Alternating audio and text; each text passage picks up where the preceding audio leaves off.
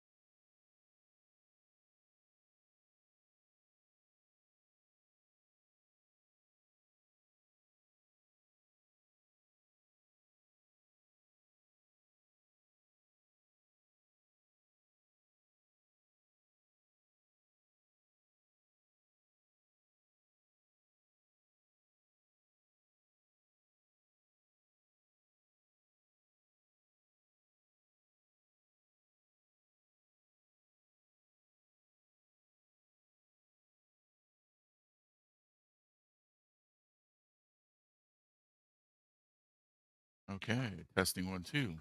That looks good.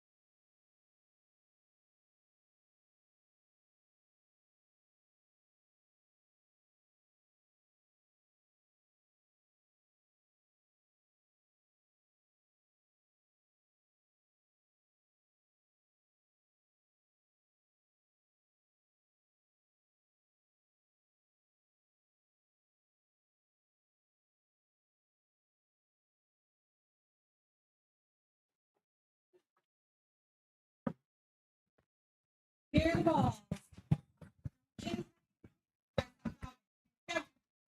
All right, we are getting ready to get started here. Kim is making the morning announcements. Saturday morning. This is day 2 for some of us.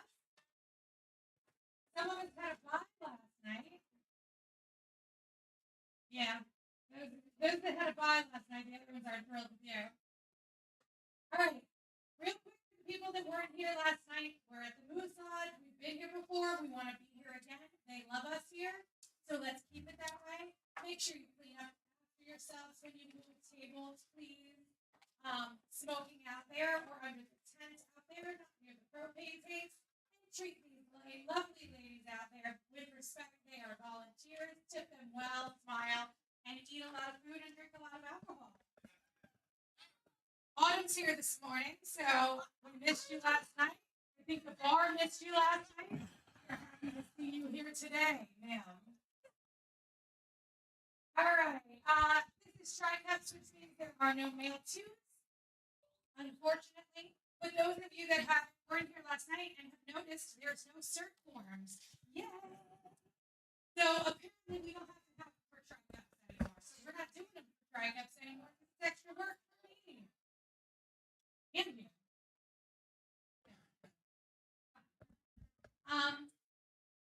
We will be doing them for Worlds. So if you make it to Worlds, please note, add in some extra time. Worlds have paperwork and all of that other stuff.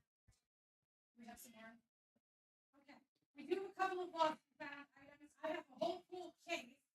Everyone left their queuing case last night. A small one. We have some keys to, it doesn't look like a car, maybe a safe, maybe a pool bag, a safe in your truck, something to that effect, and some sort of elephant. Looks like a pocket marker. So if anybody wants to claim any of these items, please make sure you have it here. No electronics. That means no smartwatches, no earphones, none of that. If you have a hearing aid, you will let your opponent know before you start shooting. You all have the same jokes every time. I was waiting for it. All right. Does anyone have any questions before we begin? This is not your first rodeo. We've done this a lot. Oh, by the way, totally forgot. Thank you, Wild Bill. It is Ty's birthday today. He will be coming in today. I will come on the microphone and embarrass him and have everyone cheer because I forgot it was his birthday. So we're all planning to spend the day with you guys. So we will make sure. And Wild Bill came up and reminded me. He tried to tell me happy birthday. So it's not my birthday. What day is it? Oh, yeah. Thanks. All right. I'm going to call the table drawing. He's going to run these out to the tables for you guys. Go to your table and you can start. Do we have any questions? All right. On table 2, wasted potential and chamos. Let me get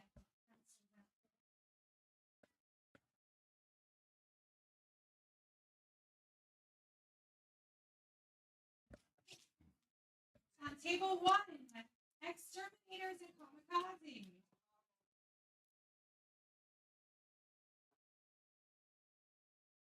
Table 5, right on cue, poking and hoping.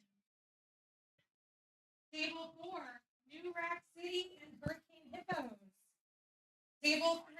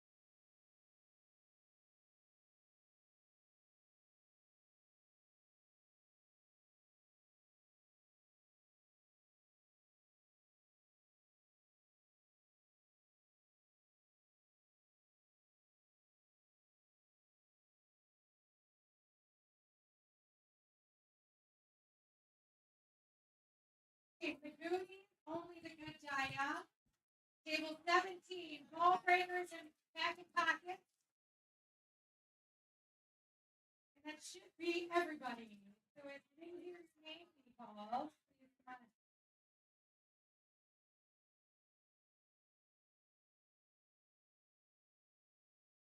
on. Hello. All right, folks, we're about to get ready to get underway. We got the Exterminators facing off with Kamicazi on the streaming table this morning.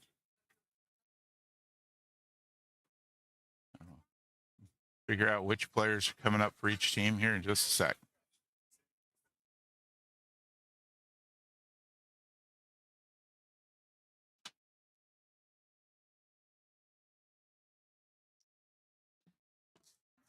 Ronnie will be bringing a flag and a timer for you guys to share between every table. And if you need to get a pencil, he'll be bringing those around too.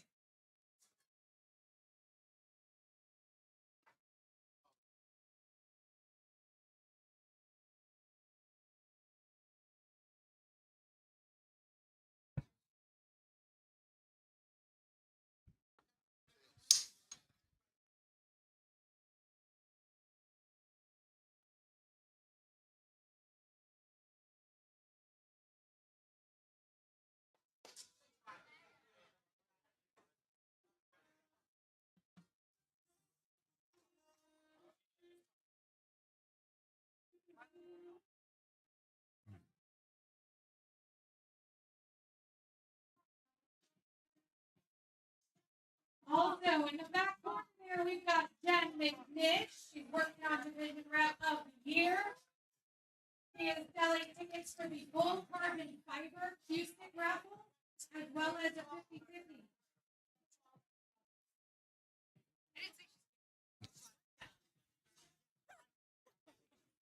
There's a big difference.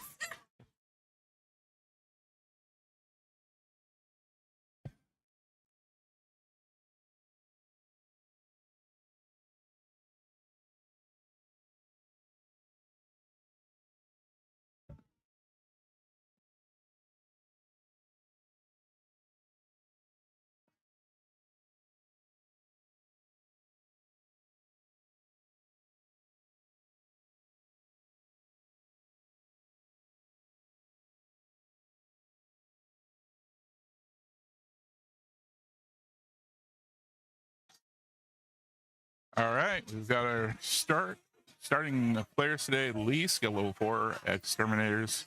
Josh from the Kamikazes, also skill level 4. Lee's going to get that lag, and so Josh will be racking up for us. This will be an even race, 3-3.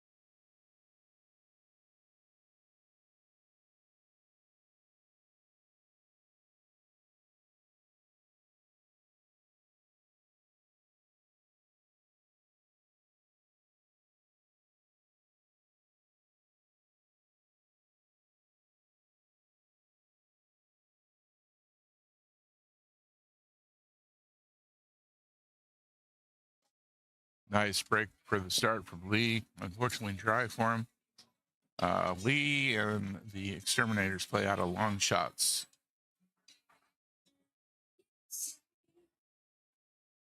The Kamikaze team is team that plays out of St. Cloud and sidelines.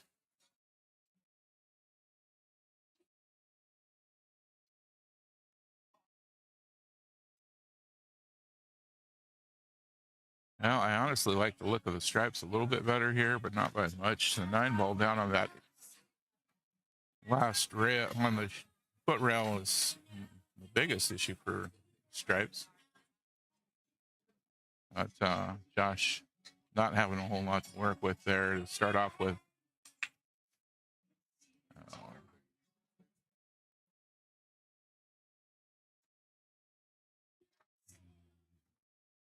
Last strike ups, I actually ended up playing Josh in Nineball and lost to him. He's pretty good player.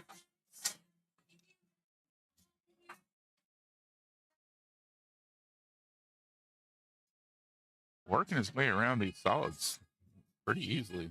Doing a great job. 5 ball up against the 10 there, looking like his biggest problem. Oh, didn't quite get the 6 though.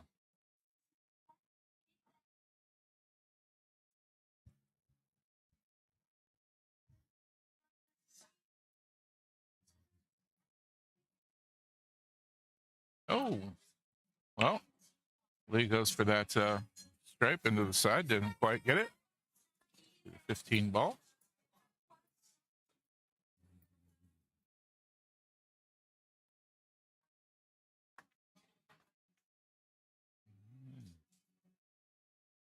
Easy one for the 1 ball. Everything else not looking quite as easy for Josh here. That 6 is what he's lining up now for the side pocket.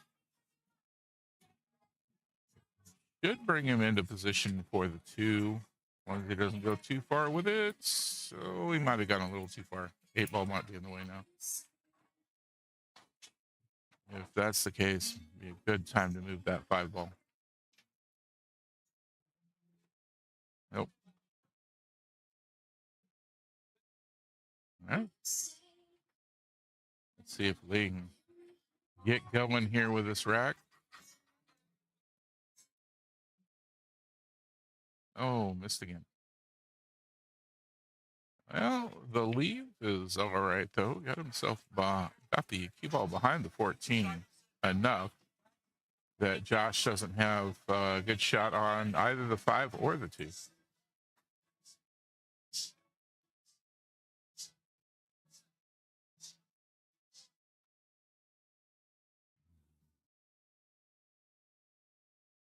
Nice attempt at a kick on the 2, though. That'll be ball in hand for Lee.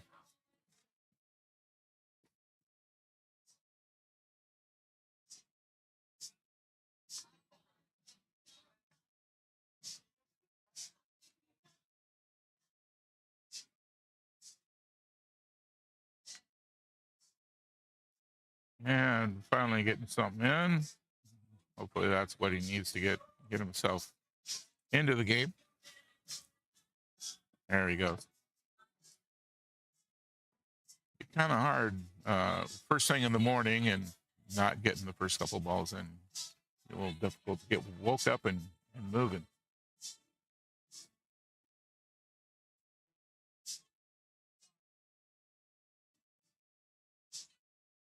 And just misses the 15. Not leaving anything easy for Josh, though, so gonna have to move something around. Still leaving the 5 ball. Kind of question this choice right here. I mean, I'd go for the 5. I'd move that. Just not in a good spot to go anywhere from where it's sitting right now. The 2 can go in a couple of different places from where it's sitting, but all right. Well, that. Oh, I was going to say that opens up the 5 a little bit, but put the 2 up against it now. And Lee definitely coming to life.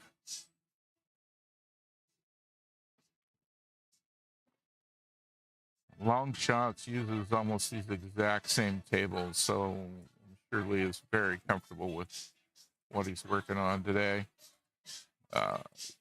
Sidelines does not use these smaller tables. They usually have 8 or 9 footers to work with, so a little bit of a change for the Kamicazi team.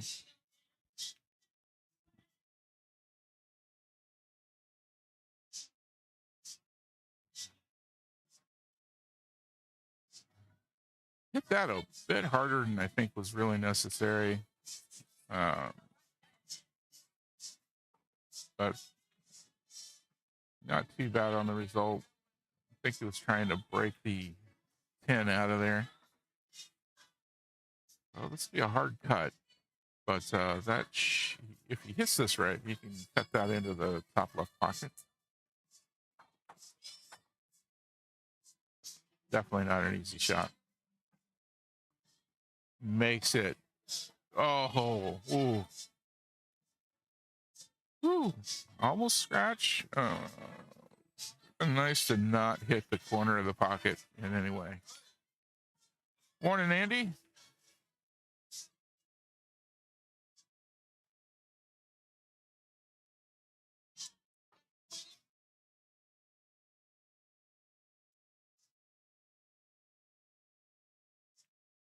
All right. Oh, Josh on the 8-ball now. Lee with a good shot at getting his final 2 off the table, though.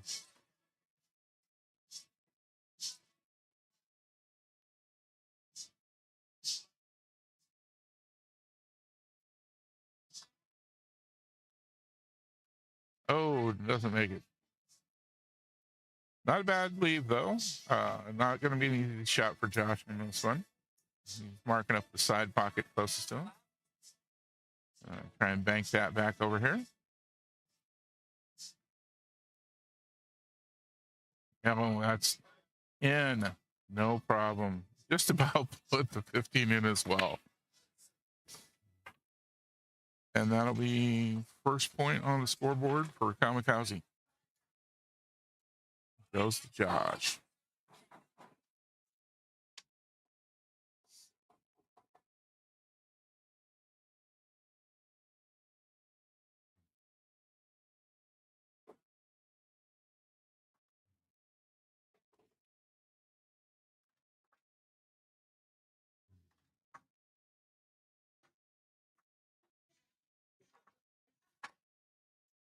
And like yesterday, my team is over on table 3 plan.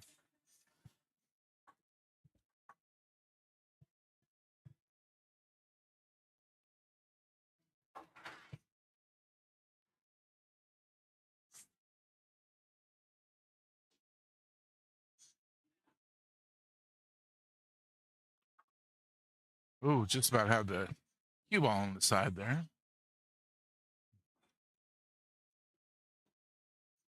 Yeah, got lucky and had it pop back out. So he gets to continue.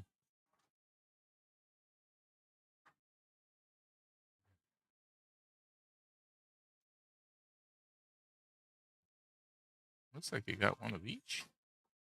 We go with solids. That one ball is going to be a difficult one to get out of that spot.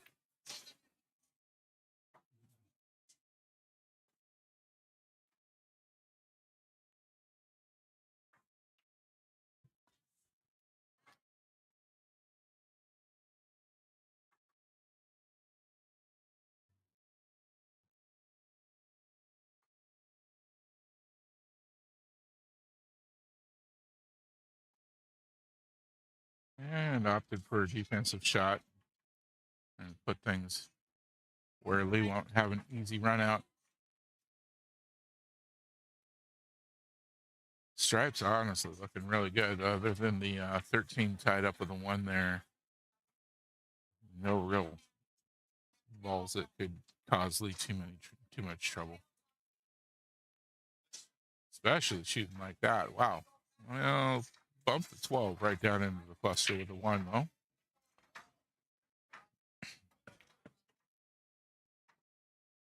This right here, he should go ahead and shoot that 10 and break that up.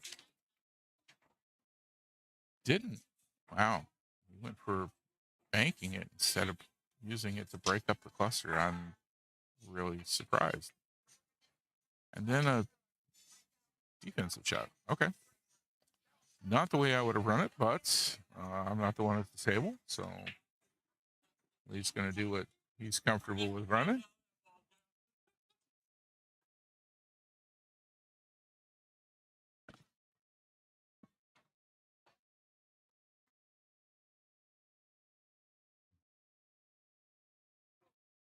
Nice cut into the side there. I think I'd go for the 4-ball here. Maybe put a little high right on it and try and come down and break the 1 out. His other option, of course, is to not go so extreme with it and use the 5 as this breakout. No, not going to get that either. 4-ball in, no problem. Long shot on the 5 now.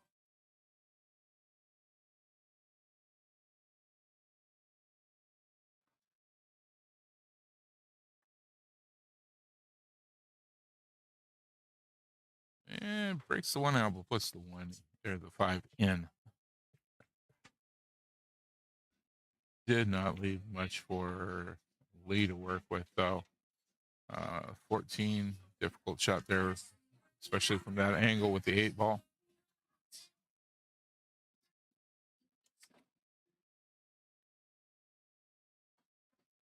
I have played against Lee before. I played it long shots for a couple of sessions. He has a tendency to hit things pretty hard. Well, he gets his ball in, but he also scratches. Also, if you didn't notice the plaques over there for first place, please make sure you get your plaques, turn them into your friends, bring them back to the location, give them to the people. If you're just one of the players on the team, take them for the team.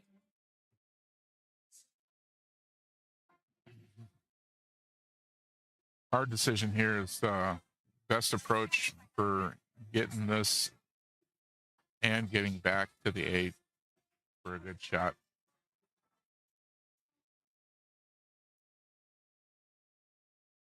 And they have to stretch over the table. I would go forward with this and come back up table. There we go. And it's going to go a little further than is perfect, but it looks like it can go by the 14 all the way down to the corner.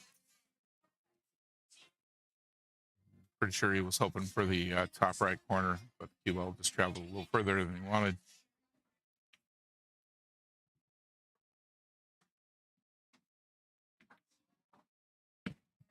And he gets it. Beautiful shot. Beautiful shot. That'll be 2-0 now.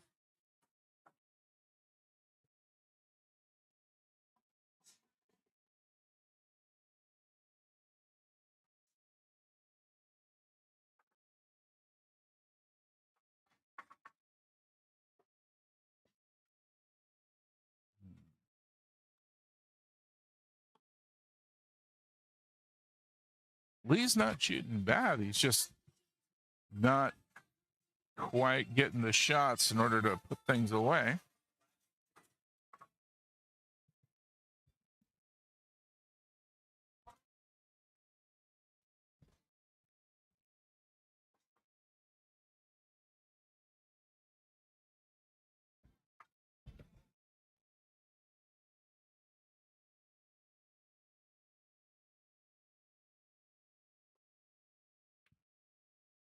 And another good break for Josh. Wow.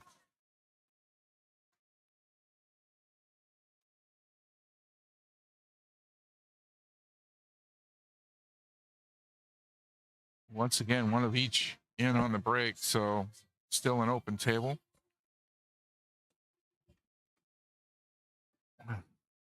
And he's going to line up on this 3-ball.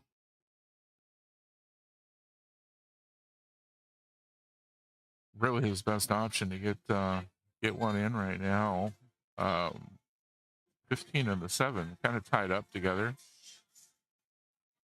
But other than that, solids are looking pretty good on the table.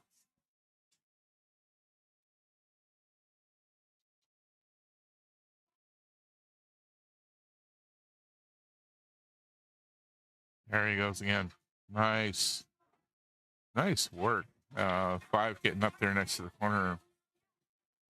Kind of incidental to the shot, but really worked out for him. I would go for that 7 right now. That is in a good spot. About as good a shot on that 7 that you can ask for right now. Well, kind of popped up as he was taking the shot there. Probably threw his aim off just a little bit, but it is no longer tied up with a 15, which is going to be good for him when he gets back to the table again.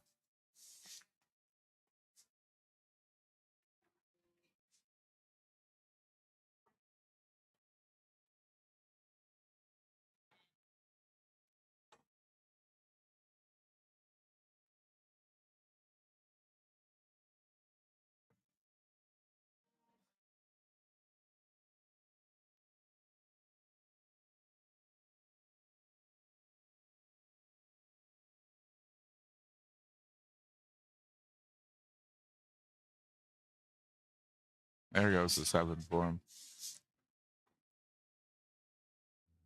Pretty close angle with that 15 there, but I think Josh has got this lined up to get it in the corner. Oh, not quite. Oh, moving the 8. Oof.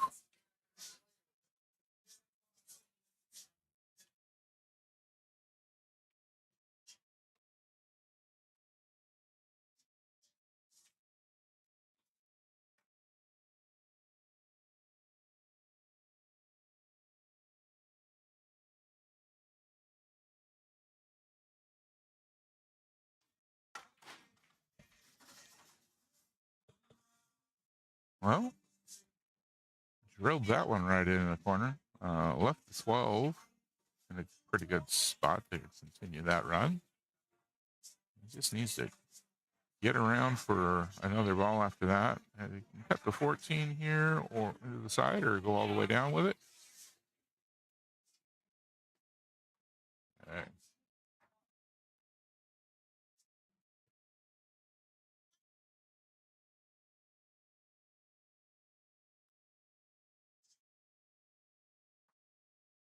Let me know if the stream's looking good, folks.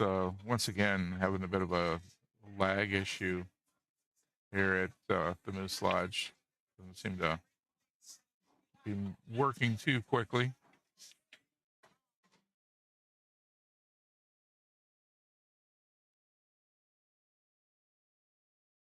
Hopefully it's looking good on everybody else's end.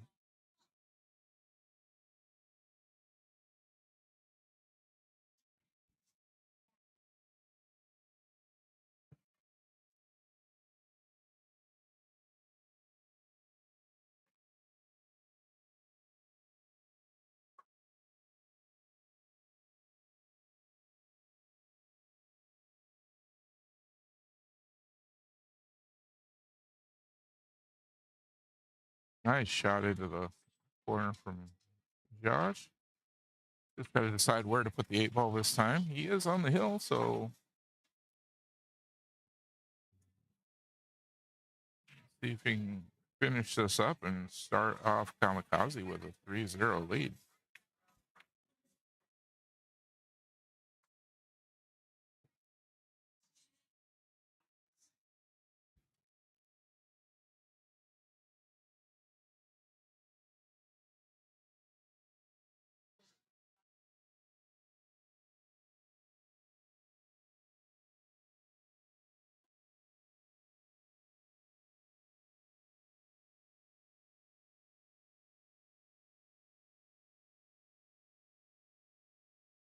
Getting a timeout here from his coach.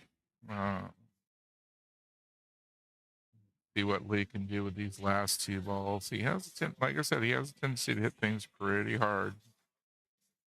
Not sure if that's going to work for him. Yeah, Robin, I moved the camera angle a little bit, get a little bit more overhead today.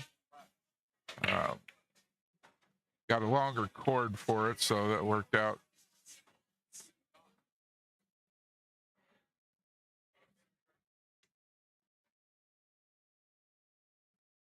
Thanks for confirming that the stream is looking good too. Appreciate it.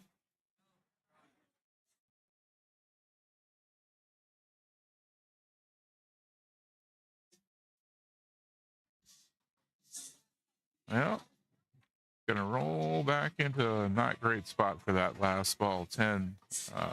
The 10 ball is could be an odd angle. You can try and bank that all the way back.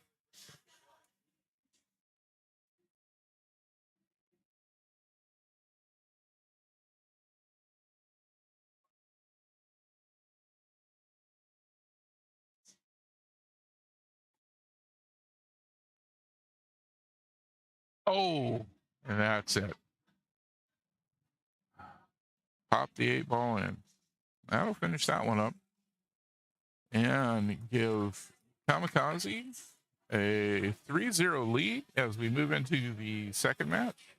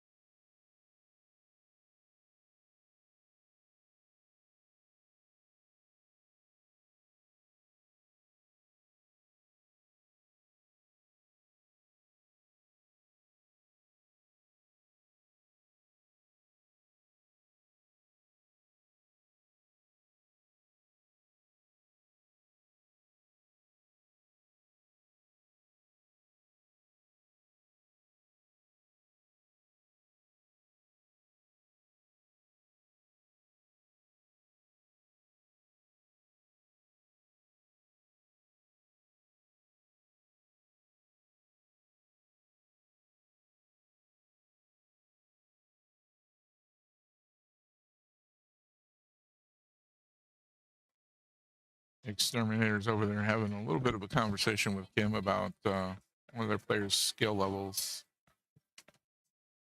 See what he's going to get played as.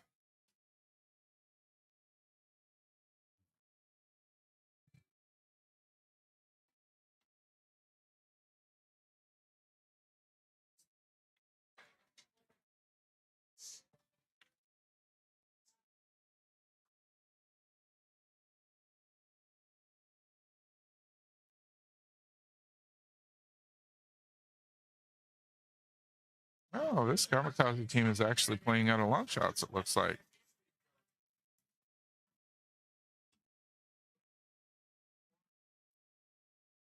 Okay.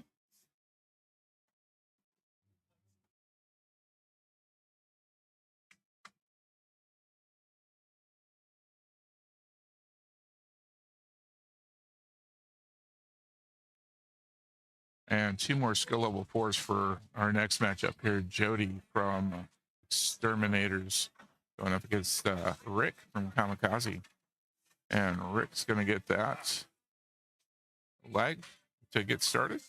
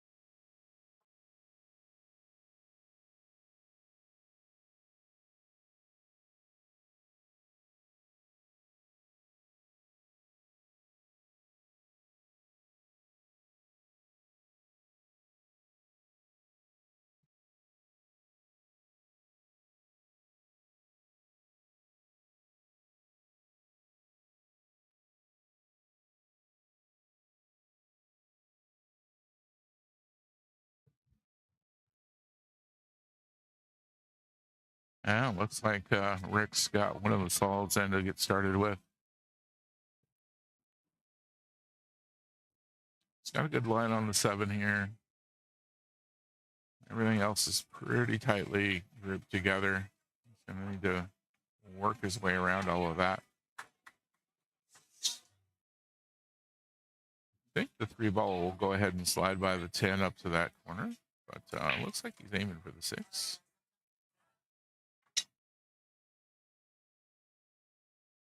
Nice shot all the way up there.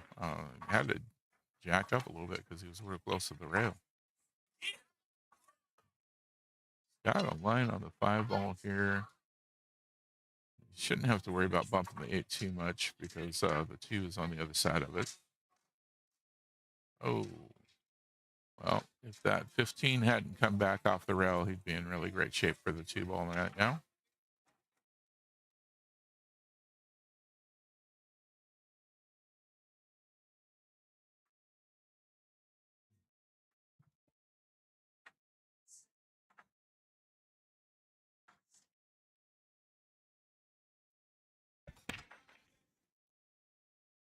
Nice defensive shot.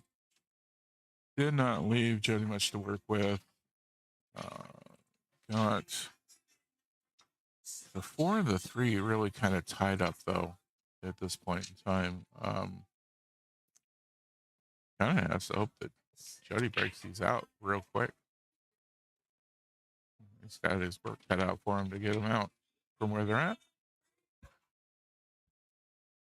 Defensive shots leaves Rick with a shot on the 2 or 3. I'd really want to move the 3 right now.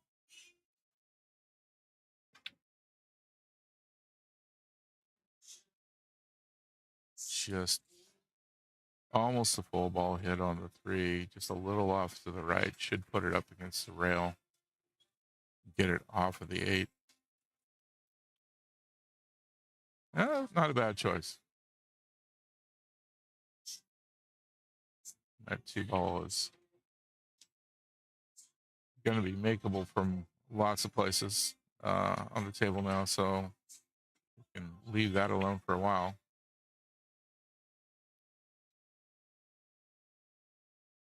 And Jody starts making balls. 13 into that corner looks really, really great, especially with a 2 ball where it is. You can move the 2 ball away from it.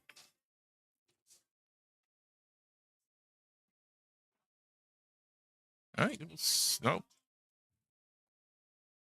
Bumps it out of the way though, and claims that corner for himself at the moment.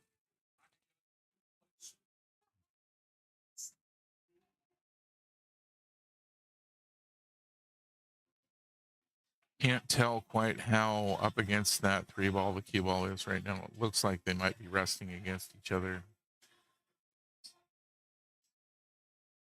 If they aren't, I'd be shooting at the 4 right now. But if they are, he's just going to try and move that 3. Yeah, they were touching.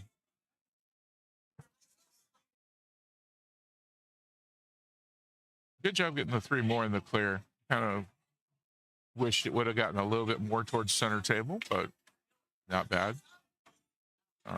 I would definitely leave the 13 alone right now if I was Jody.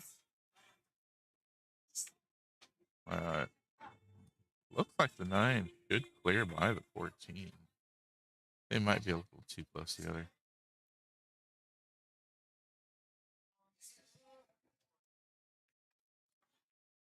Yep, he went ahead and popped it in. He's in a good position for both the 15 and the 12 right now, though. 15 first, come off the short rail for the 12. Oh, it doesn't go. Beautiful position for the 12, though. Exactly what I was thinking.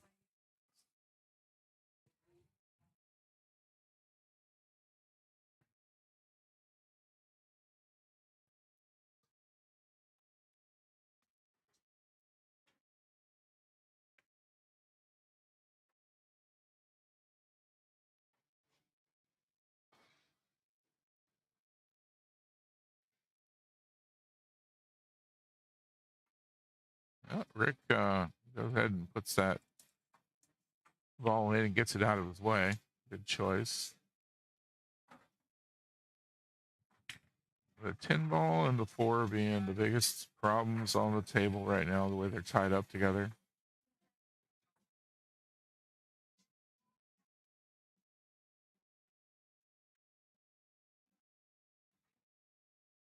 Nice rail shot. There we go. Still not addressing that 10 ball, though. The 12 looks like it'll go right into that corner pocket, no problem. And then he's just going to have to find some way to get that 10 ball moved. Oh, off the 2. Threw off the line a bit.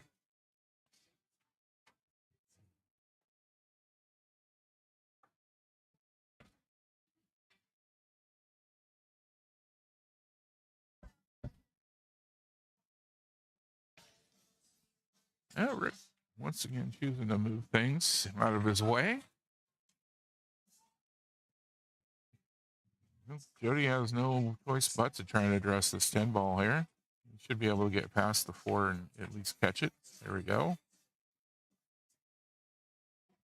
And no way. Oh, wow.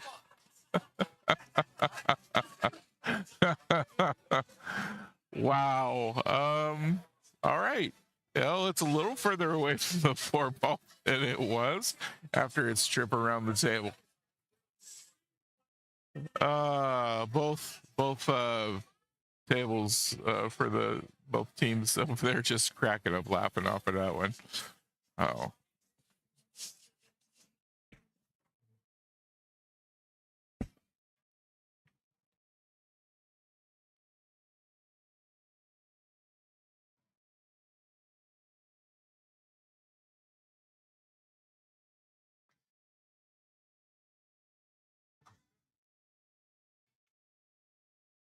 Well, you can take the 12 here. Still not getting anything with the 10 taken care of.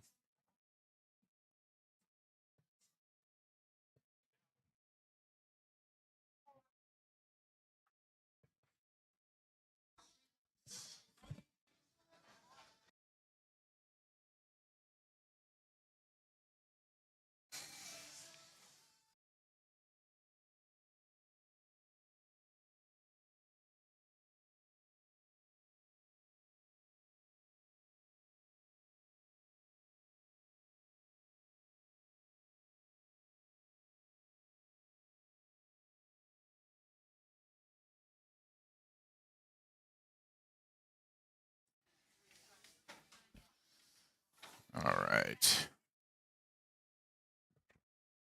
Oh, Rick finally getting in the clear with a couple of shots here.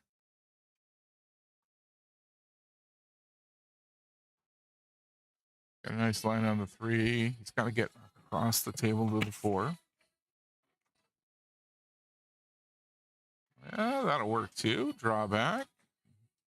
Long shot, but at least it's a decent angle for the 4 ball.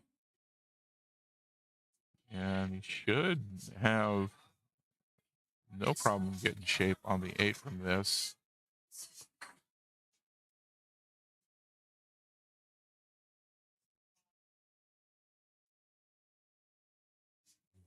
Oh, doesn't get it. Gotta get that 4 ball just does not want Jody to have a line on the 10 at all. Gonna continue to be in the way.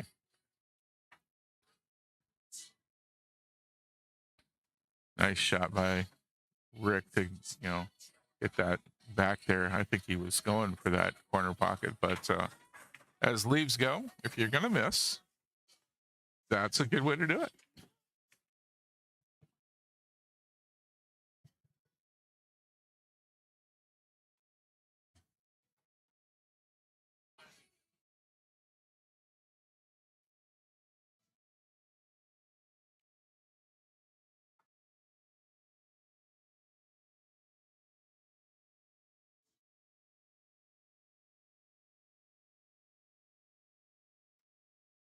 He manages to touch the 10. Good hit. Does still leave Rick with a nice shot into the side for this. So he easy stop shot for being on the 8 still.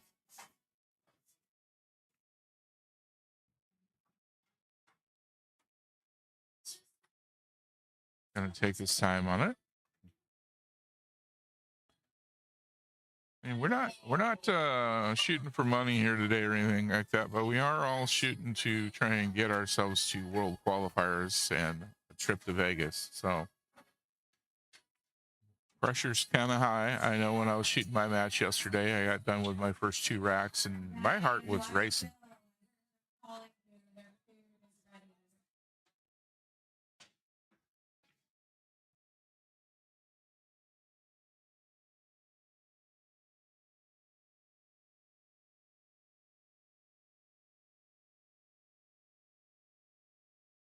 And there it is.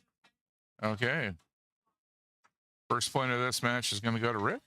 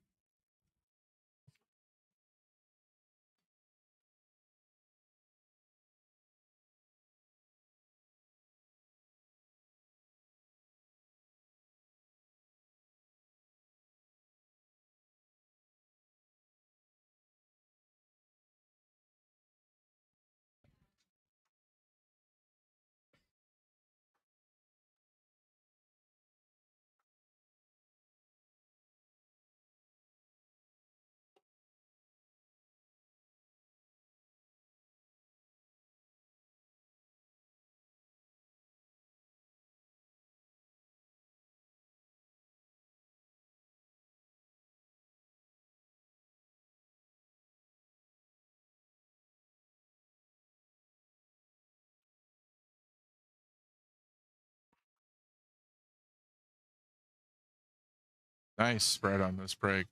Dry break, though, so let's see what Jody can put together out of it. No, nothing at all I would consider a trouble ball for here. Really great layout. I would definitely go solids right now, simply because he can get this first 6 in and be, no, he's going to go stripes. Okay. Well, starting off with a 14 wall. He's got an angle on the 9. It's a pretty sharp cut. Get that. 10 doesn't look like it goes through, and it's really close to the cue ball.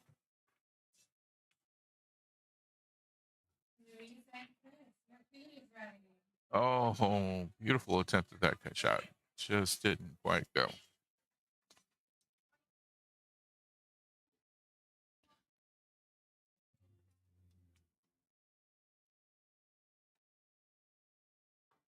I think the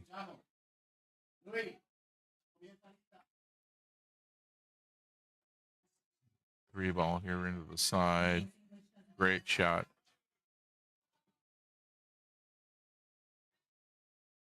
5 should go easily there. 6, no problem.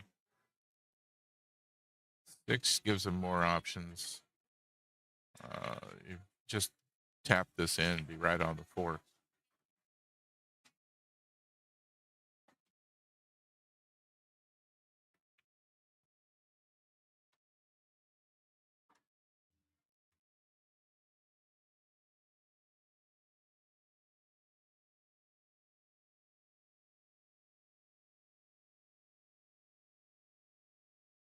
A little bit of follow on this.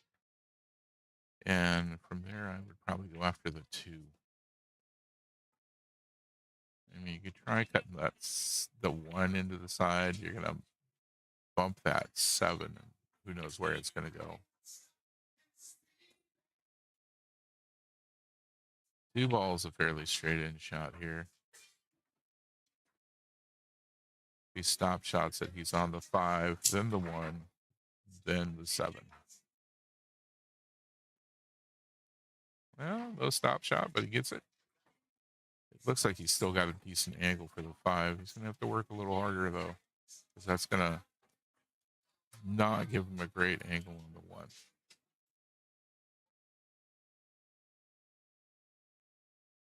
Oh, beautiful. Slow roll. Morning, Pedro. Pedro, I think you're not playing until 2 o'clock, right? Pedro on the pool party team, great supporter of the channel. Thank you so much for everything you help us with here.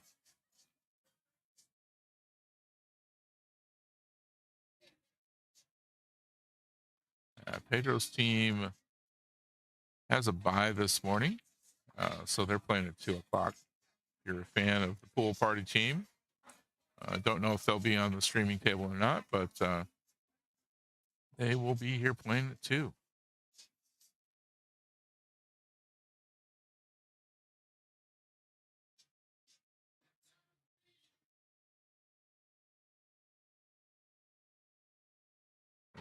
Oh, well, didn't get the 7.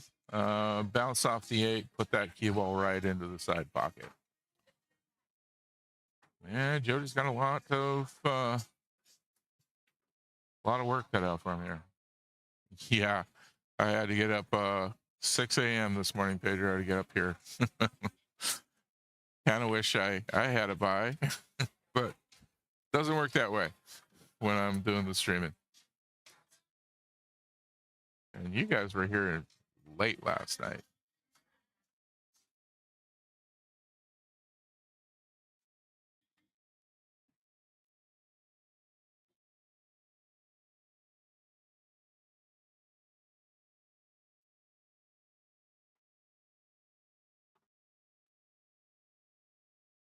I think if this were me starting off with, I'd start with a 12 right now. He's starting with a 15. Nice easy shot. It's going to put him on the 13, no problem. If he hits this gently enough, he'll put him on the 12. Oh, rolled onto the corner of that pocket. I think he might be hooked and not be able to get a good shot on the 12. He's lined up on it, though. Oh, you got it. Hey, bumped it into the 7.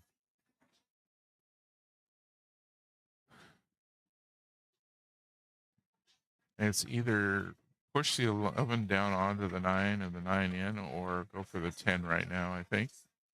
11's in the way to go straight at the 9.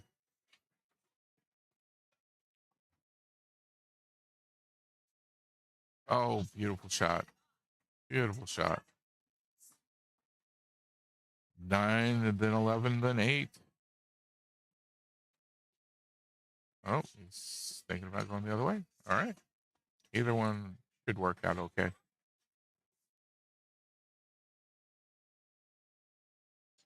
There it is. The issue with this approach is getting back around on the 8 ball from this 9 ball shot. Yeah. Nope.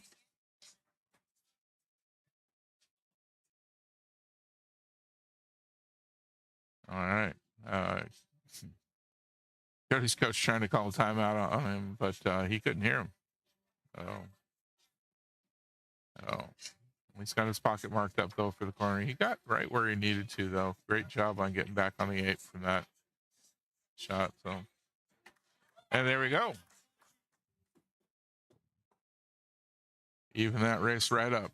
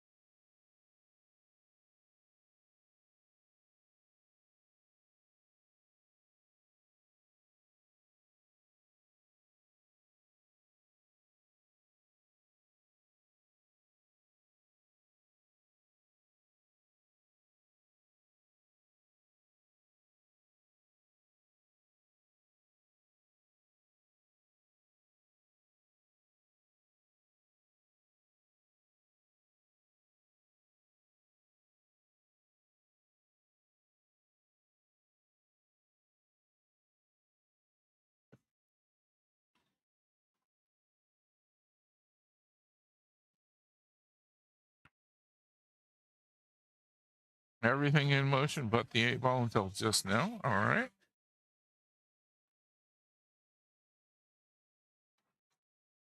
Dry break. It'll give Rick open table to work with, but nothing is an easy shot here. 10 looks like it'll go into the side, no problem. Rick's looking at that 13 at the corner.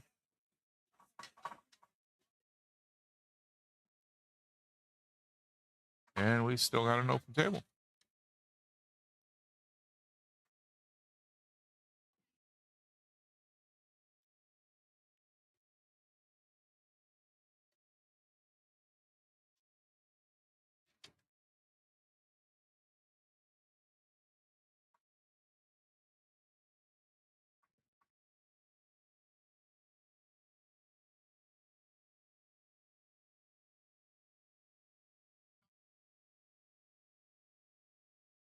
Gotta just remember, conferring with Rick to make sure that at the moment you can do a solid into a stripe, make that as a legal combo because the table was open. Now that he's gotten a stripe in, he must hit a stripe.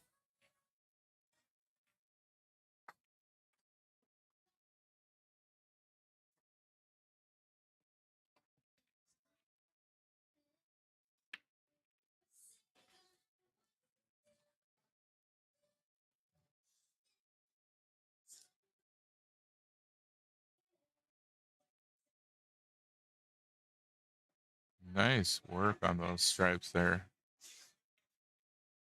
That little grouping of three being the only thing I really thought of as any kind of trouble for the stripes. And he's just putting them away. 14 ball still on the rail there. I'm not sure if the 11 goes by the 2 here. Might have to cheat the pocket a little bit. These pockets being a little bit wider than what I'm used to at Mad Hippo. I don't normally think of cheating the pocket as something that will even work. Just not used to those wider pockets.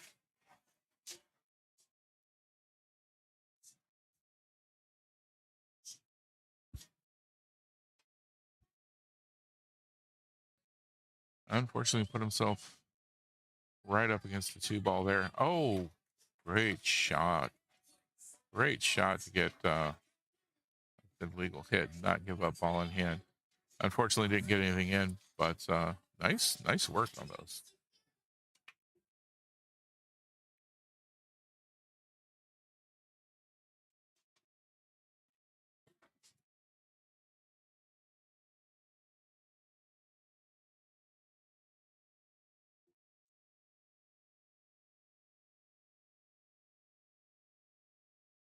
Good start for Rick. That 5-3 looks to me like it's a fairly easy combo.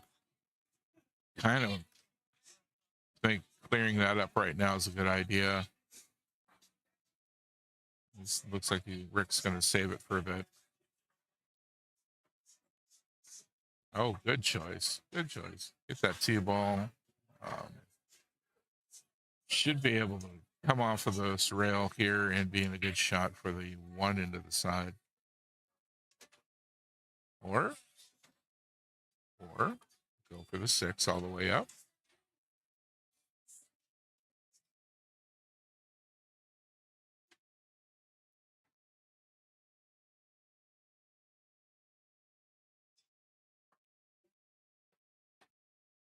There we go. Well, not the best line for the 1 into the side, but a makeable ball.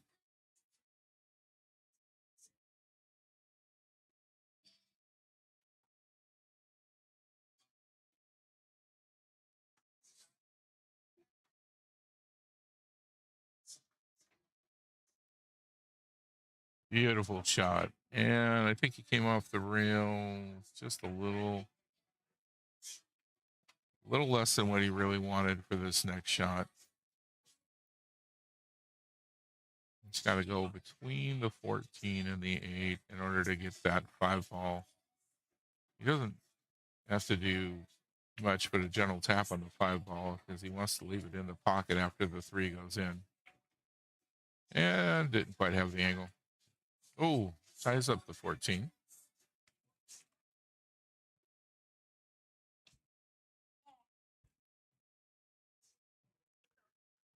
I think the 5 ball is far enough away from the 14 that if Jody can put this 12 in and get a good angle, he should be able to take it down the rail of the corner.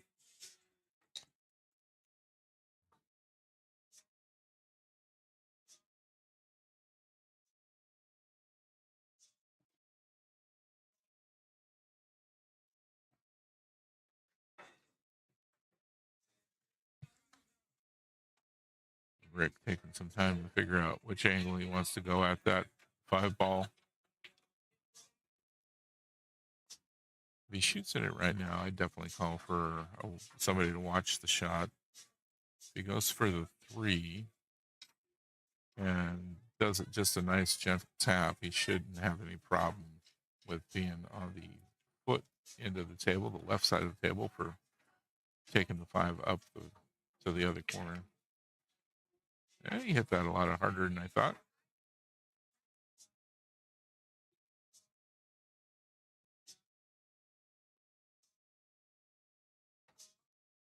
And calling for a ref. And Ronnie's on his way. Ronnie McNish working the referee spot this morning for us.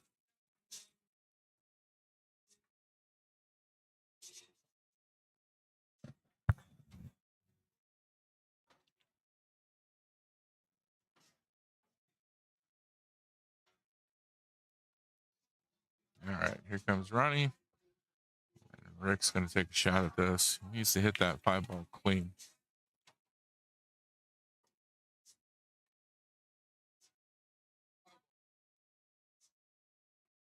Yeah, he gets a clean hit on it. Unfortunately, doesn't go in.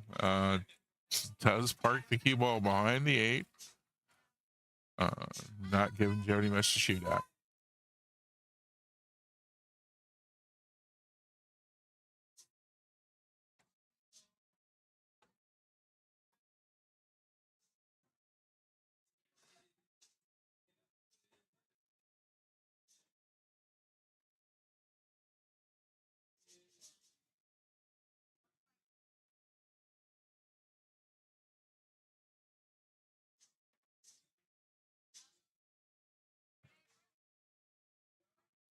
Oh, Jody's going to try and take a kick shot here. And he hit the 8-ball.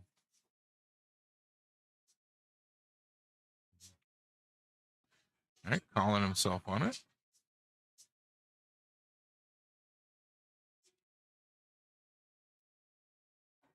Now, 2 ways to go here. All the way up to the corner or top right of the screen, or to the bottom left of the screen. Actually, he could go for the side pocket too. I like the side pocket right now because he just needs a little bit of follow, and he's going to have an angle into either the top side pocket, top right pocket,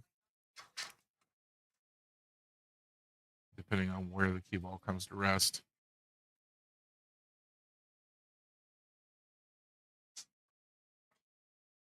Beautiful. All the way up it is.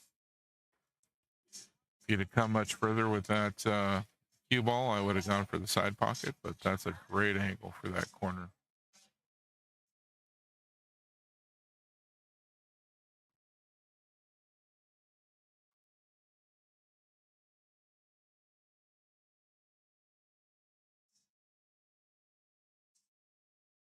And there he goes. That'll be 2 for Rick now. That'll be the hill.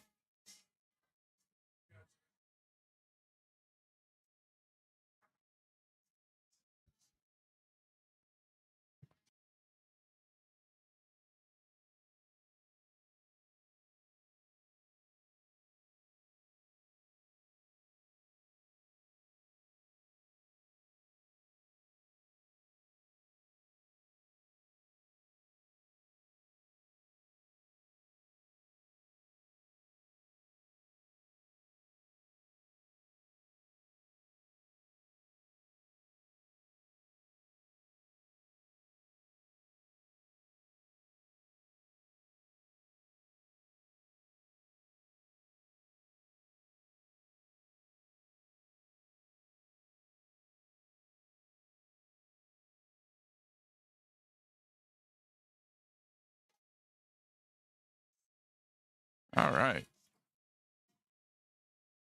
Ooh, we got a cluster center table there, right around the 8-ball. But Rick has gotten a stripe in again. The 6 is right on that corner there, a little bit too much for a shot into the side. The 7 also on the corner of the side pocket, but makeable. I'd take the 5 right now. while you're up here at this end of the table. Everything else is on the other end. Oh, he's going to shoot for stripes. He must have got one of each. Okay. Yep, one of each.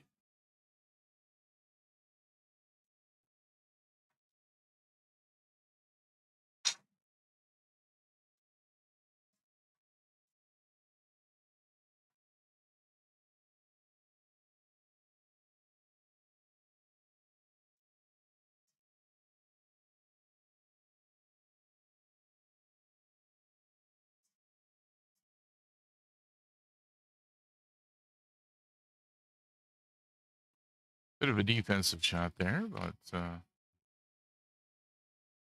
just didn't really have anything to shoot at. It was looking great for him.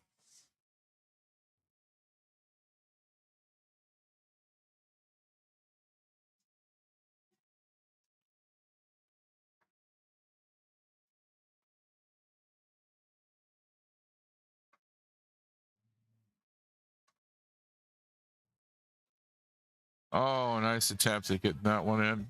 15 ball. Not quite cooperating, getting into the corner. 2 ball, a nice easy shot right now.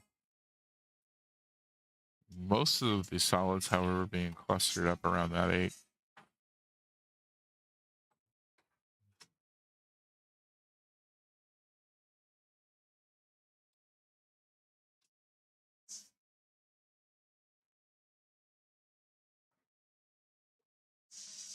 Oh, attempt to break things up a bit.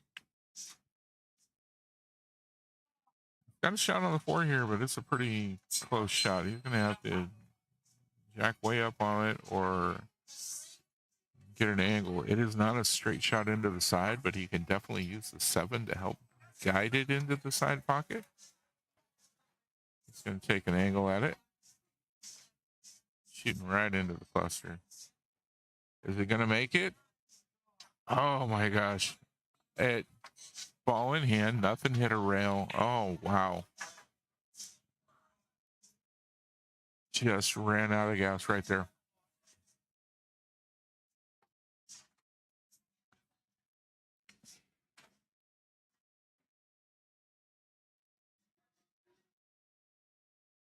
We still have an open table.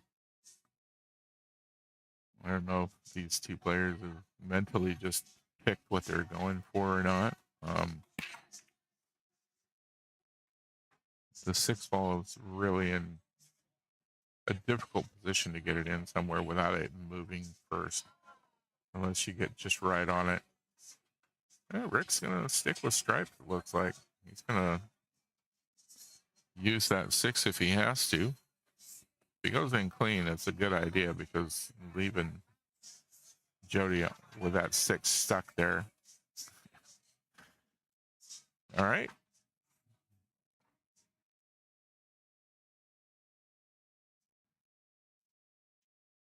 I hate missing with ball in hand. Just gets in my head when I do that. Gets in my head so hard.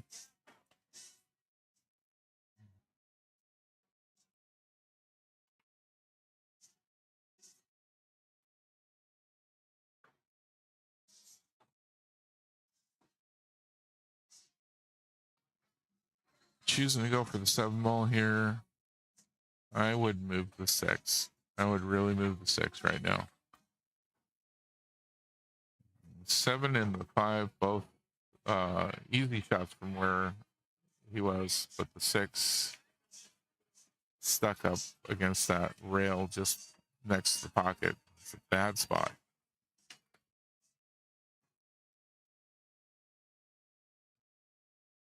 Looking at his options, the 3 ball is a pretty good one. The 5 ball as well.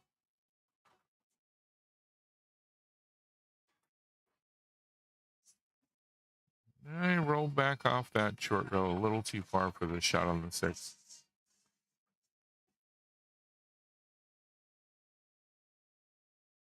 No, there's a possibility he can put this in the side, but he made it. He made it work. Nicely done. That was a great job. Not an easy shot, that one.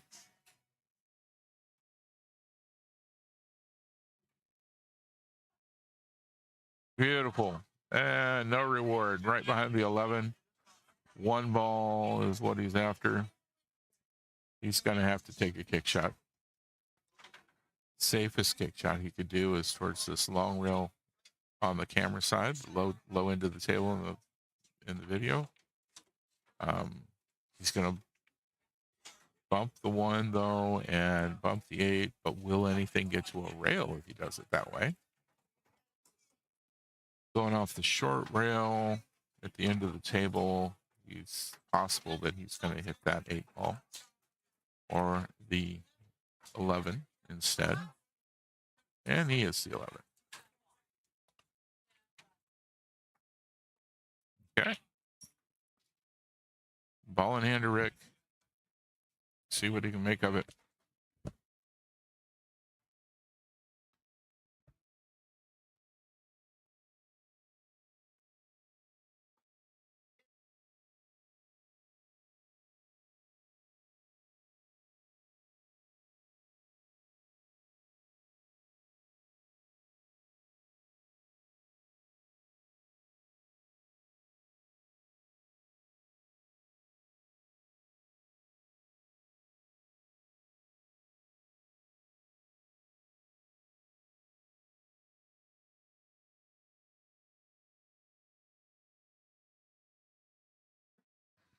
Okay. Back to Jody. Ball in hand this time. I mean, I would shoot this down into the corner pocket where he's standing. He goes for the side here, though, with some follow. He's got a nice shot on the 8 back into the corner where he's standing. So, oh, hey, that works. That works. Stop shot that.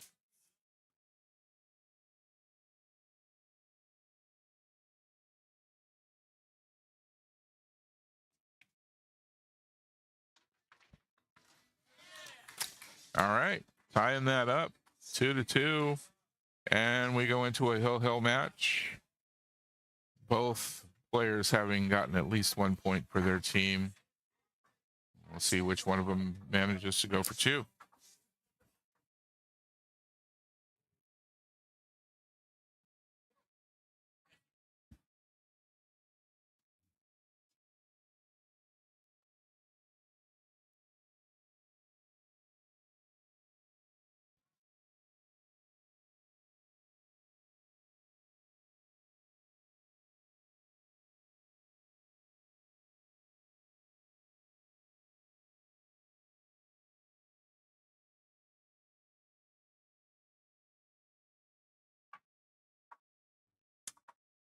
Oh, excuse? Not not a legal break.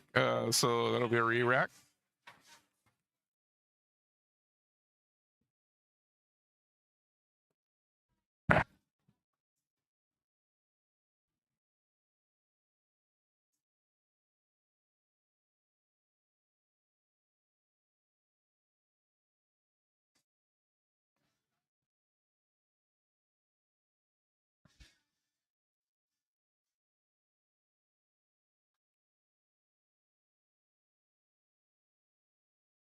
All right, here we go.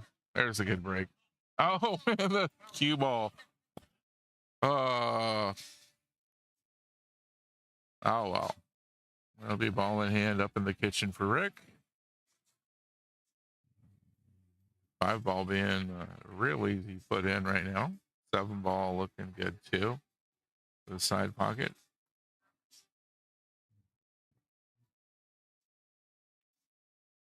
The only issue I see with the solids right now is the way the 2 and the 3 are clustered together there a bit. I think there's more issues for the stripes on the table than there are for the solids. So we'll probably be doing exactly what Rick is doing right now. This were my shot.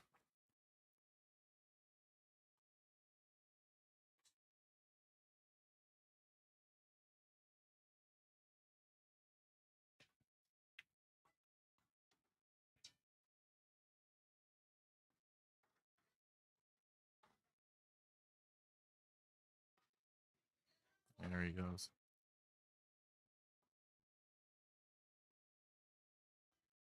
Three ball next.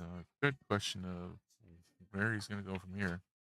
Six ball being an issue with the 13 and the 15 around it.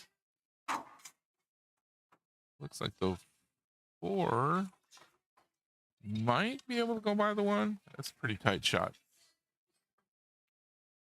Maybe goes for the 1 clean. There we go. Ooh, well, looks like we're going to move that 6 now. I mean, there's plenty of room to get between the 13 and the 15 there, but is there enough room to get just a little bit to the left of that center of 6 ball? Yes, there is.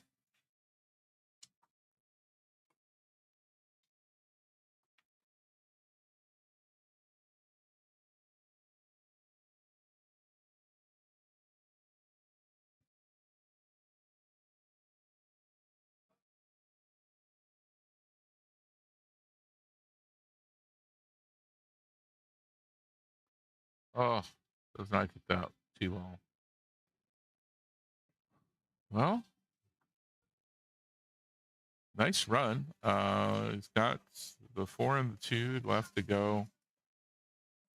Neither of which is completely locked up against anything. So the 4 ball being that close to 11, it only goes a couple of pockets. But the big thing here is if Jody can capitalize on this situation, because most everything he's got on the table is in a good position to go into a pocket.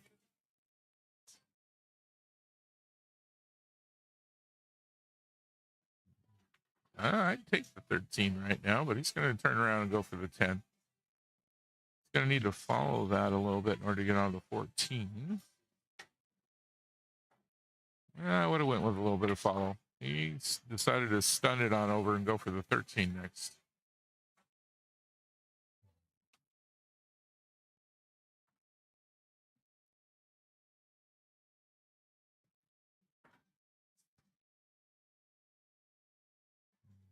This 9-ball shot, it's got to put some spin on this in order to get to something else. There we go.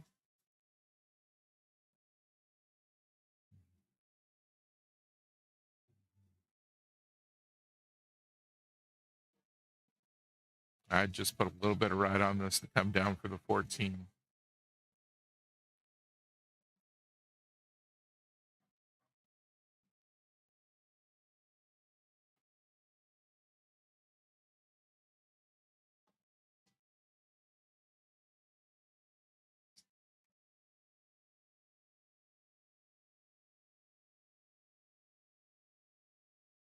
Well, he must put a little left on that in order for it to flatten out and come straight across that way.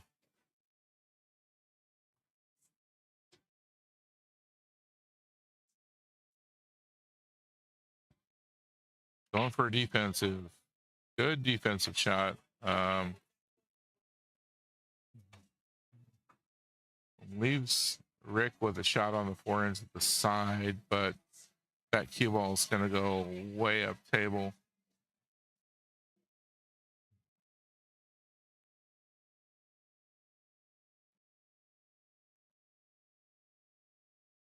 Oh, does not make it.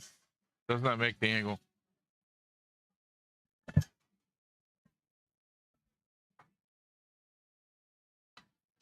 Does not leave a shot for Jody, though.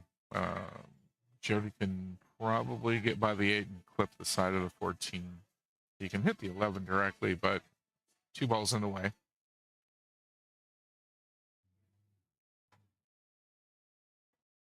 I would clip the right side of the 11 and hope to bounce and get behind the 8 ball.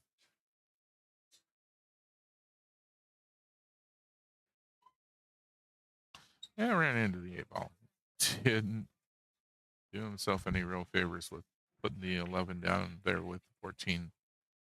That's going to cause him some trouble.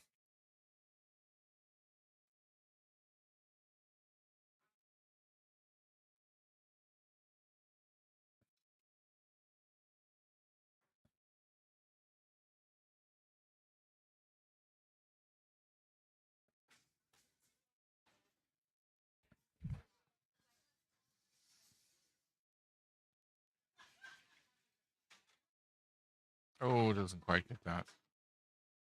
No, Jody's going to have to get some stuff moved here.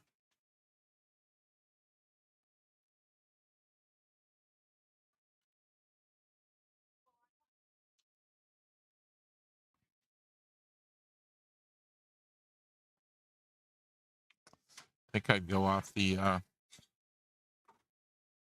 left side of the 11 here.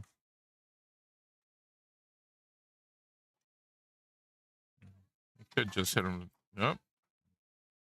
Well, a good legal hit doesn't improve his situation any. I mean, Rick can put this 4-ball in up here in the corner, come off the long rail a little bit, and have shape on the 2.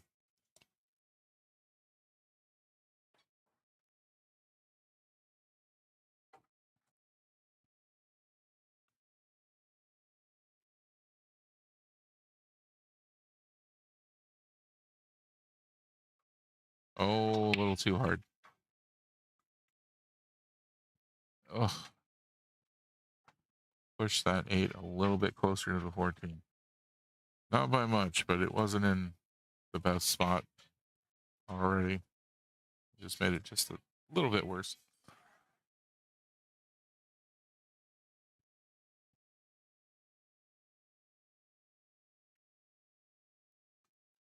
Yeah, good choice. Good choice. Defensive shot. Really limits the angles that Jody can come at the 11 and the 14 here. He doesn't want to break this up too hard because he's just going to move that 8 and not really have much control over where it goes.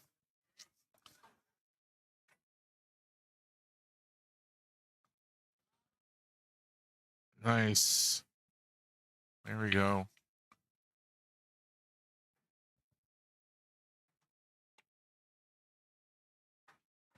It's makeable from there if you get the right angle on it.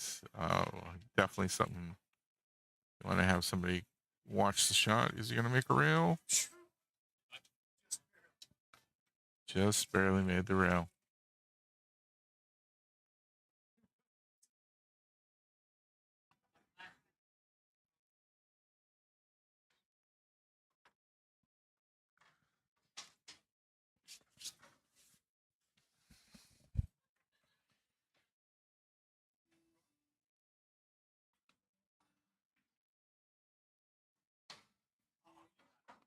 And he just missed the 11.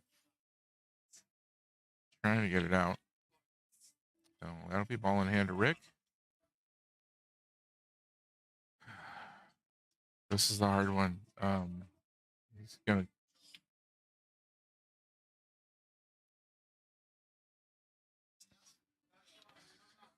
Rick asking for a timeout from Rusty. Rusty's going like, I'm going to send you John because I was just asking John how to do it. So.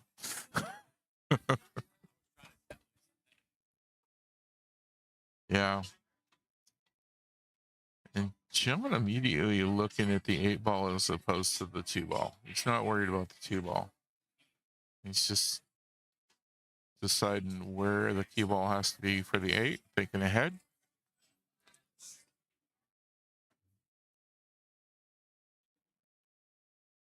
I don't think Rick's really too worried about where he's going to want to try and put that either.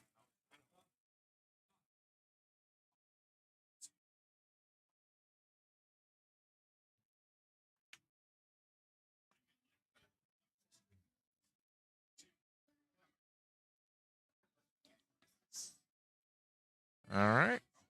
Timeout up.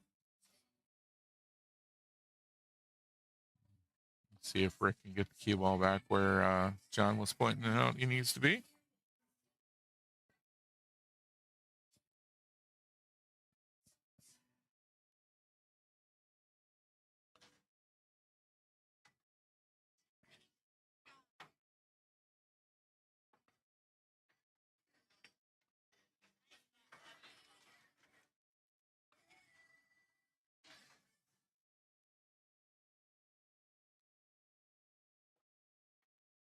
Oh, that's got to go a little bit further. Not really the angle. he wanted for this.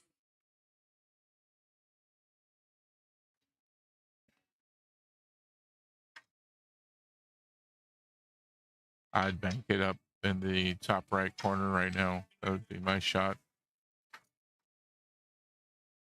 He's going to move both the 14 and the 11, I'm pretty sure.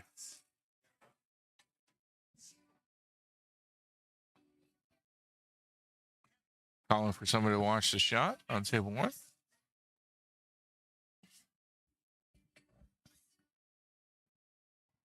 And we're going to have Kim step in here. Apparently, Ronnie can't be everywhere at once.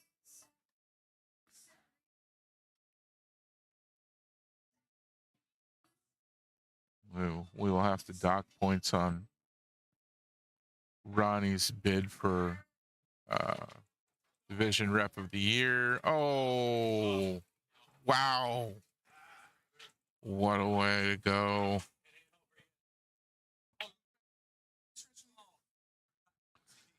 And that is going to finish it up. Exterminators are going to get 2. And 1 point for Kamicazi.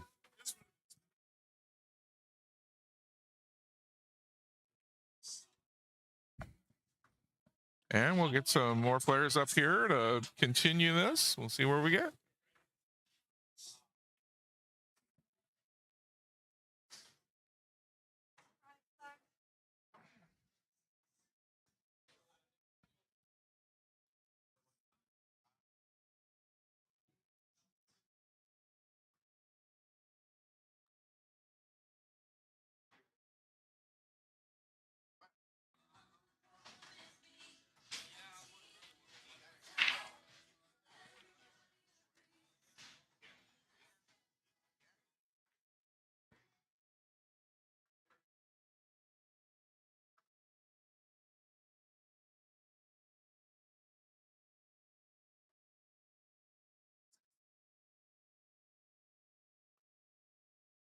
All right. Well, 2-4 match score, and waiting for players to be assigned for this. Be right back.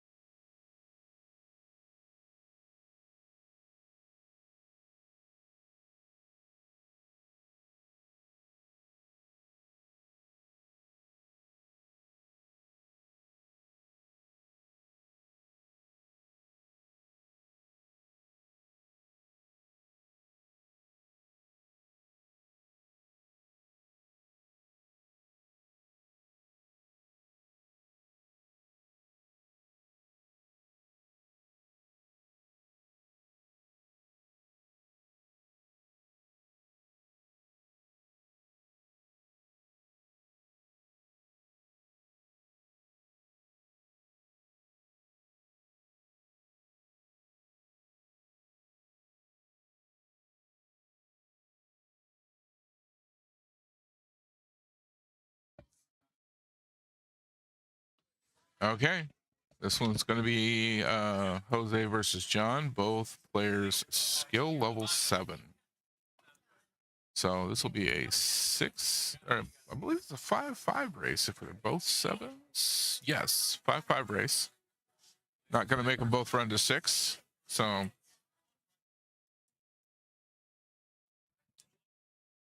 it should be a good one.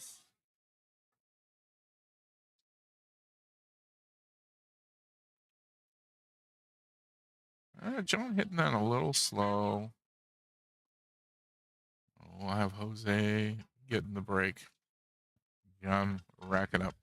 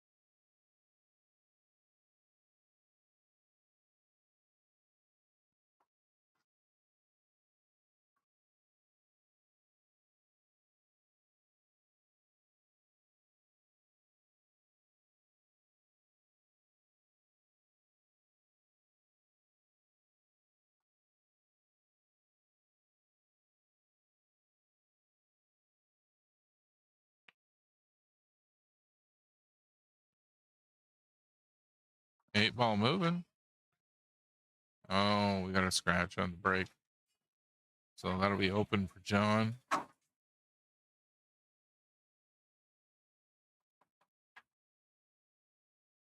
Two of the stripes in on the break and the cue ball. All the solids still up. The 6-5-15 there being the trouble cluster. Everything else being really well spread out. Last call for breakfast in the window. I'm still open at 11:30. Do I get some breakfast? It is last call. And John taking advantage. For your wrap ticket this morning.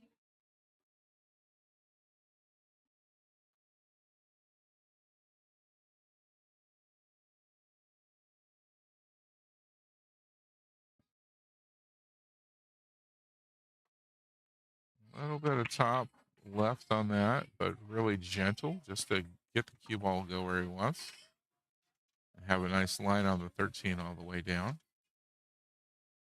Oh, he's going to line up on the 11 ball.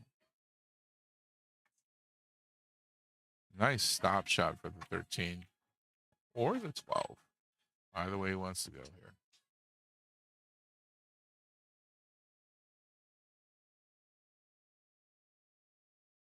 Excuse me, that's the 15 right there up against the 6. Good shot. Well, and that is the 12 between the 5 and the rail. So that's going to be his trouble spot. He's got to get down there for it. He's got to really.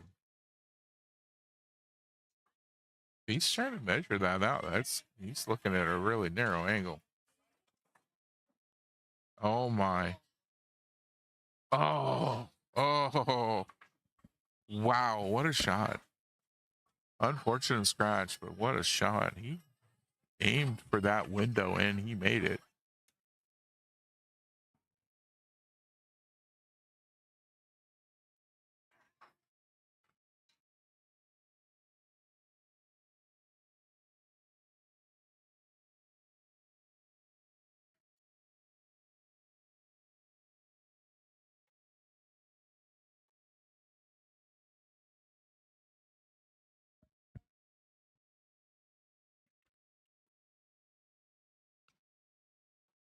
All right, Jose taking the 5 ball out of the way. Looks like he's going to go for the 6 next. Going to work this into the table. And get down to the 1, 2, 3 on the other end, probably. Everything being really well spread out here for this. Absolutely nothing keeping him from just running the table right now, unless he somehow gets out of line on his own.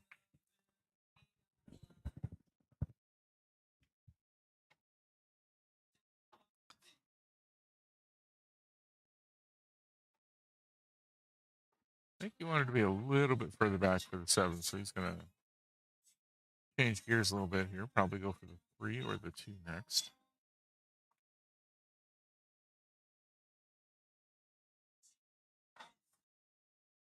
Could possibly get the 1. I think he's far enough away from the 7 for that shot.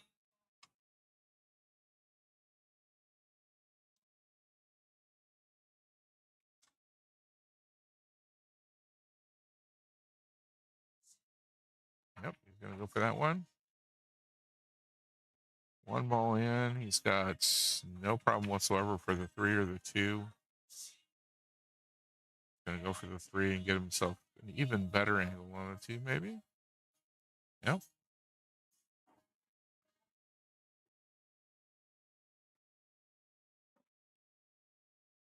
Really don't have to work hard in order to get shape on the 7 from this.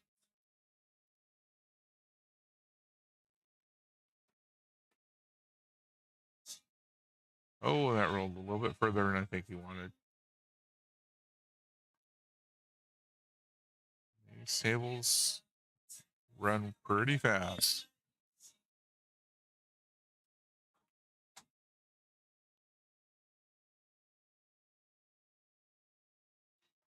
Oh, doesn't make it. Doesn't make the cut shot he wanted. He gets John's ball in. John is not somebody you want to give assistance to in this game. He's a damn good shooter. I see no problem with him getting this all the way up in the corner like he's got it marked. There it is.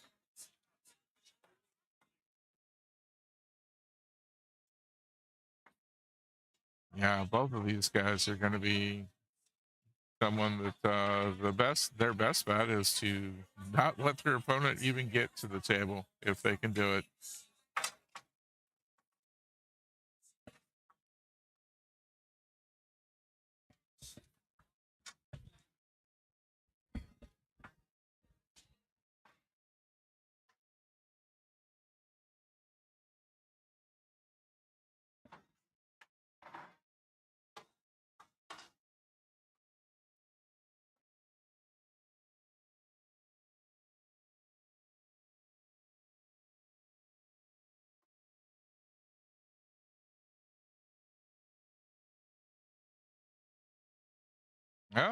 No scratch this time around. I think we've also got a dry break though.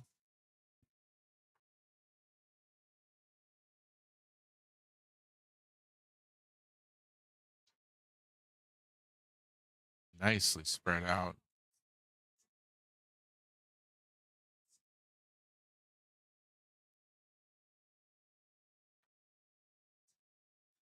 Jose going to take his time and decide which way he wants to run this table.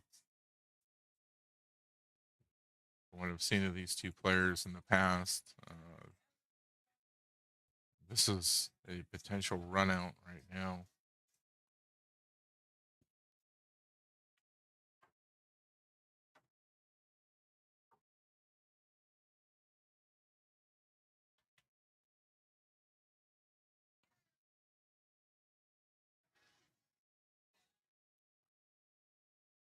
Choosing the solids.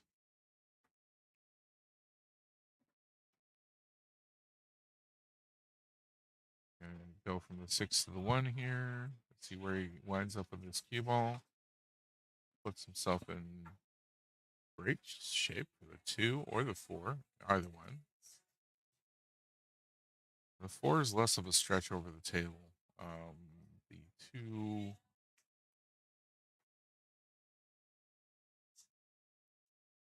gets him on. Well, he's going to go for the 3. Okay. I wasn't even looking at that shot.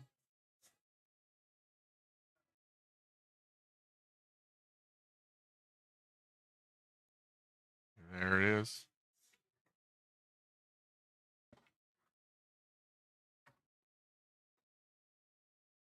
Yeah, he's got the 7 from there. Oh, doesn't go.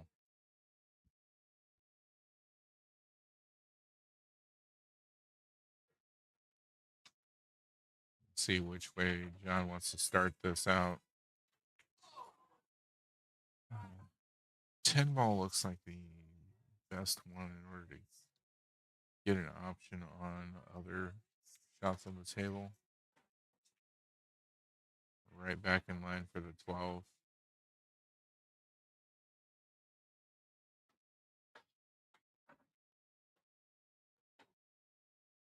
And he's got the 13 from their end of the side. 14, not the best shot from there, but stop shot on this puts him right on the 14 for the. Oh, no stop shot. He's going to roll a little bit. A little bit blocked by the 8 on that 9-ball shot. So 14 it is.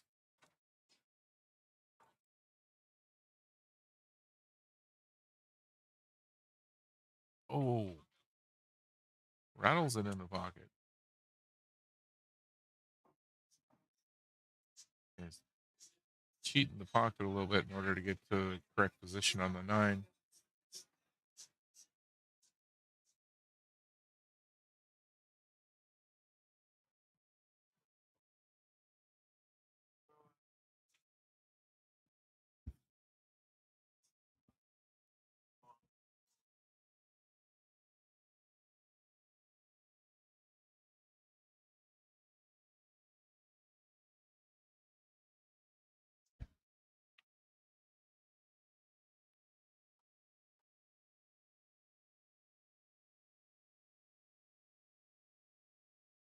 Well, that's a little bit closer to the 4 than I think Jose wanted to get.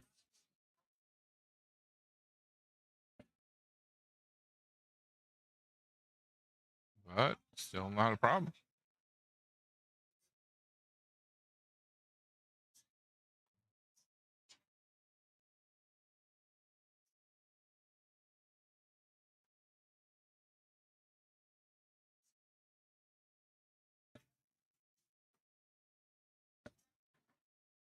Well, he can get by the 15 here for the 7. He's just got to get around for the 8.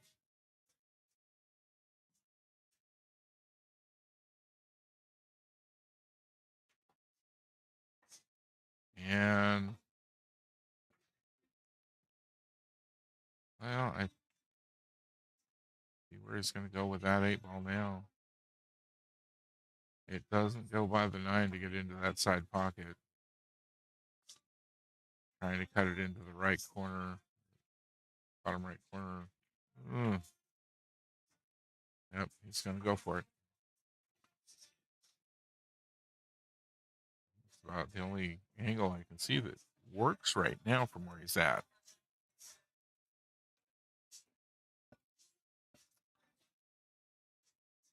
A hard angle.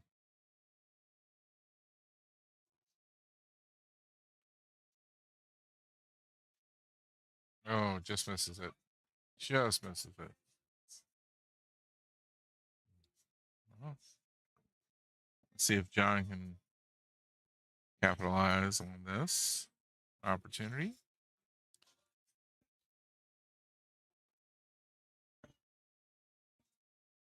Gonna go for the 9 ball in the bottom right corner there. Put him right on the 14. Which will put him on the 15, which looks like it's got enough room to go by the 8 into that corner. Or, well, that's what he's going to go for. All right.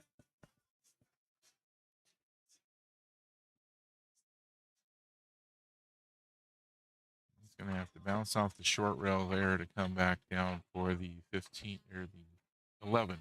Excuse me, down here in the. All right.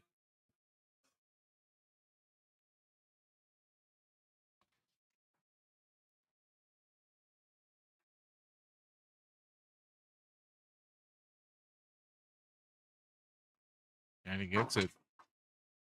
Beautiful shot. Little further than I wanted. But for John, this is the right angle to get back up to the 8.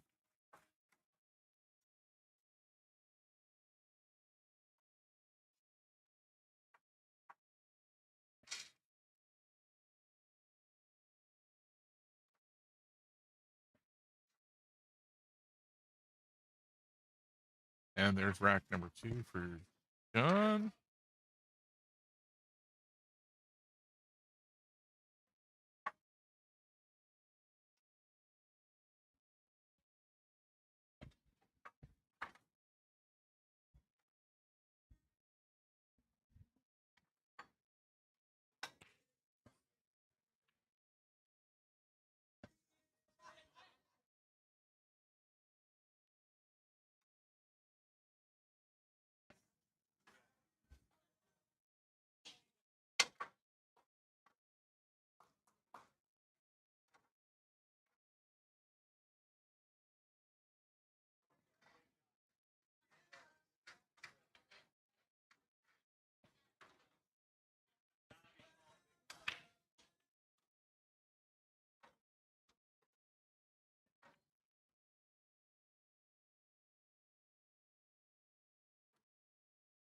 Just getting quick text from my team to see how we're doing over on table 3. So far, we've had my teammates Jonathan and Julian playing over there. We are up 5-0. And Colin is on the table. Just about to get started. I'm not sure who he's going to be playing against, but dry break here on table 1, though. So Jose's going to get started with solids. Got a bit of a cluster this time in the center of the table there. We've got 1, 7, 11, and 2 all kind of tucked in together.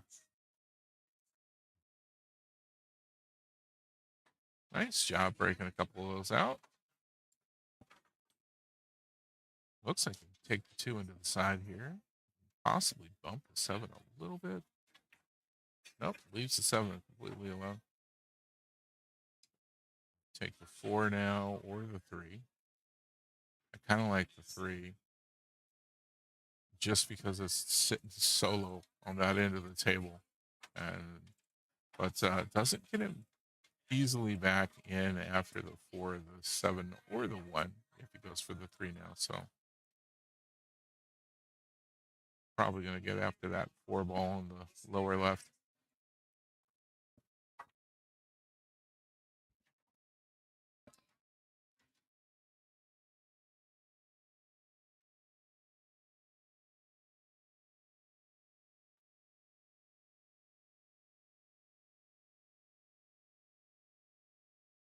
Oh, nice job breaking the 7 out.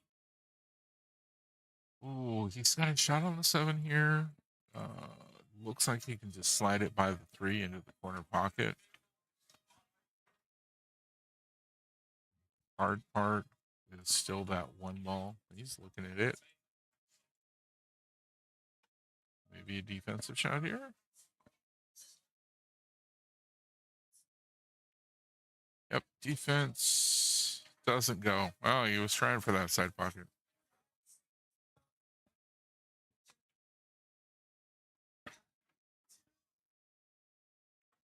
Well, John's going to go ahead and put that 15 in off of the 1. And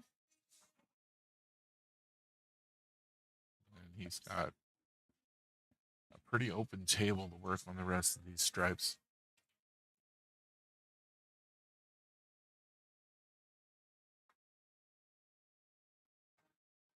Biggest danger when you get this open of a table is not controlling your cue ball movement the way you should, getting a little too relaxed with what's going on, and winding up in a bad position.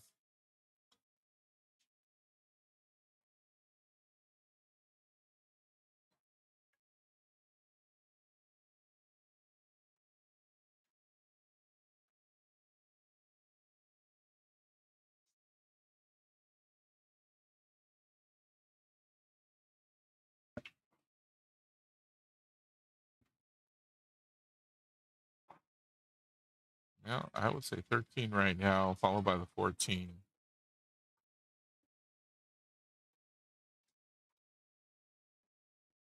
Oh, he's gonna looks like he's looking at the 10 what he needs to do for it.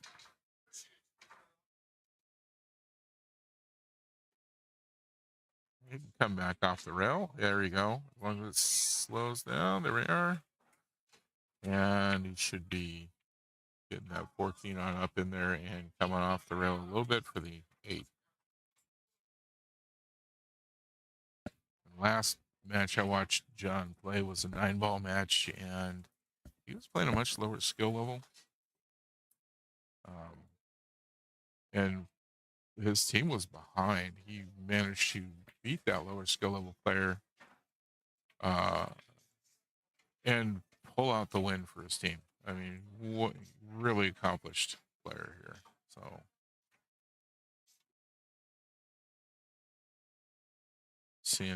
watching right now a couple of the best players here today.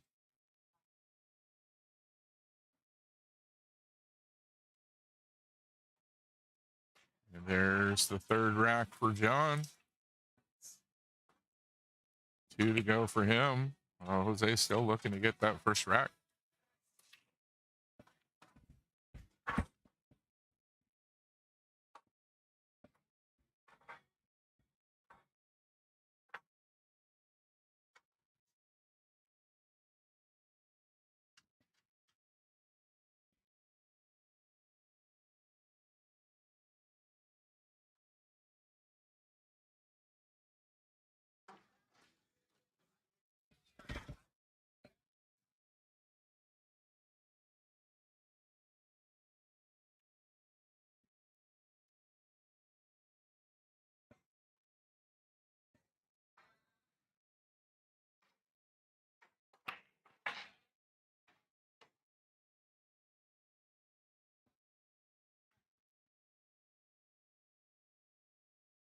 Got a stripe in. All the solids still on the table. Not a great shot other than the 15 for John here.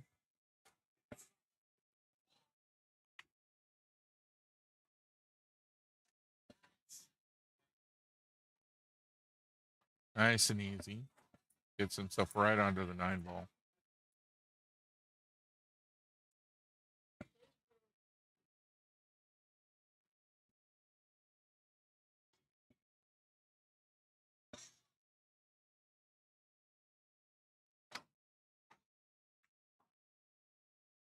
Oh, just about breaks up that 10-4. Puts himself on the 11 though.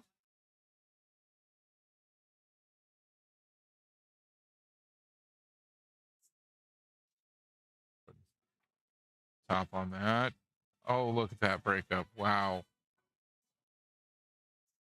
Not the way I would have attempted to break that up at all. But that top right, bringing the cue ball back to move that 10 out of there.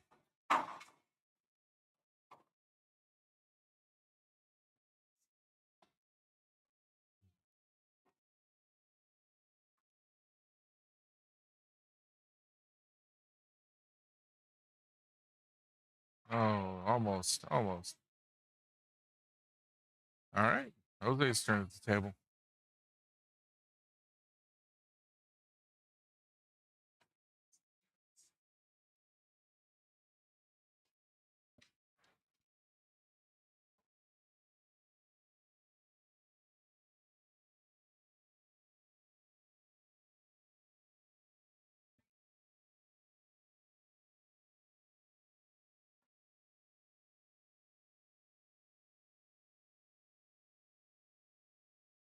Osceola.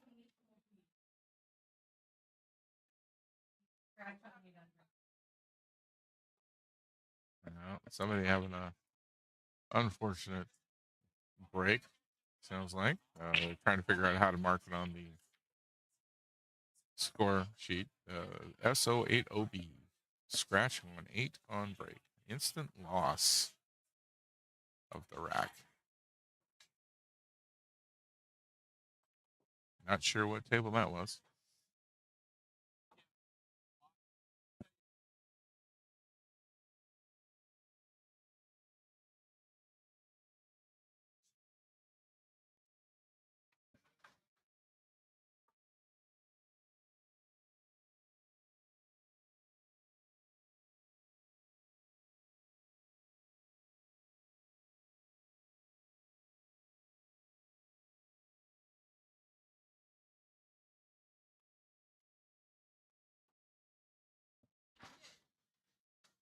Jose making a nice run on this one here. He's going to go for the 5-ball now.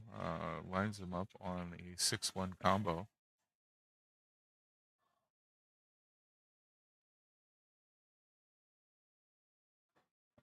Just about straight in there. He's just going to get that 6 to follow.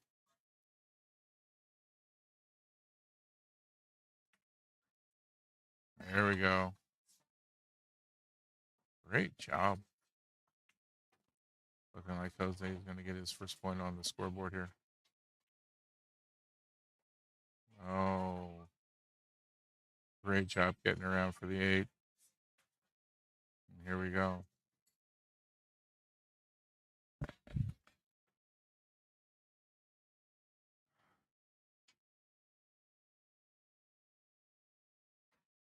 And there's our 8-ball. Jose gets his first point.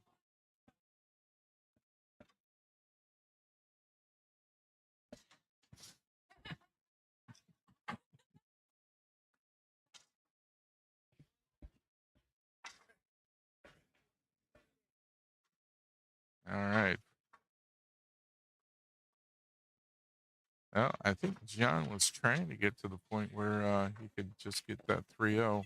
Really hard to do when you got 2 7s facing each other.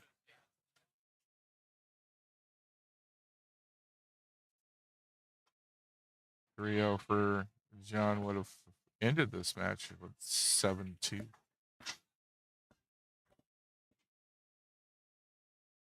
At the most now, John can get 2 points though. So this will continue after these two players are done. Oh, scratch on the break. Oof. Now the stripes looking better than the solids to me on this. We've got 2 and the 4 clustered together there a bit. 6 up against the short rail. Stripes being, I don't know, a little bit better position, a little more open across the board here. But we'll see what John decides to go with. Lining up for, looks like the 10.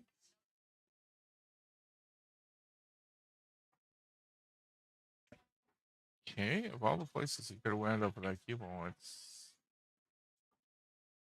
not where I would have wanted to be. Gotta have a 13-14 combo now. Yep, there we are.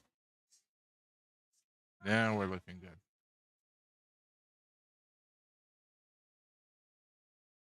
Looks like he's gonna go for 15 all the way up. 12 back the other direction. Not sure if the 9 goes by the 4 there right now. He's gonna go ahead and cut the 11 in. Beautiful shot.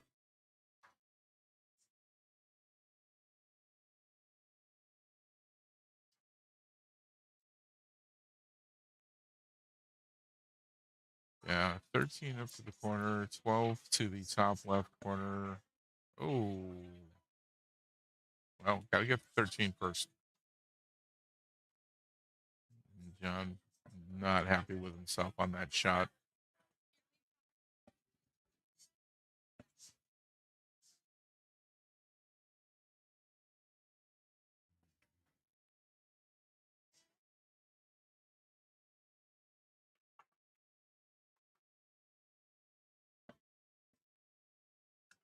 What a defensive shot. Wow. Beautiful defense.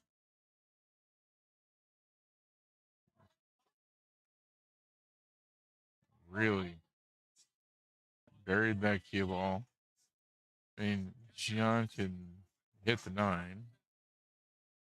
I don't have any doubt whatsoever that he can get the 9 off of that, or possibly the 12. The 9's a much easier hit for him from here. He does, of course, have to get to a rail afterwards. Again, not something I think that going to be a problem for John. Ooh, that 8 ball got moving. That's a little scary.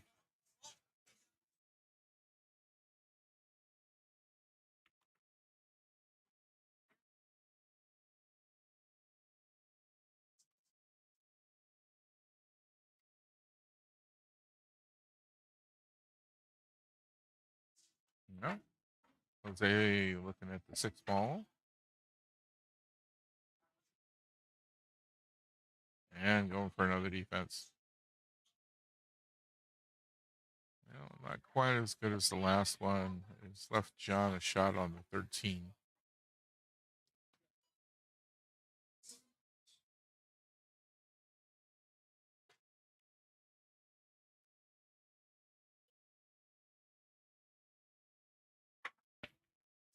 And I'm trying to force position.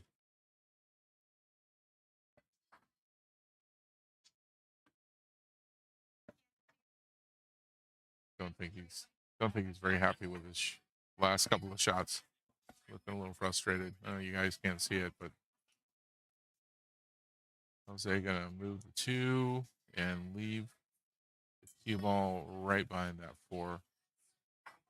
Just really making John work here to try and get clear and get a good shot.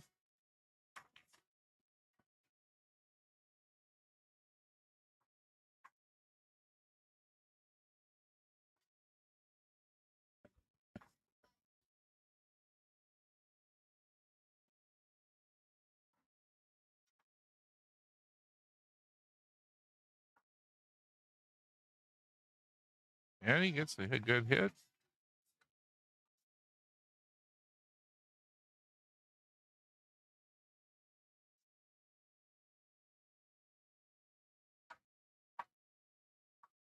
Jose's got a good line on the 2 ball up into the corner. He could probably get the 4 ball as well. He needs to pick something in which he can start getting the rest of the balls off the table. Gonna go for the 4.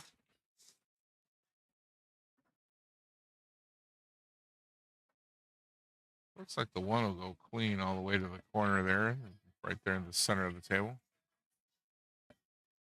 I don't like the looks of trying to cut that, and I doubt that Jose would even do that. He's lined up on the 6, it looks like.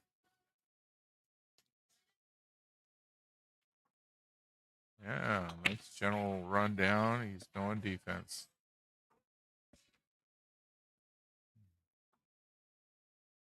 He's left John a easy connection on the 13. Don't think he can get enough to the right side of it to try and cut it into the side pocket.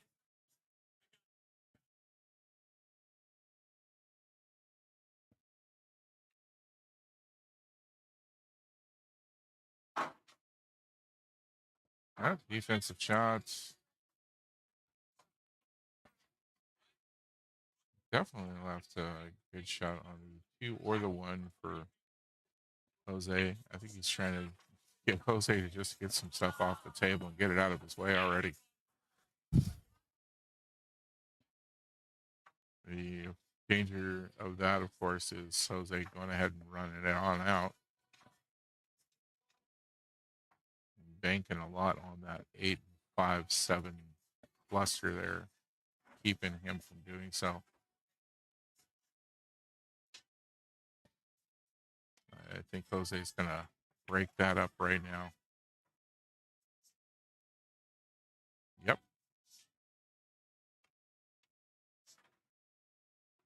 Free ball here.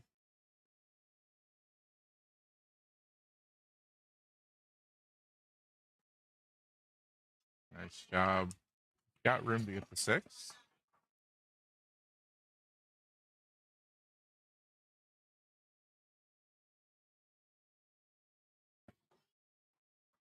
Probably go for the 2 here. That's a low percentage shot on the 5. Oh, he's lining up. Taking a look at it. Going after the 2 also isn't a high percentage that he'll get a good line on the 5. I can understand taking a look at it there. Just measuring what angle he's got to be in order to get there. For me, I would be trying to hit this 2. He's not got the right angle to do this. Unfortunately, he's going to have to try and force something to happen. If he could hit the 2 a little bit on the right with spin, he could come up and get into this gap on the bottom side of the table where we're looking in order to get the 5. But not sure how he's going to make that happen.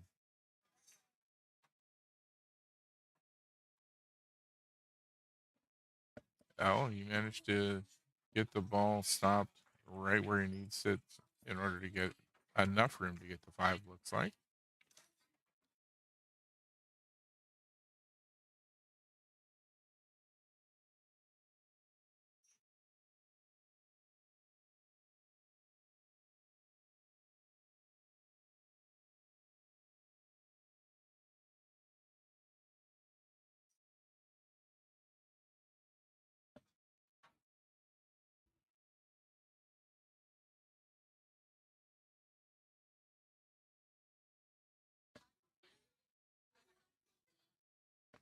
Managed to get it not enough to the left of it in order to put it in the pocket. However, that shot does put the cue ball to where John has only got a shot on the 9. The best he can do with it is a bank shot to try and get it in somewhere. But he can also use this as a nice defensive shot right now. There we go. Oh, bumped into the 13. I don't think he wanted to bump that 13.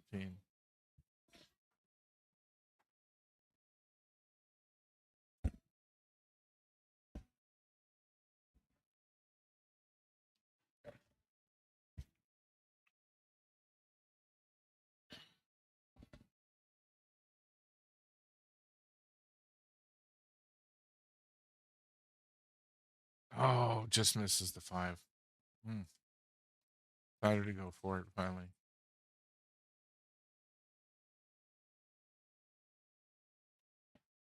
Now he's gotta hope that John doesn't run these 3 balls off the table.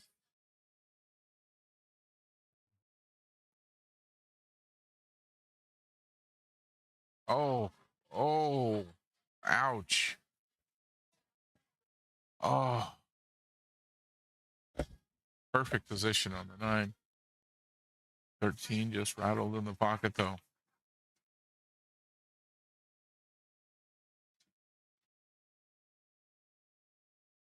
Little left spin on this. Oh, that wasn't where he wanted to be.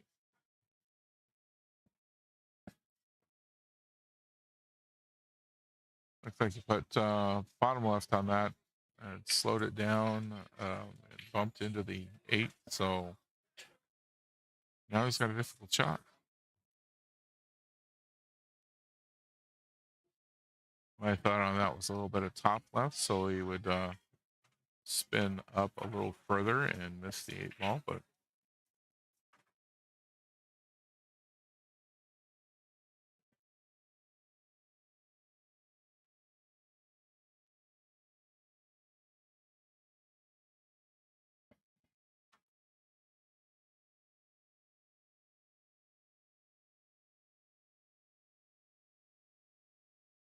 and that top side pocket to me looks like the obvious choice for trying to bank this, but not an easy bank with as close as he is. He's gonna kick at it, maybe. Interesting.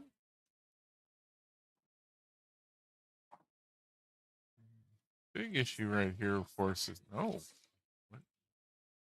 He's not kicking at it. Okay. Oh, what a shot. What a try at it. Man.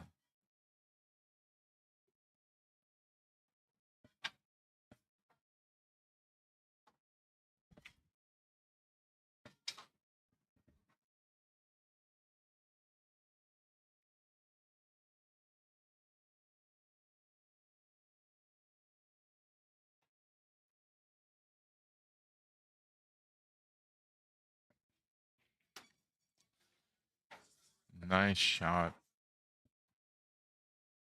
Getting the using the 9 ball to get that 13 in.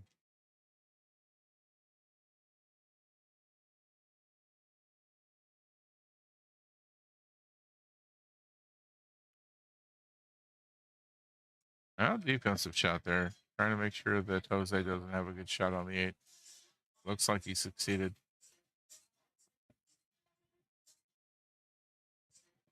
Jose can maybe clip the side of this. Either that or he will go with deliberate foul. Nope. Oh, ball in hand. Oof.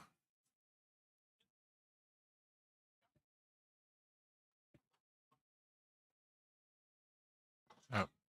Ball in hand for John.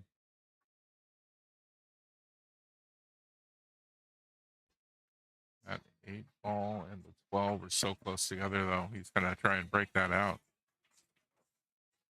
while getting the 9.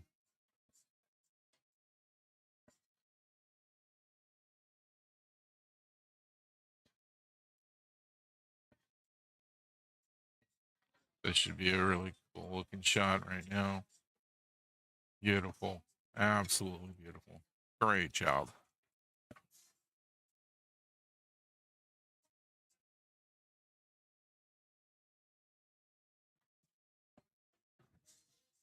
Okay, calling for somebody to watch the shot on table 1. Ronnie right here for it.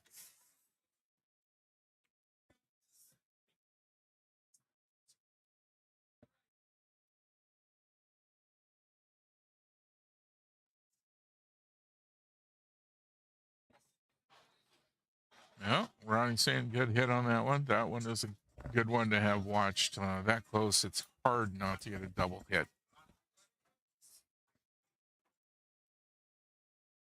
And there we go. Fourth rack for John. He is now on the hill.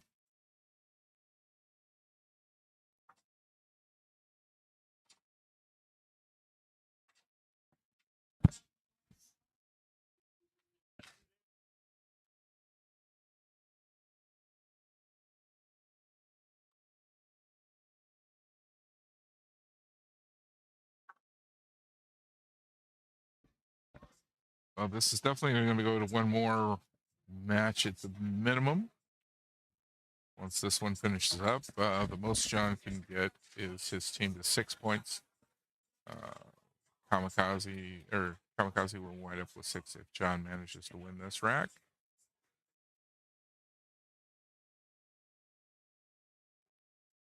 Exterminators will get 1 point though, so they'll have a 3.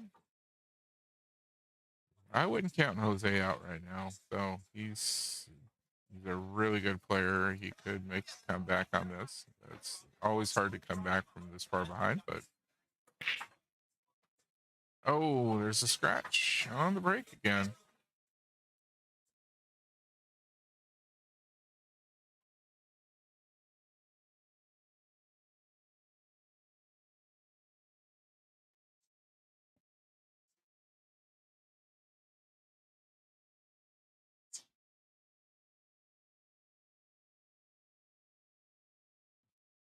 Open table.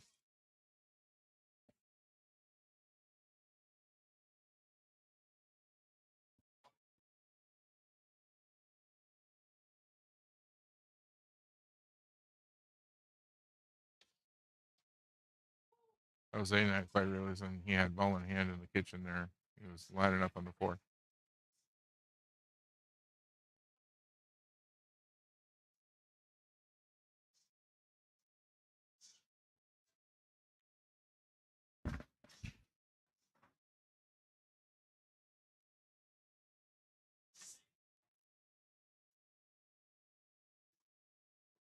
Goes for the 2 ball.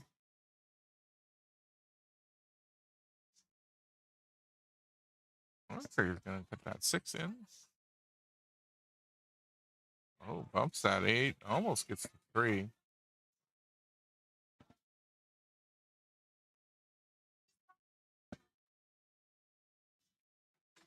Four ball, the only clear shot he's got right now.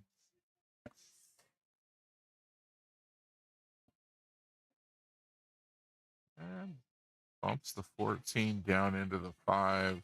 That is not it. That little situation is not improving at all.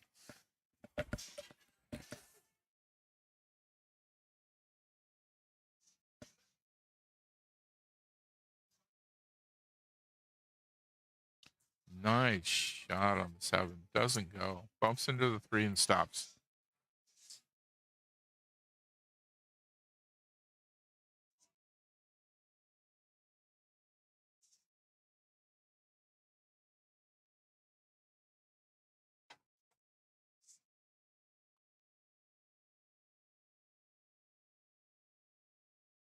Great job getting that in past the 15.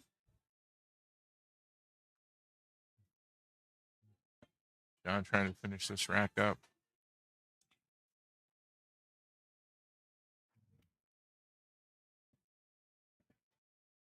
I imagine, I'm not sure if the folks on Kamikazes are in Nineball as well.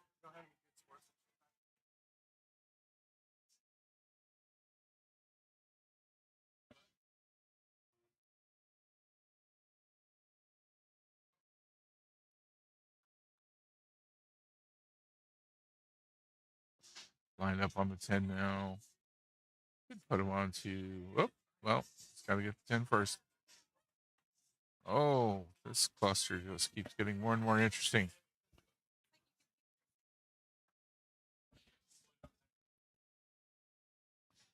Looks like Jose can get that 7 ball pretty clean here. He's got just the right angle for it.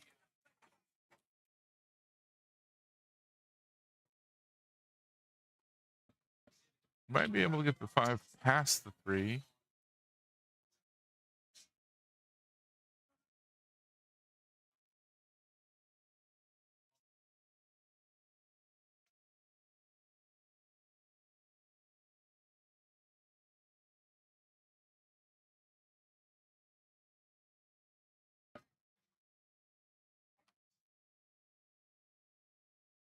Yeah, Jose having a trying to figure out which way he's going to go here.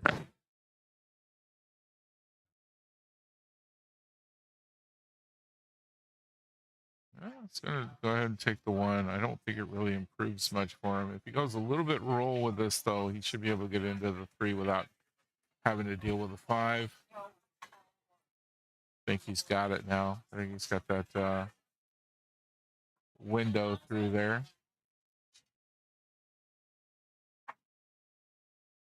Yep, there we go. Oh, that 8-ball's moving. Woo.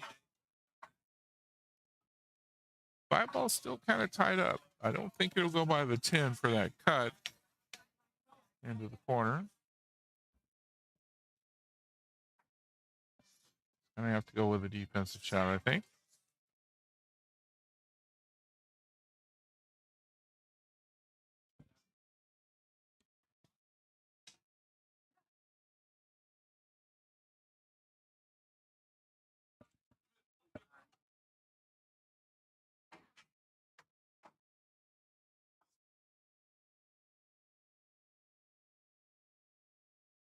Yep, defense.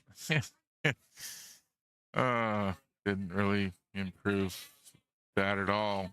Did make it harder for Sean with a 10, but because it's a little bit more tied up with a 5 than it was. I think he's going to go for it, though.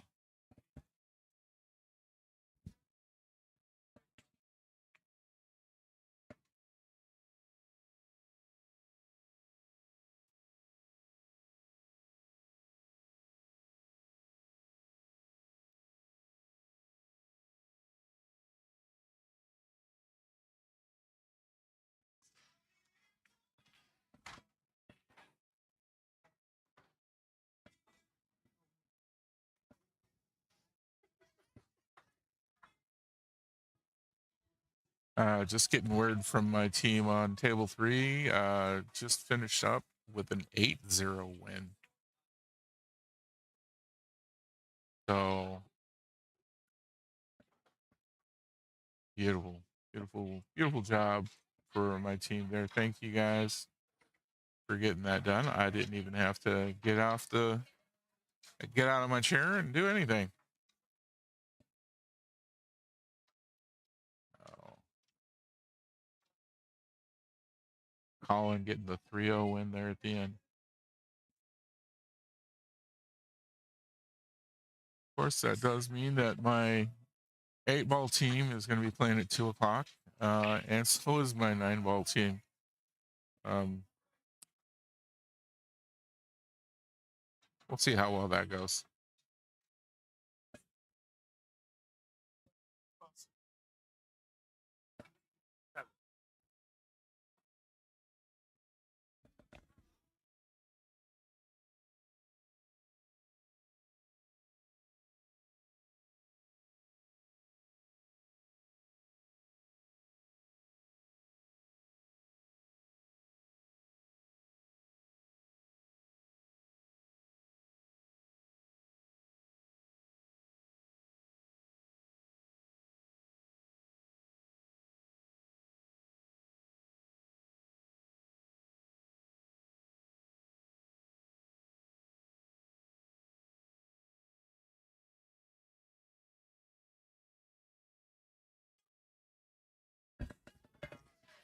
All right, my team about to go celebrate with some lunch.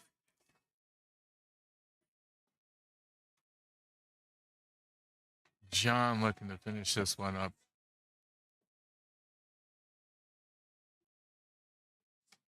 Oh, yeah. There we go.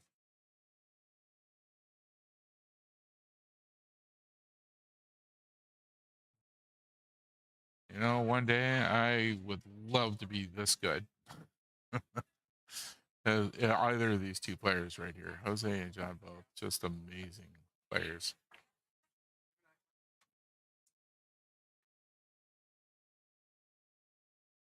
Oh, that didn't go. Didn't go. Oh my gosh.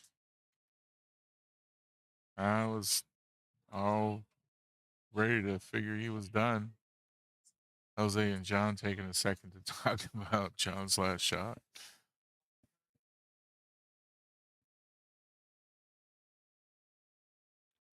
Man.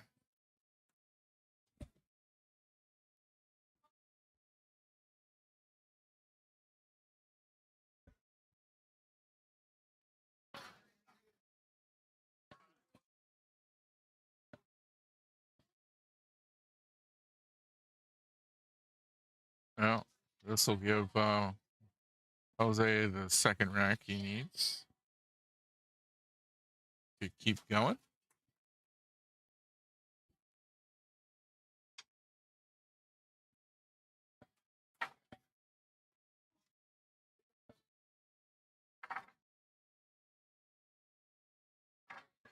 Russ taking a moment to help John out and give him a little pep talk.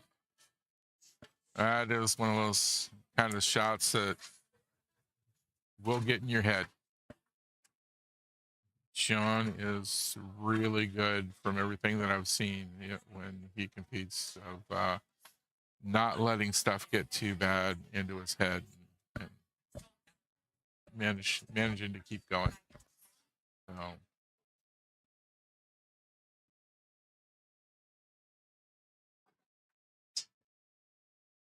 all right, gonna shake that one off and keep moving.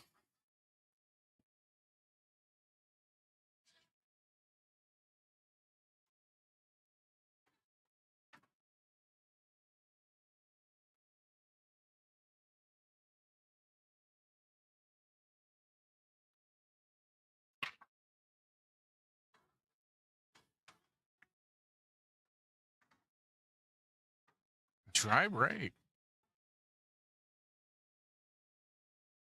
Couple of clusters on the table. Let's see what John decides to do with this. Looks like the 13-1 might go. The 11 looks like it'll go pretty clean up into the corner. Yep, that's the way I would have probably tried to move forward with that. Either that or the 4-3 combo there. John looking really determined right now to just finish this up. Well,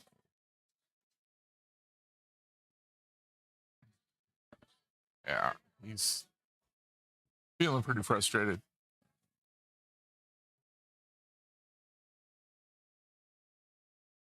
I think he felt he had that all set up, and now he's worried about Jose making the comeback.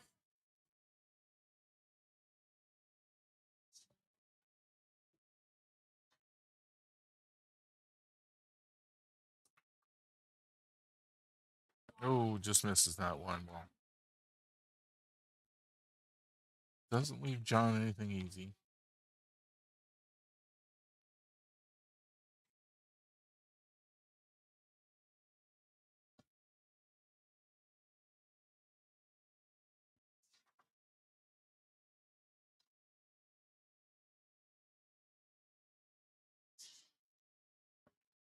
There he goes.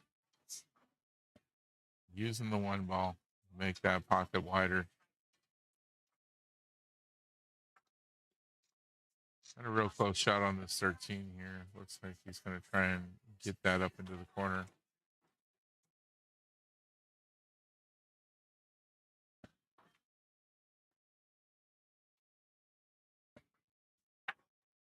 Oh, not quite.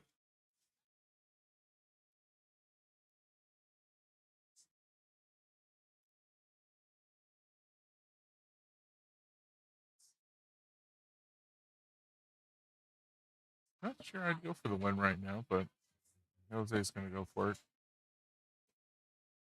I think I'd be trying to get the 4 into the side pocket, or possibly the 2 all the way down.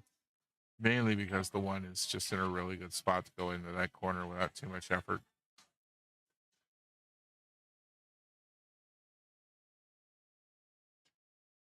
Sometimes taking the easy shot is the best road to the next shot.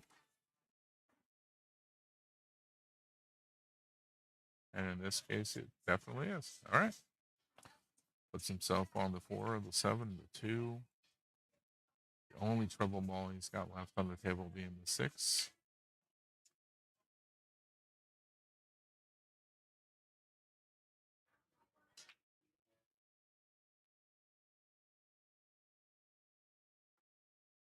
And there's the breakout.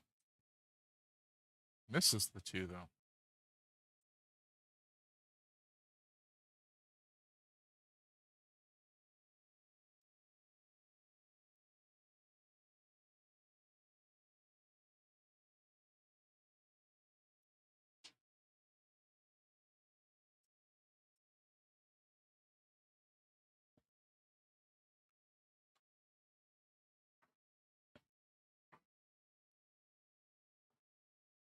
Beautiful shot. He's got the 13 or the 14 here. I would probably take the 14. 13 is a much easier shot from here. There we go. Be able to transition over to the 10 from this 13 shot and put himself on the 9. I think he's in a good position now to just run the rest of this out. There he is. Onto the 10. Stop shot onto the 10. Gets him on the 9.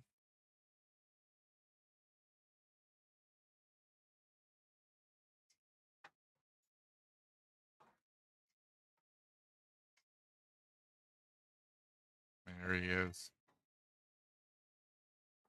I'm going to go past the 8 ball here, I think. Unless he's going to stun that.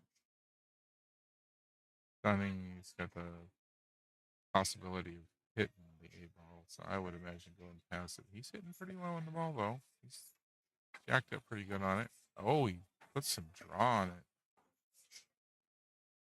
That is a hard spot to try and put draw on the ball.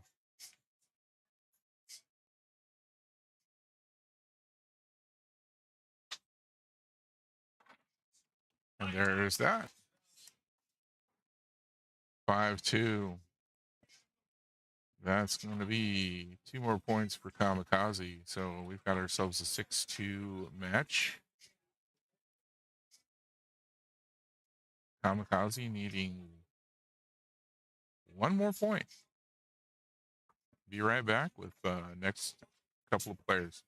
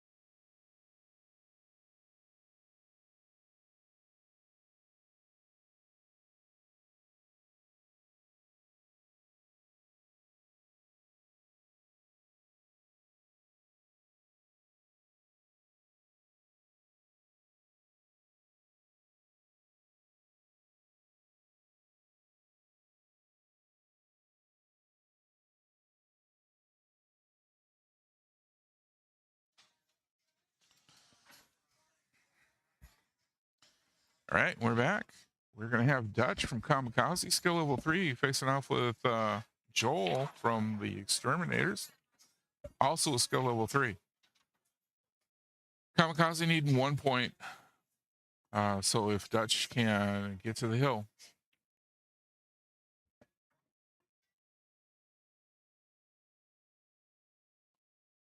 Looks like Joel's going to get the lag. Dutch will have to rack.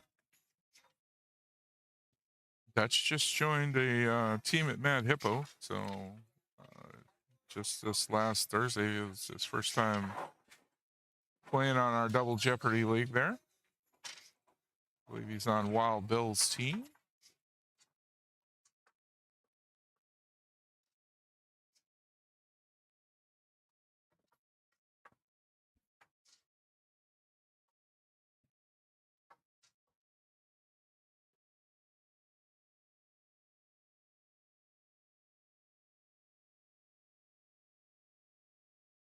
Yep, he's on Wild Bill's team. Eye of the Tiger. This will be the first time that Wild Bill's team has been called something besides Fireball 8.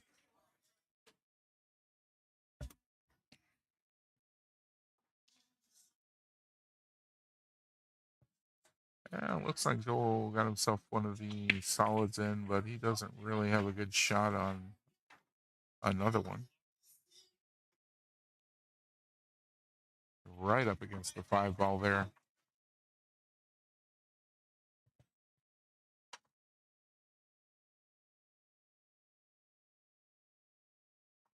Take a angled shot on this and just try and get a good legal hit, which he manages, and also manages to not leave Dutch with anything real easy.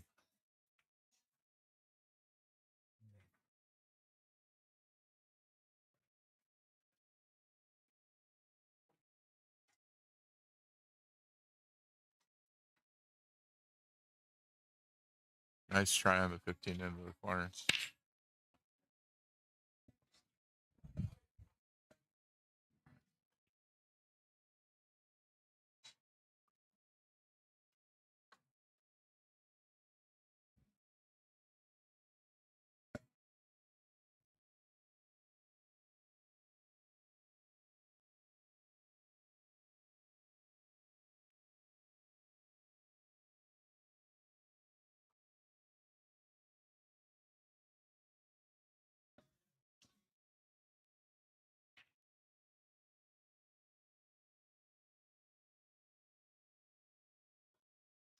All right. Not quite on that one ball.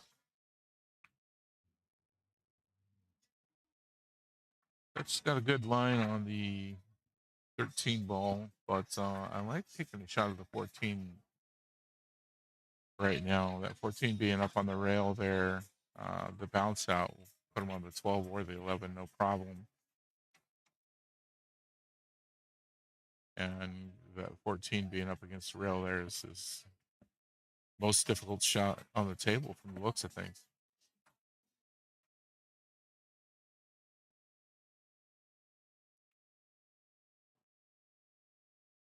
Oh, doesn't quite get it.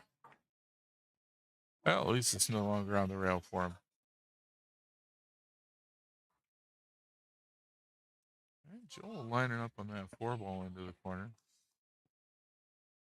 I'd honestly turn around and take the 1 up in the other corner.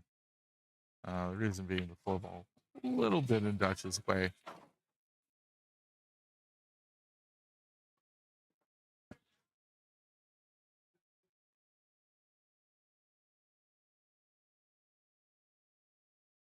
Gonna go for the 1 ball this time.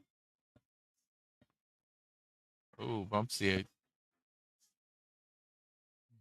Bumps it into the 7 though, so no harm done. Other than putting the 7 on the short rail. Lining up in that 6.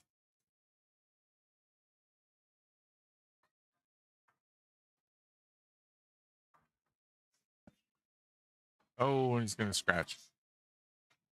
That'll be ball in hand to Dutch.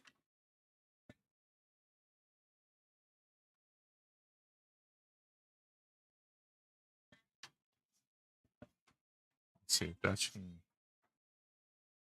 get some momentum going here. He's got plenty of momentum for his team's got plenty of momentum, but Dutch needs to get some for himself personally going here. Good start with a 9. 12 looks like it's a good shot into the corner or into the side pocket.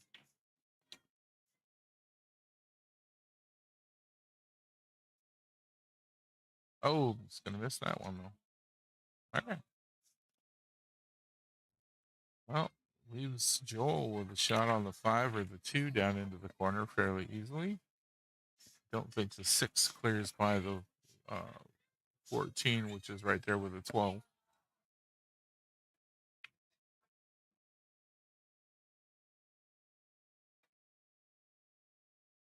Nope, doesn't get the 2.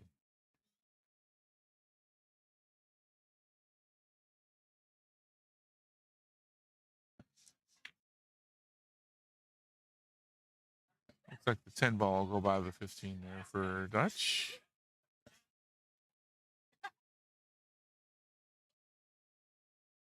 Oh, gonna go for the 15. Oh, hits the 8 ball on his way. The lunch window is open. If anyone wants some lunch, they are now open and ready to rock.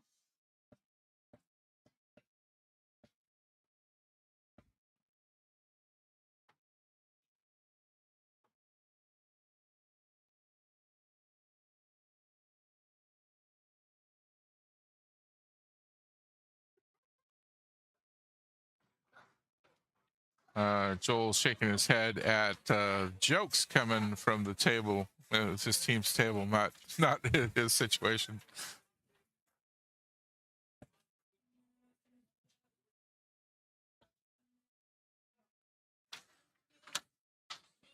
Good choice here. Get that 7 out of that position. I'm not sure how that's going to get him onto anything else except for maybe the 6 ball. Into the side from there.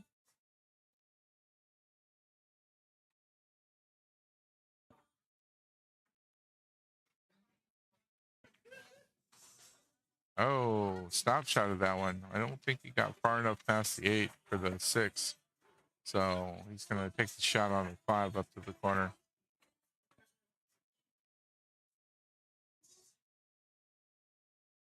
Gonna have to hit this on the top because he's right up against the rail, though. So not an easy shot.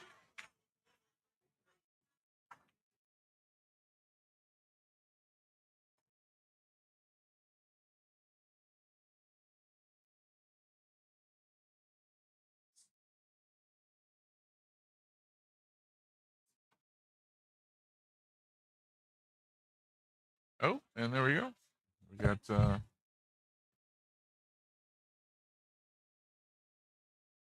10 ball stuck in there. Joel gonna go for this 5 up in the corner.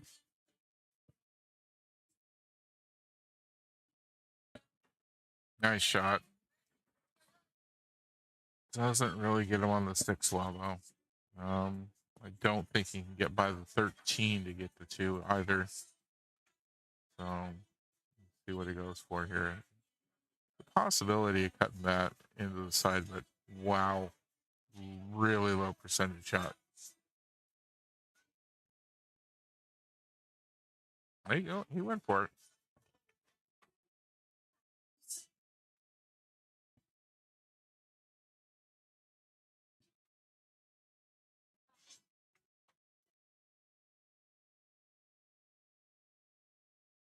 All right.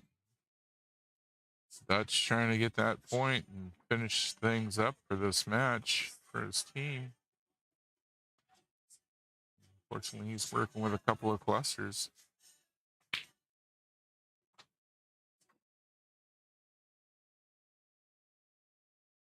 Oh, what a beautiful shot. Wow.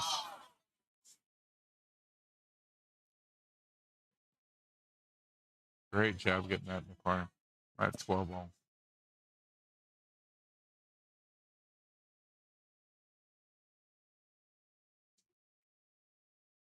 Oh. Well,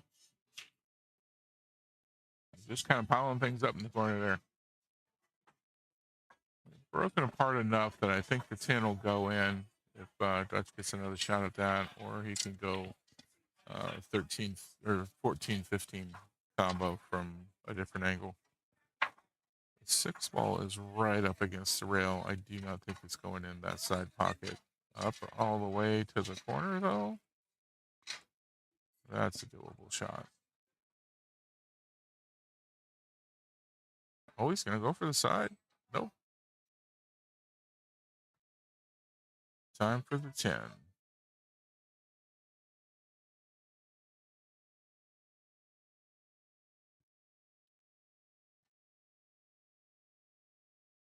And there it is. Nice. And puts himself on the 14, 15 combo. Don't want to overhit this. He'll just knock the 14 out of there. Great job. Do have to put a little oomph on this one in order to get over to the 13. A hard cut shot here. He gets it. Beautiful job. 13 is not going to go past that 2 into that same corner, though. Let's see what Dutch does with it. Gonna take a look. I think he's looking at going into the top left corner. Possible. I'd be worried about bumping that 8 ball.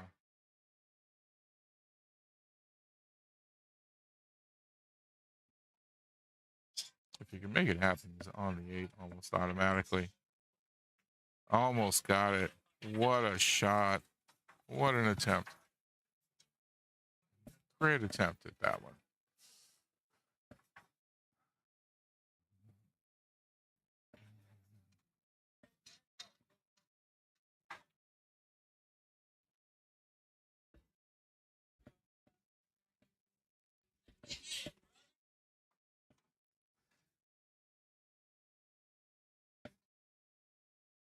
Well, Joel got this 2 ball shot. Great angle for the 6 afterwards if he makes this one work.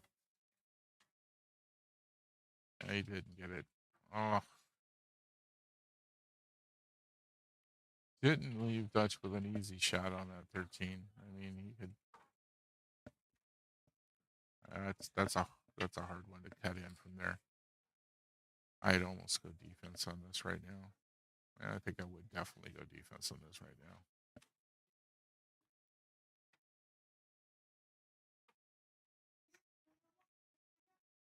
He went for it. It just about dropped.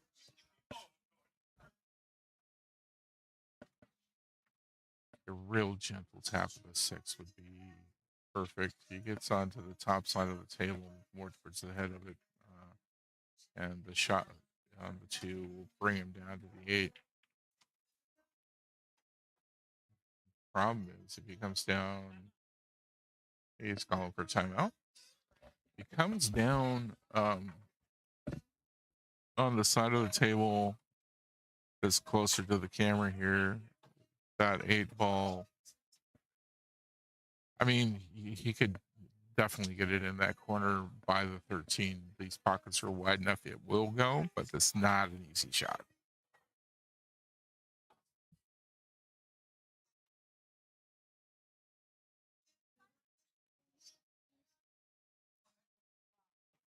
Joel needs to do this as a 3-0 in order for Exterminators to keep going.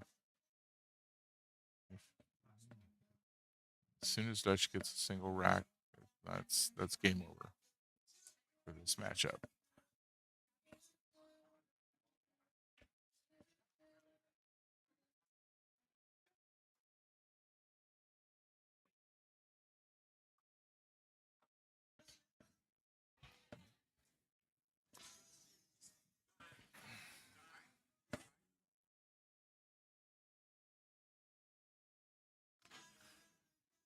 Really kind of wants to hit this where he comes off of the rail and then gets to the top side of the table up there by the 13 ball for the 8.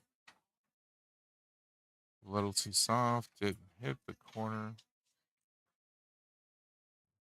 Dutch should be able to just gently tap that 13 ball in here and be right on the 8 ball for the bottom left corner here.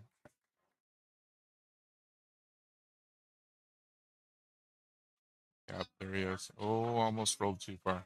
Almost rolled too far. He's gonna mark up his pocket.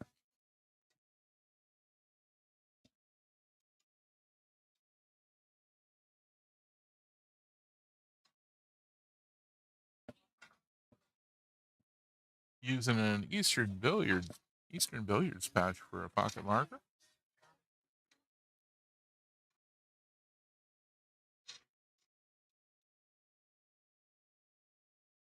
Oh, that's not gonna go. Oh, right, left it right there in the pocket though. So Joel's got to get this too now. Just got to get it. There's almost no way to hide the cue ball here. Not impossible to do, but oof. Tangent line on this shot into the side pocket is a possible scratch shot at that.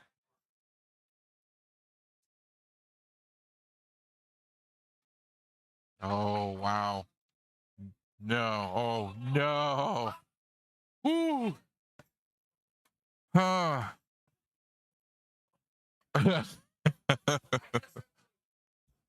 All right. That was a close one. That was a close one for sure.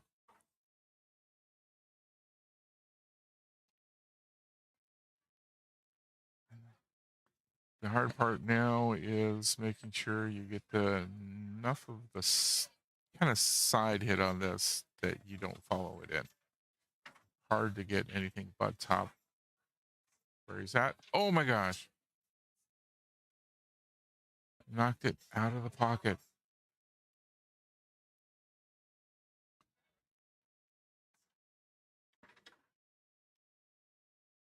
Wow. All right.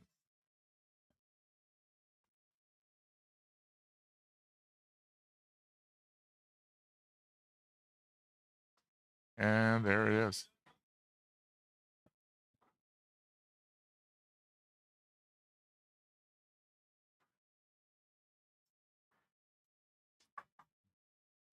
We're going to continue this because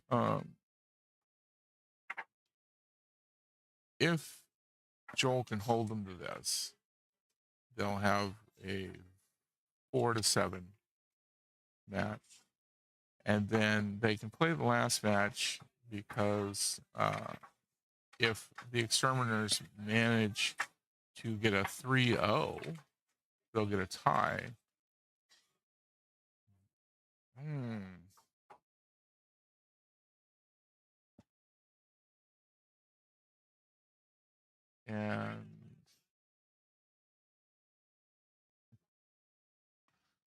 I don't know that they can actually win.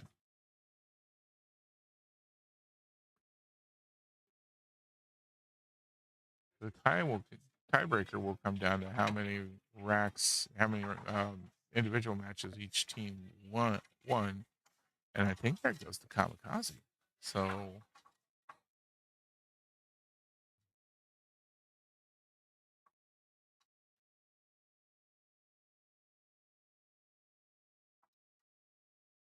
no, it would be 3 for Exterminators if they 3-0 the last match.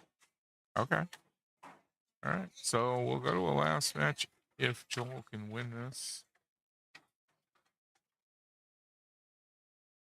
If he can win it as a 3-0, then they've got a chance.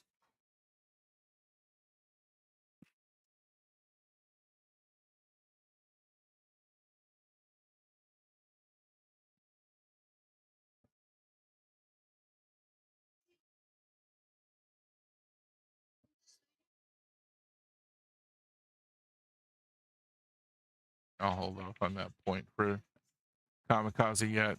We know they're going to get one. I won't put it up on the scoreboard until we get to the end here. Take that back off. All right. Dutch scratches. Joel's got ball in hand.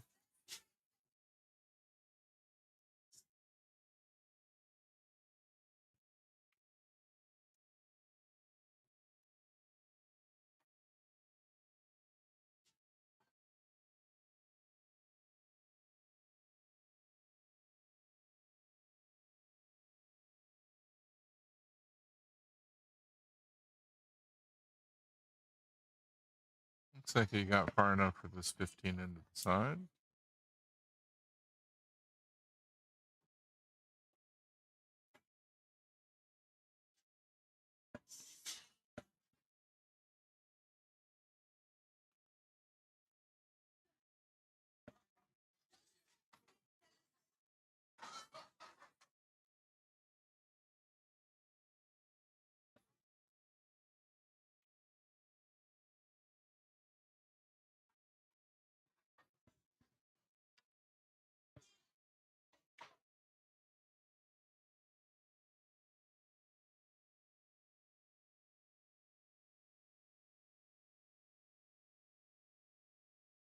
Oh, scratch again.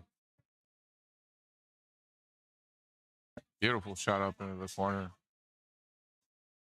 Cue ball just kept going. Crawled its way over to the side pocket.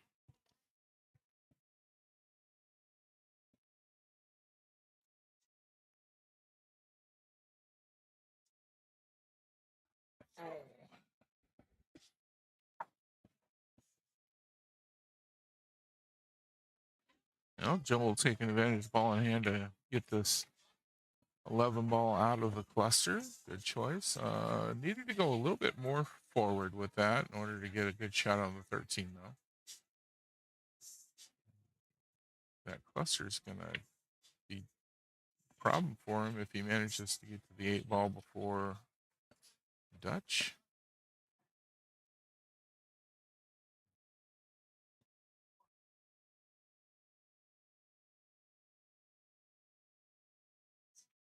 Nice job getting that kick shot on the 13 for a good legal hit.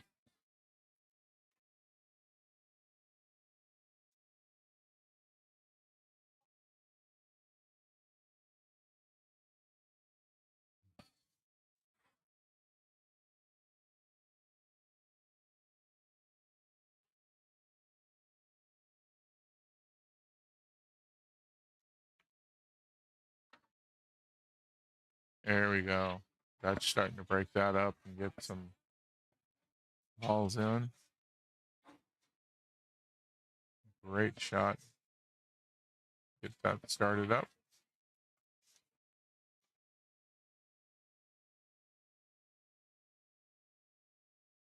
Oh, just goes right off the corner of the pocket.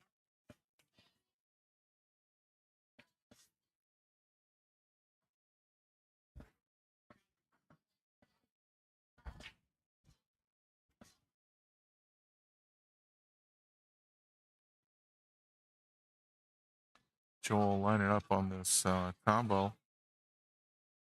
Nope. He's trying to split that 12 right off into the corner. Almost made it.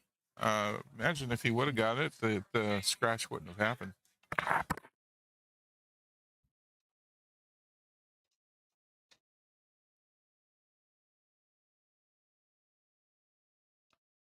If Dutch can continue to capitalize on this, going for an easy shot. Definitely not the way I would do this right now. I would take that 3 with an angle to try and break things up with the 4, 5, and 8. Okay, for the 6th and the 2.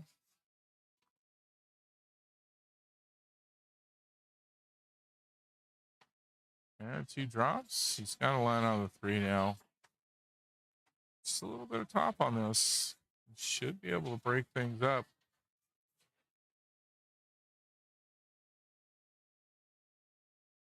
Oh, beautiful breakup on that. Unfortunately, the 3 didn't go. If 3 would have went right there, Dutch would have been in really great shape to finish that out.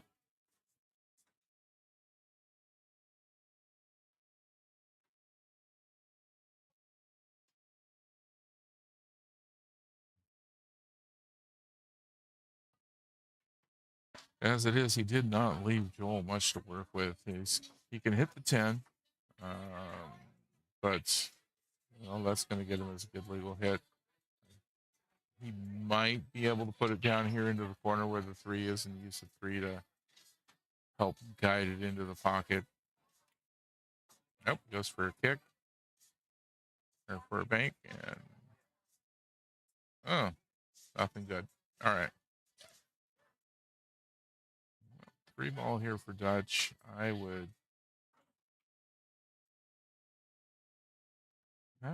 cheat the pocket a little bit and get around for the 4 because you take the 4 into the side off the 10. Nope. Wrong way. Wrong way for that.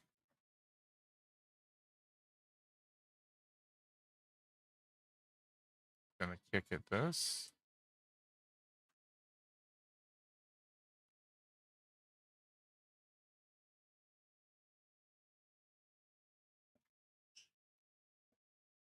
And get the 12. So that'll be ball in hand for Joel.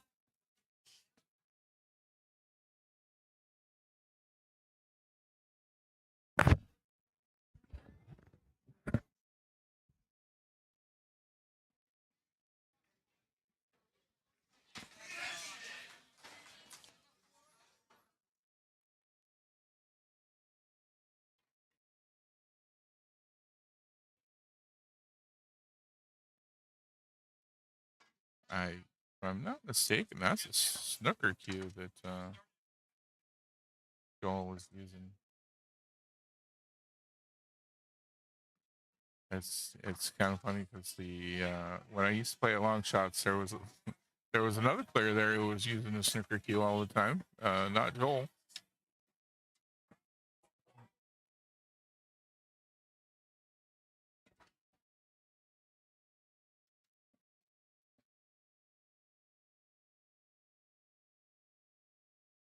Oh, not quite on that angle.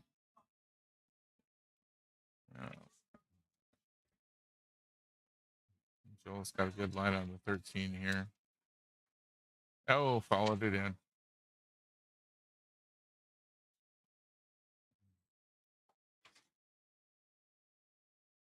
We're going to last call for 50-50 in the corner over there. 50-50. Get your tickets if you want to win some money.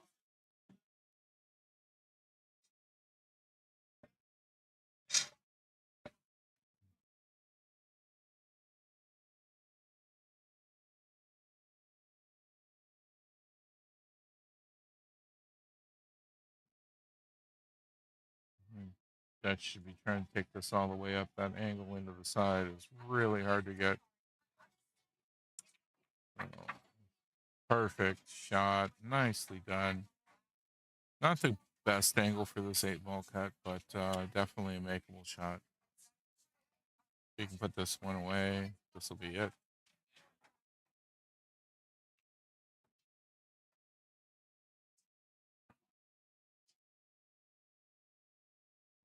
Two 2-0 victory will give 3 points to Kamicazi.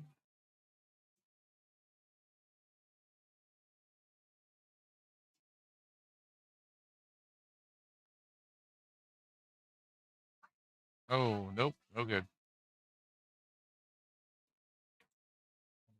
And not going to leave Joel with an easy shot. He just walked in, everybody. 1, 2, 3. Happy Thank you, guys.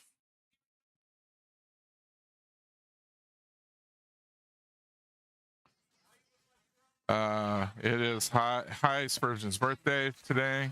And for his birthday, Kim got him coming down and working the tournament.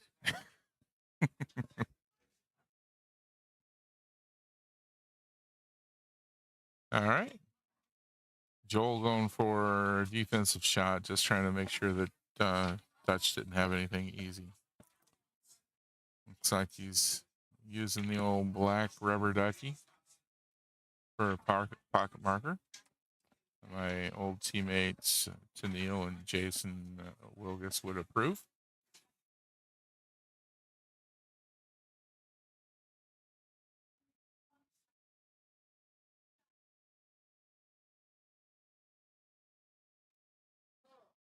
Oh, didn't get it. Didn't get it.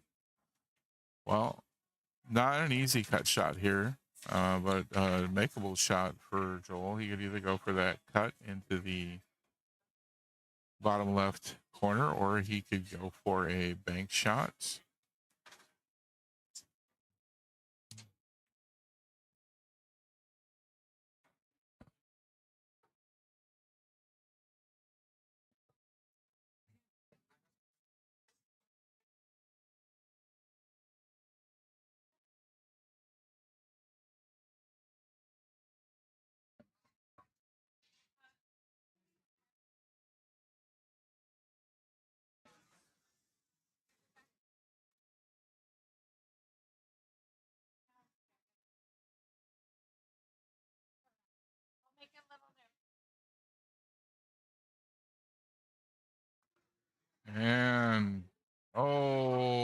doesn't make it on that. There still is no practice. If you get caught practicing while your team is still shooting, you can be forfeit. So please don't do that. Also, we will announce when practice is open between rounds, so do not just jump on the table.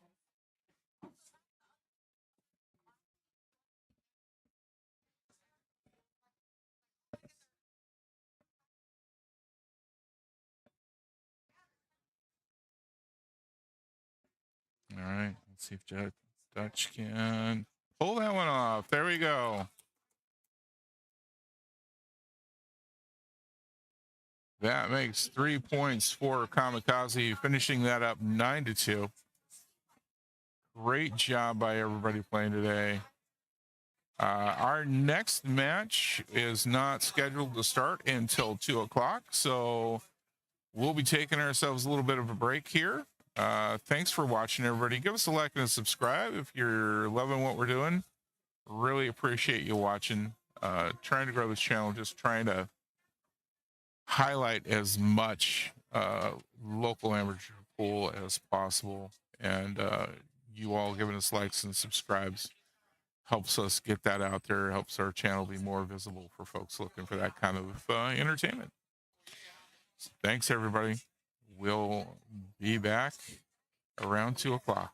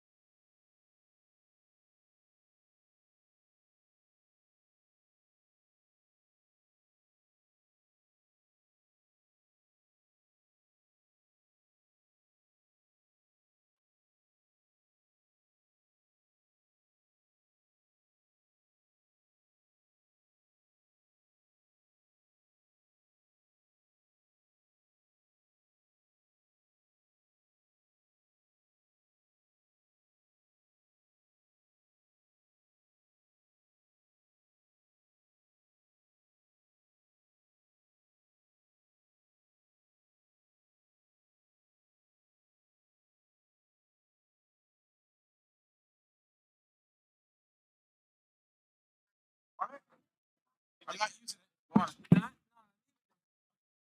Right here. Come. Yeah. Go right ahead. Center. I'm gonna put it right here. Yeah. That'll work. Anybody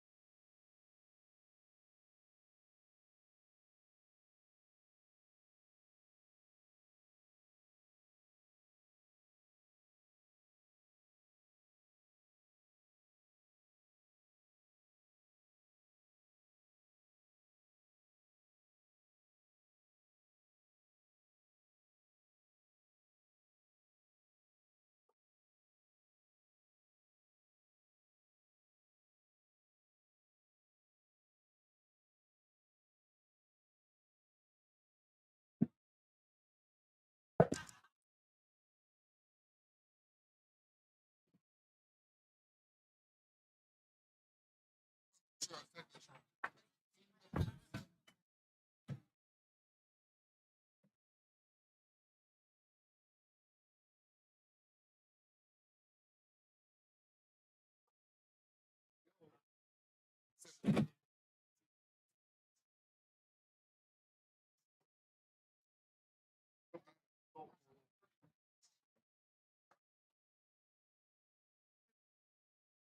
bathroom is open for practice.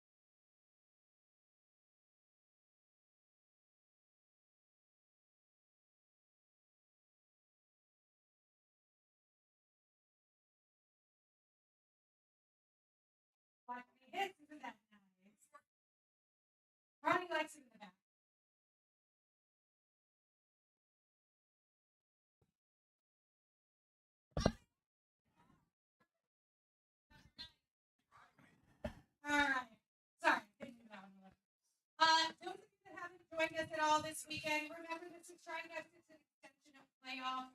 I do realize that I left all the patches in the office and haven't brought them. So technically, it is not an HLT; it's a regular patch that you get. But because I forgot, if you put it on your envelope and write Tri Cups, I'll give you the HLT one. So remember what you have. Write it on your envelope on Monday or Tuesday or whatever you play, and put Tri Cups on there, and I will make sure you get HLT. And if the girl in my office sends you the regular one, send it back. Tell her talk to Kim. All right. Does everyone understand the patch issue? Good. And what one time? All right. Remember, no electronic, no marking the pocket with cell phones, no mail ones or twos. I know I hate that one. Sorry. Other than that, we've all played in tournaments many times. Is there anyone who's never been here to the Moose Lodge? Carrie? I'm done. No, sir. All right, guys. So you guys already know the Moose Lodge is a wonderful place to have these tournaments, and we really do enjoy being here. So make sure you're treating your bartenders and the kitchen staff with respect and tipping them out. They are volunteers back there as well. So they are happy to be here as long as we are happy to them. Also, make sure you're cleaning up those tables that you're sitting at. And there is another parking lot in the back. You notice, if you keep going, they do own that too. So you can always park there too if you run out of parking. That's why. Does anyone have any questions before we get started? Except Gary. And Emma. He said it. All right, guys, if you haven't noticed, Jim here has been streaming this, and he will be here all weekend. You can scan this to find it if you'd like, or I think he shared it to our page as well. Yes. It should be on the page as well. But if you don't see it, you can always use that QR code. All right. Are we ready? Guys, you sound like you have to be here. Are we ready to play today? Thank you. Emma.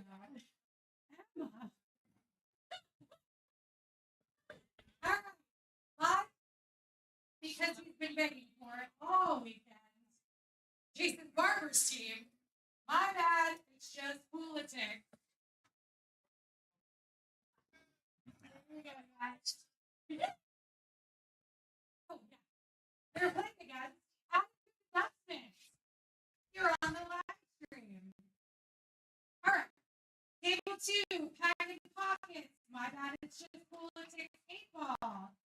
Also, guys, if you have more than one team, I tried to put it next to you. I tried. Wait a minute. It is just one player, and I didn't notice. My apologies. All right, table 6, Kamicazi, Golden Moose. Table 7, Wasted Potential.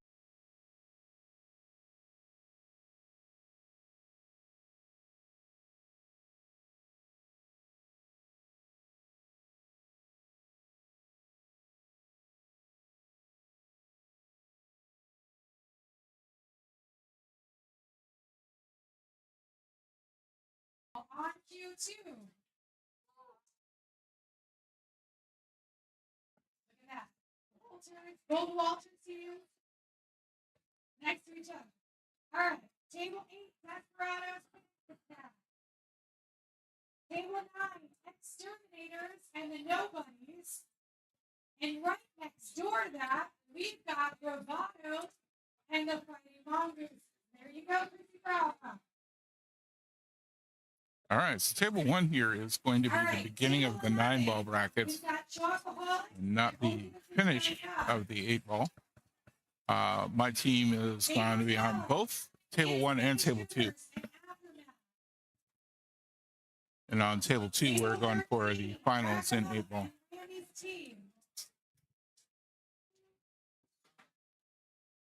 Table 15. It only goes 1 per match, not 1 per 2. Yeah, because he keeps giving you 2 per. So just go for 1 per match.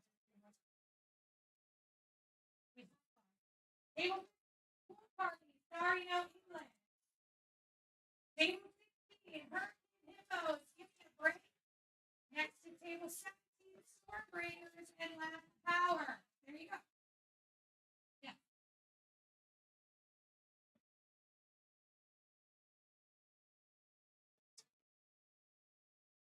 Lori Gonzalez giving a shout out to Desperados. Is Desperados 9-ball or 8-ball, Lori?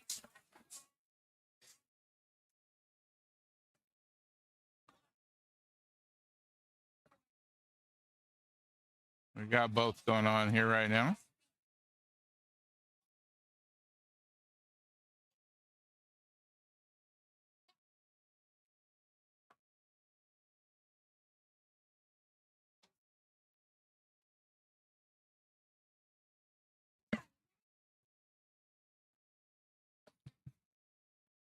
All right, guys, good luck.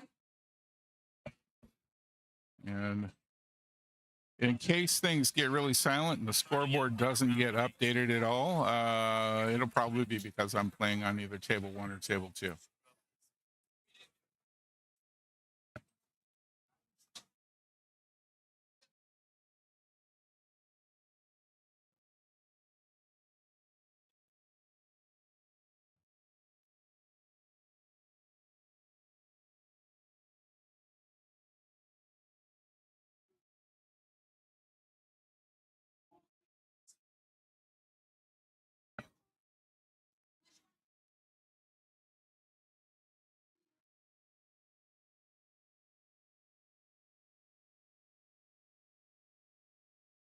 Also, don't forget to see Jeff Mariah in the corner. We are wrapping up the gold carbon fiber, probably the evening or tomorrow morning. You do not have to be present to win. And we are doing another 50. We've given out already $500 in cash. So keep it going.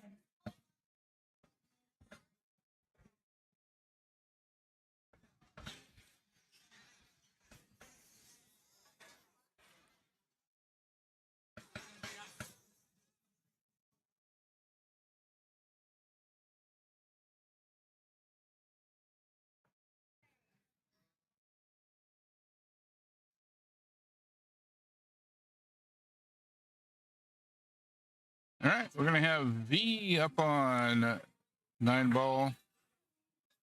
V is a skill level 2. I don't know who she's playing against. Let me find out.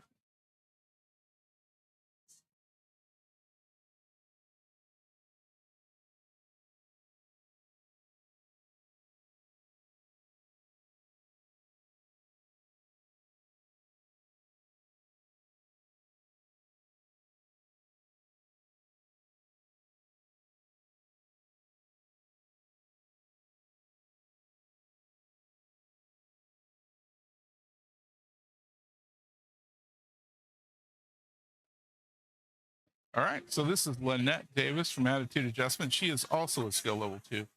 That'll make this an even race to 19.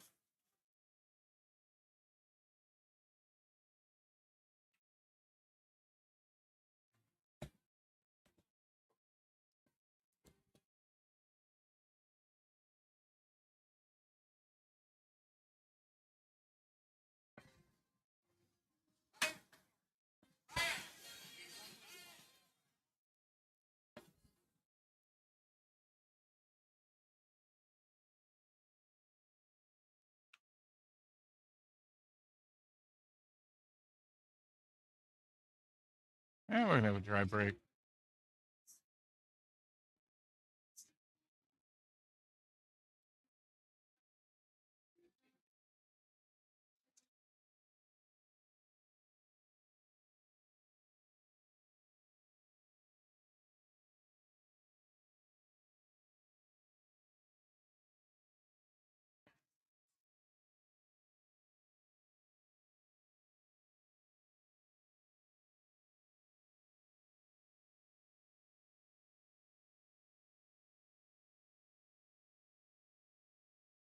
All right.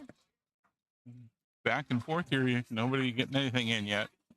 For those who have never watched APA 9-ball before, every ball is worth a point except for the 9-ball, which is worth 2. A ball that is hit in the wrong order or scratched on becomes a dead ball, so it does not count towards the points.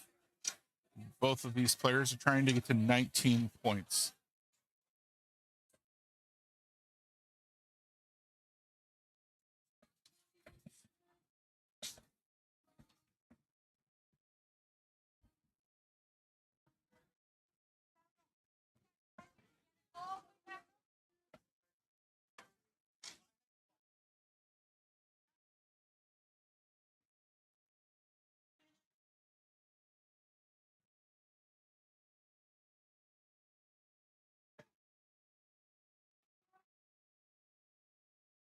Lynette's got a hard one here. That is not sure how in the world she's going to get into that other than do this kick near the side pocket and hope it gets in there right.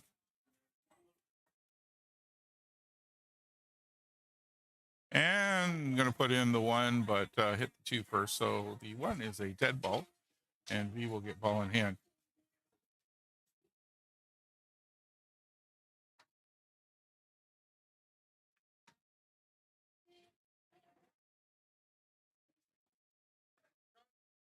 All right, 2 ball in. First point on the match for V.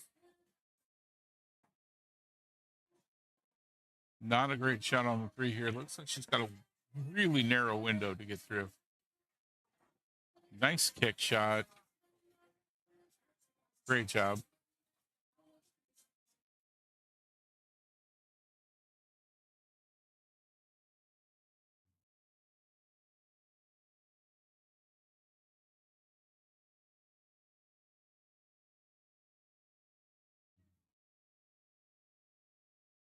Nice shot by Lynette.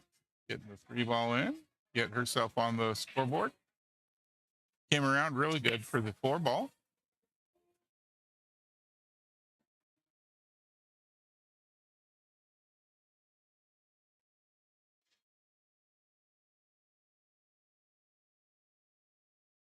Oh, doesn't get the 4. Bump on the 9 kept the cue ball from getting hidden. So that's fortunate for V.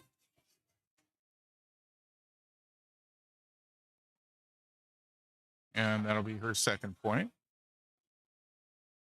Gets into a not the greatest position on the 5, but it'll do for a good legal hit.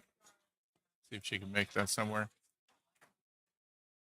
Well, I'm going to leave it on the short rail. Lynette's going to have to stretch across the table to get at it.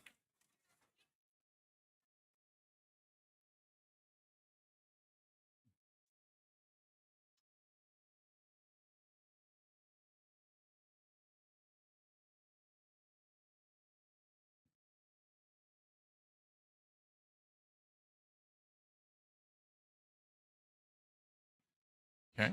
5 balls still against the rail, a little closer to the pocket, but not much. V having a cue over top of that 9 ball. Really awkward position.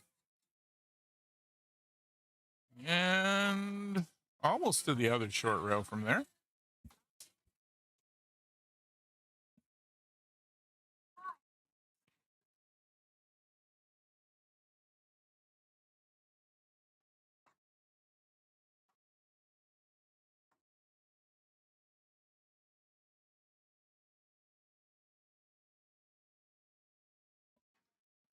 Oh, and a scratch.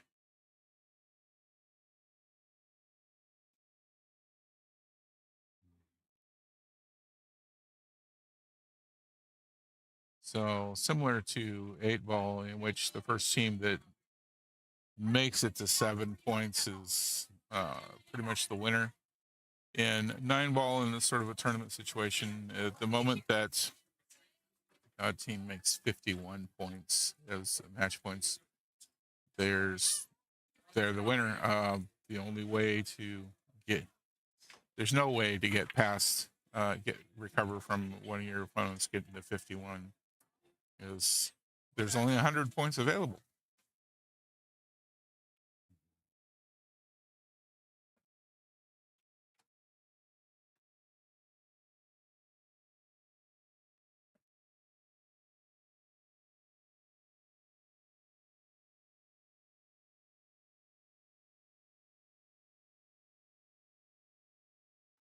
Lynette opting for the long kick shot here, going to go all the way up and down the table. Looks like it could be good. Oh, nice job. Nice job getting that.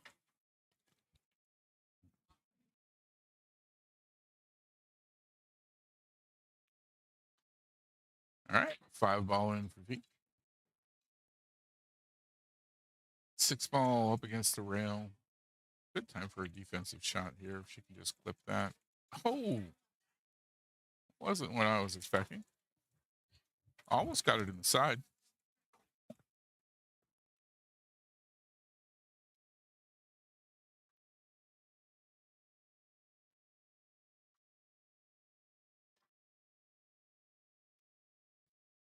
attitude adjustment plays out of Frank's place in Leesburg. My bad, it's just Politics is the team I play on Thursday nights out of Mad Hippo out in Kissimmee.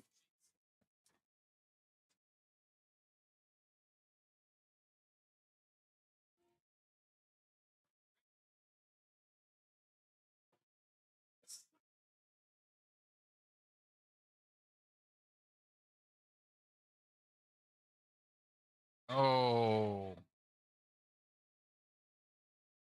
well, that's going to be a difficult one for V to get into a pocket. It is right there, resting up against the cue wall.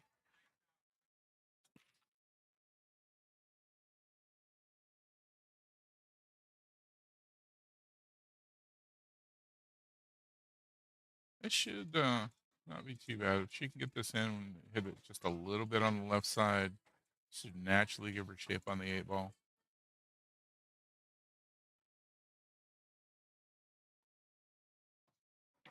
Uh-oh. A little harder than necessary. That almost scratched, but a little lighter on that stroke and would have been a much better position.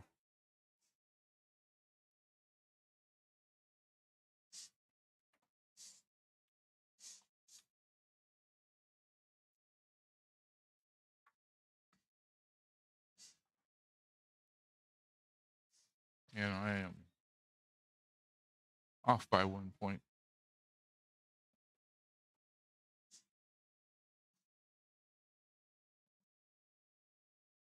There goes the 8.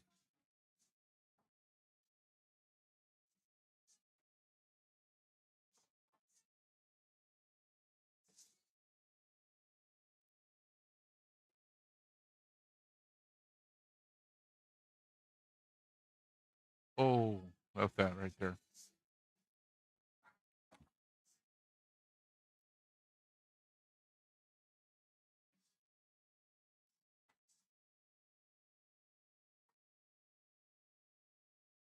I know we've got at least one dead ball, and I missed one somewhere because getting this in only adds up to 8.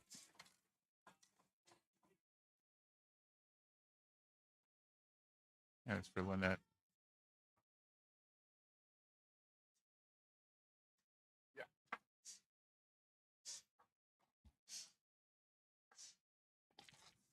All right, Lynette gets in the 9-ball. V's going to rack that up.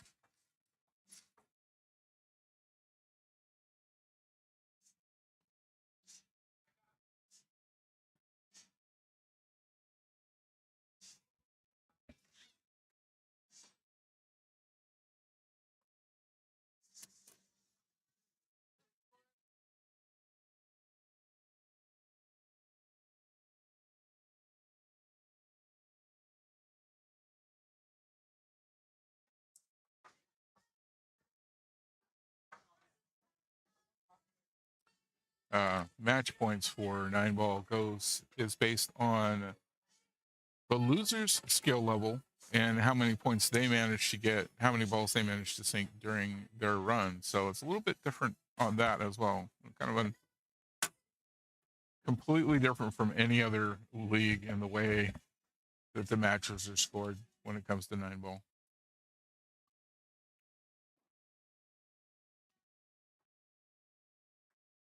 No, legal break, but I can't believe the one didn't go anywhere.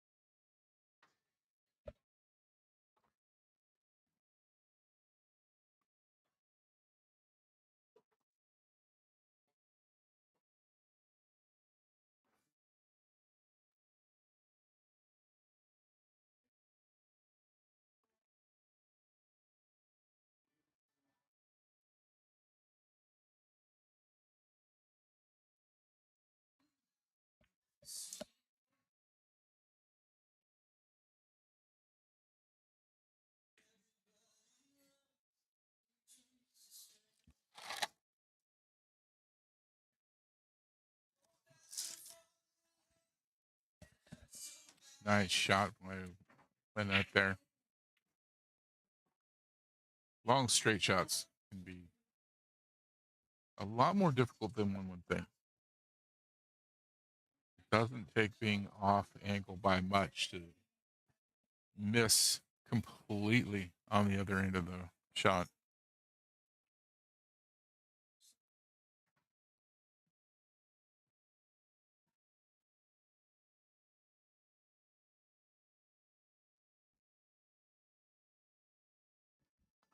Well, if you're going to miss, that's a pretty good way to miss. Thanks, Lori. I actually really enjoy doing these as well. So just appreciate the opportunity to help other teams get themselves out in front of the folks who can't come and attend and watch.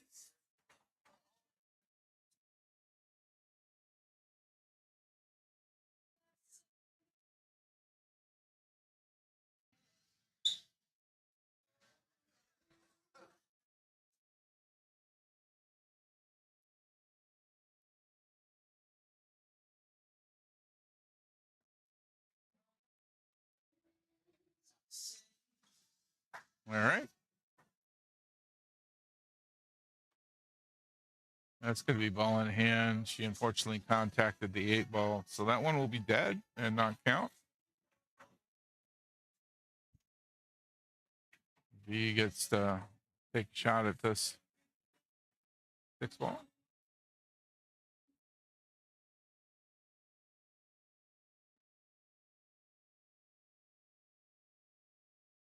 And there goes the 9-ball. So another dead ball. Total of 4 dead so far in the first 2 racks.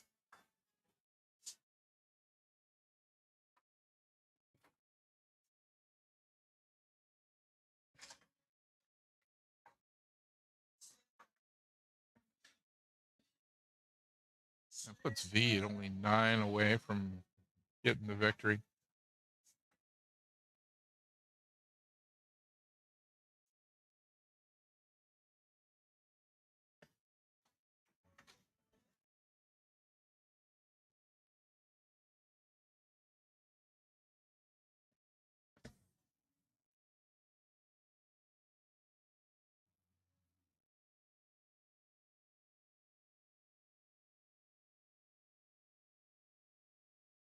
You ready to break?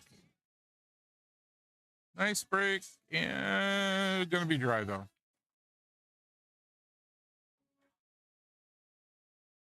Looks like Lynette can get that one and where it's sitting up against the 6-ball. Got to watch for the scratch on this shot, though. He just tries to graze off of it and move the cue ball up the other side of the table.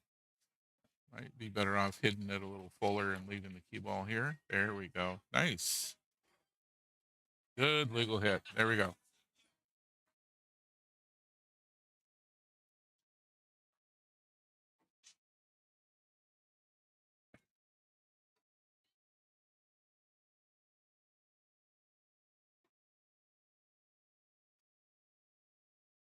Oh, it's coming back, and it's going to bump the 2 in.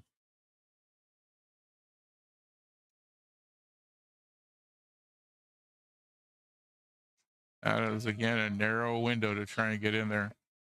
The thing that makes 9-ball so much more difficult than 8-ball for a lot of folks is this having to hit the balls in numbered order.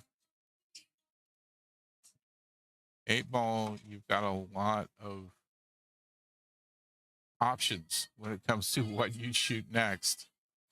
And 9-ball, you're shooting at whatever is the lowest numbered ball on the table, period.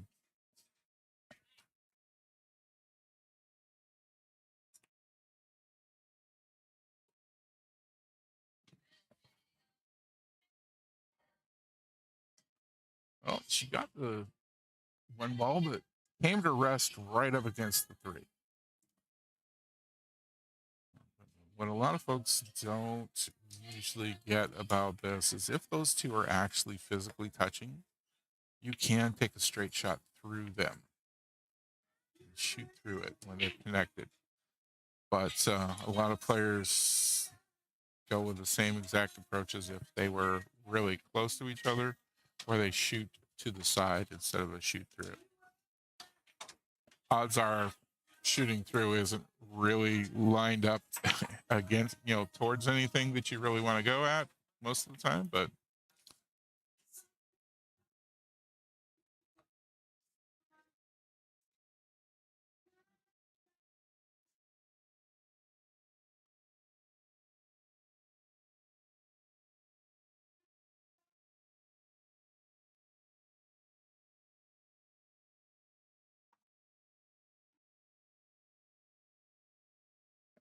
yeah. Let's see what Lynette wants to do with this 3-ball. I'd be trying to bank it into the side pocket right next to her. Perfect shot. Absolutely perfect. He's got a good shot on the 4 here. There's a lot of stuff in the way of it getting to a pocket, though. At least she can get a good legal hit this time without too much difficulty. Oh, here goes the 5 almost. Nope. I wasn't looking for anything to go anywhere on that one, but the 5 almost found a pocket. I think V's lining up on the 4-8-7 combo, which worked. They were just lined up just right.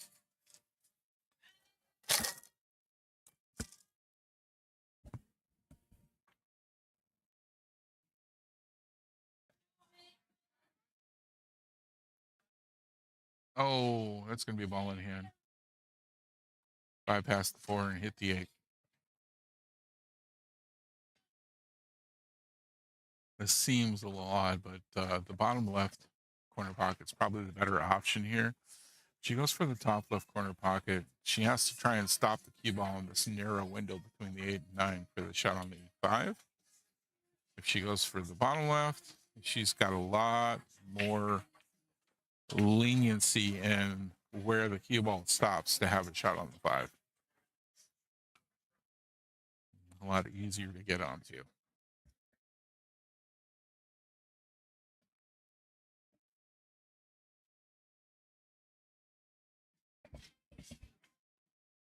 Nice shot.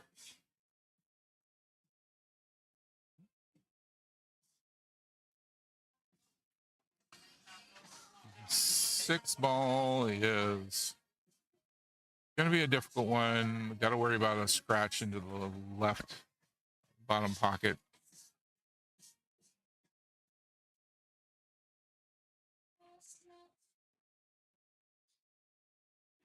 Oh, yep, there it went.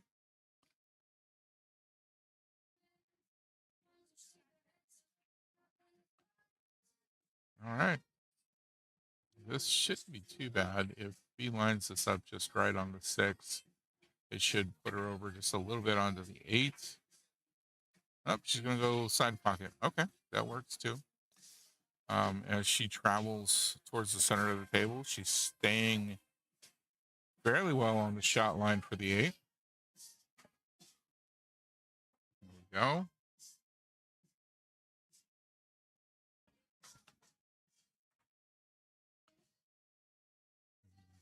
The angle she's got now, she really wants to bounce off that short rail at the foot of the table and come back up. And there we are.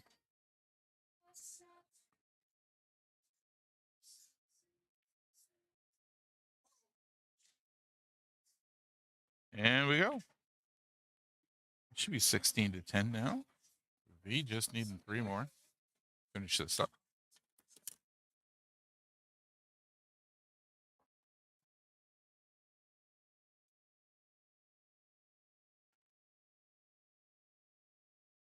So if he can get 3 more without letting Lynette get another point, that'll be a 16-4 match score. Lynette is right on the line of going up to the next score grouping, which is a 15-5, though. She gets 1 more. She'll be in 15-5. There is, of course, always the possibility that Lynette gets a good run and gets 9 balls and makes it out.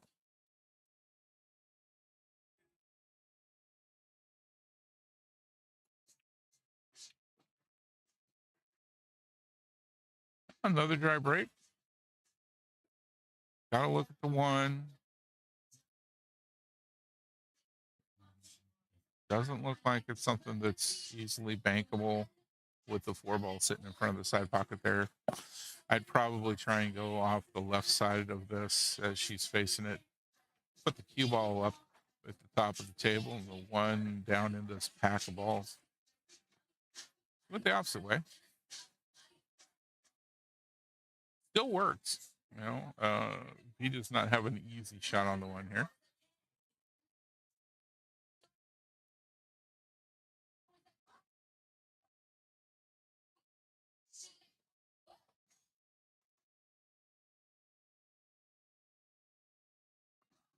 And B also going for a bank shot. Oh, wow. Well, Lynette's still got a window to hit that one ball. Oh, she got the 6-ball in. Totally missed the 6-ball going in. And she's going to get a timeout from Jason.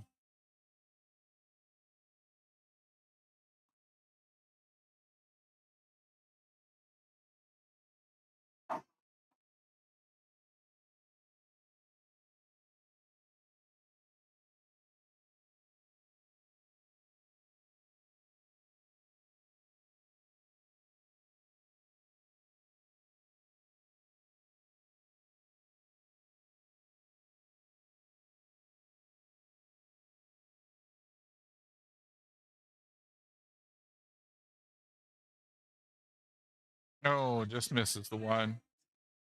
Puts the 4-ball on the side, and that'll be a dead ball. And Lynette will get ball in hand.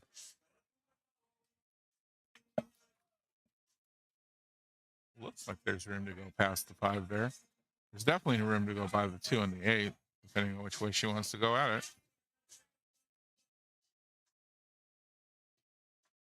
One ball in. Last call for lunch over at the window. Last call for lunch. We will open up again for dinner at 4:30.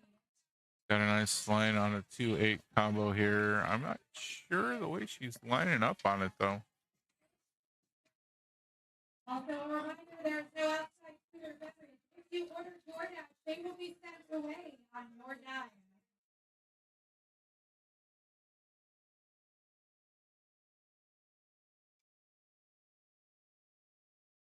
And she just barely bumped the 8-ball. So that'll be ball in hand back to V.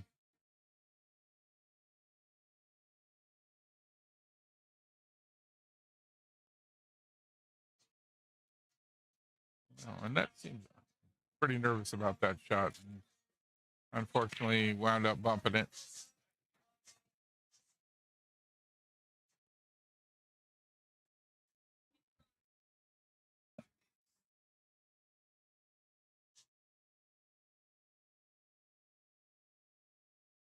V lining things up so she can get around and hopefully get another look at it. Got it where Lynette's going to have to kick at the 2. Having the ball in hand and having the combo to try and shoot at, never a good thing. And Stream is hanging up a little bit here. Hang on a second, folks.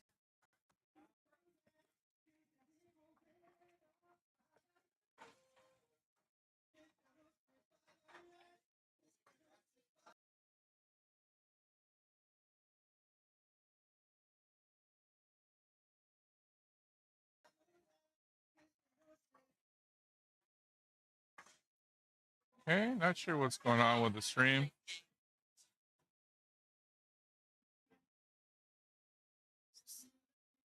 And managed to get 2 in at once.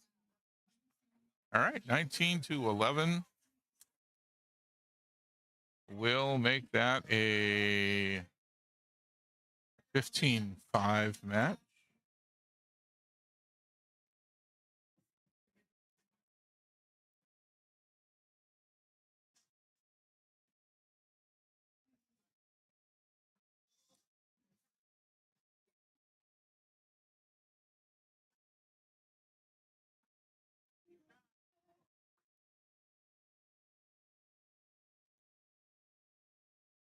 And we'll have another set of players here in just a minute.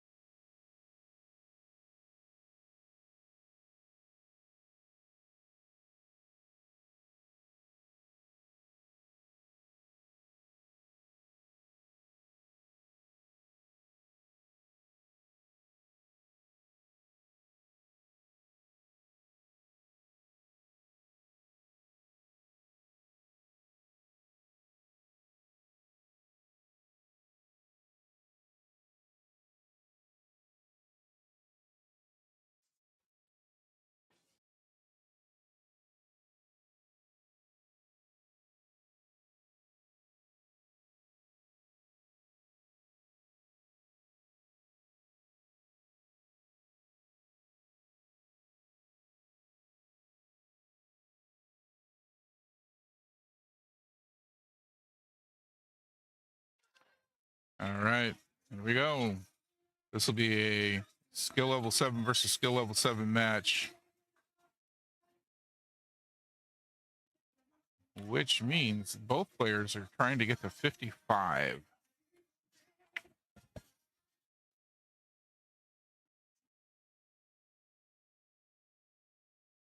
And Jason's going to get that one.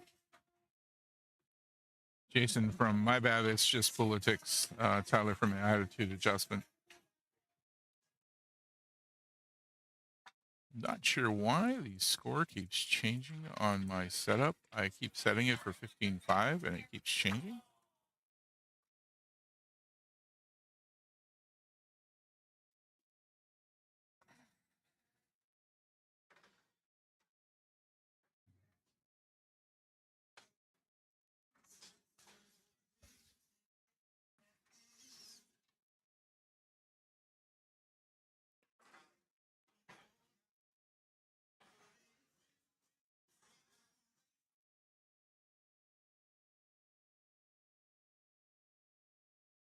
Six ball in on the break.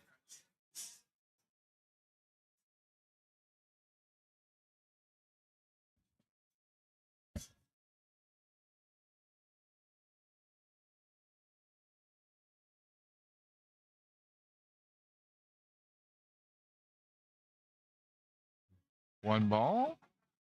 Almost got the 8 as well. Gonna have a nice line on the 2, but the 5 ball's up there in the corner. Might have to try and combo that.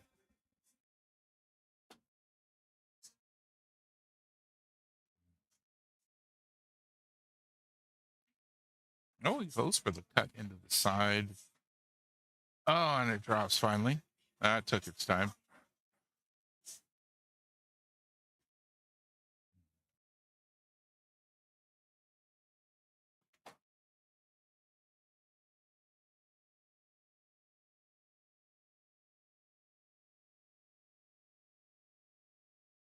Just on Thursday night, Jason got himself a mini slam in Nineball.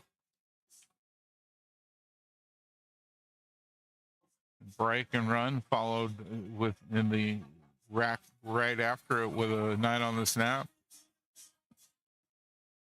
Great night.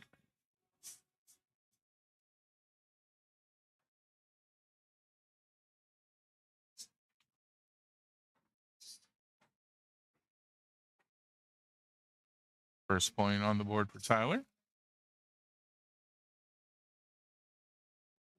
I don't get up to Frank's very often unless it's for some sort of a tournament. Nice little pool room. Way too far north for me to frequent.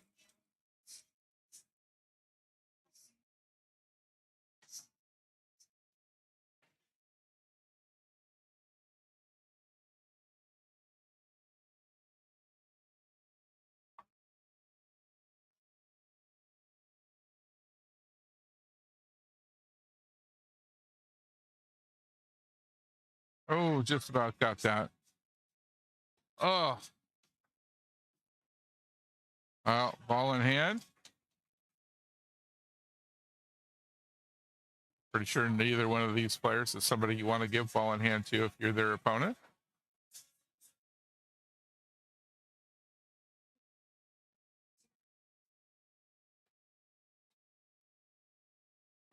And we'll end that first rack 7-3 with Jason in the lead.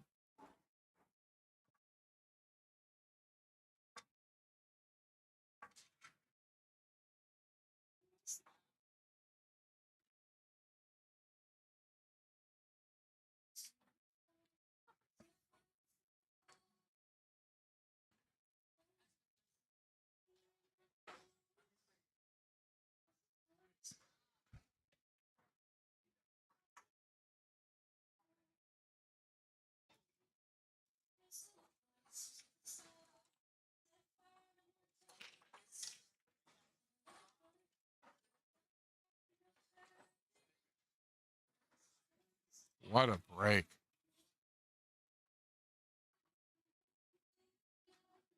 Three in on the break.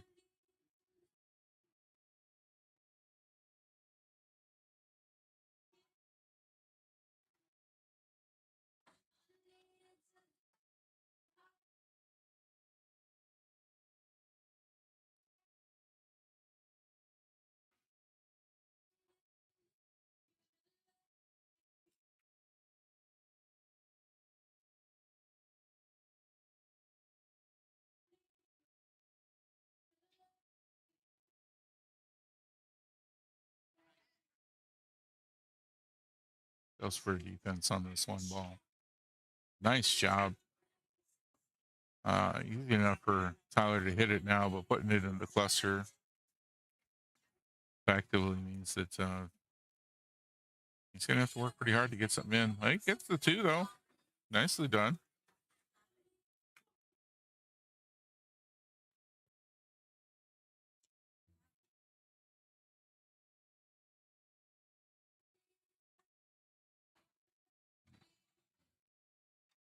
Well, he gets contact with one, doesn't get it down to the corner.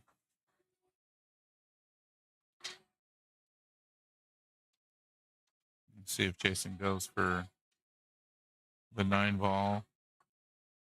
Yep. That'll be 4 dead on the table. And finishing up 12-4 for that rack.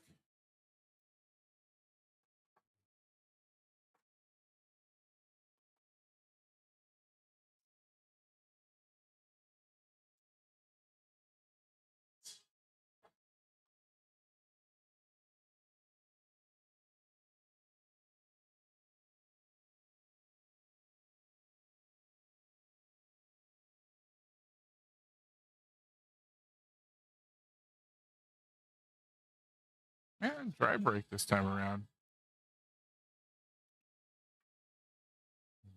Looks like Tyler's got a line on the 1 ball.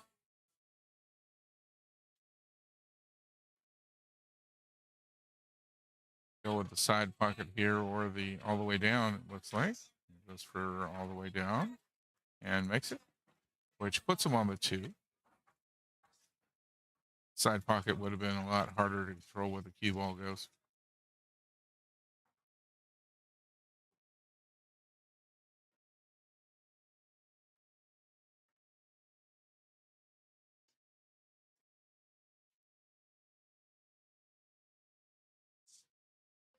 And a defensive shot.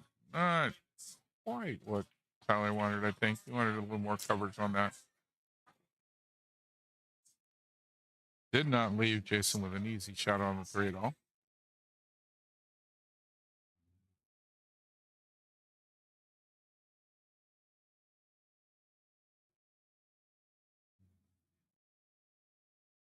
Oh, not going to get to a rail. That's going to be ball in hand to Tyler.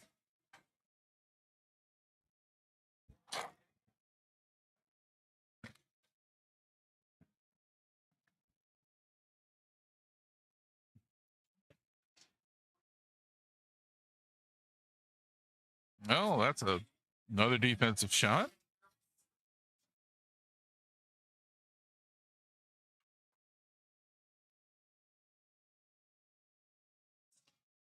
See if Jason can get this on a kick shot.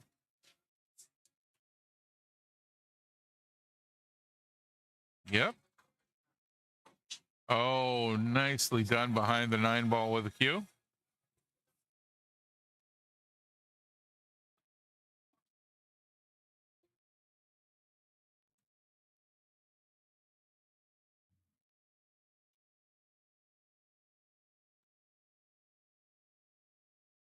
And gonna miss that 3-ball. That'll be ball in hand for Jason.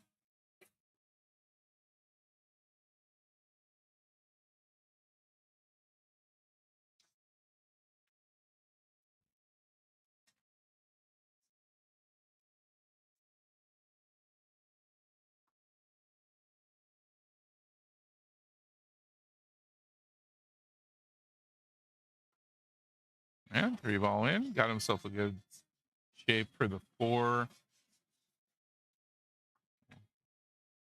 A little bit of draw on this to get him right on the 5.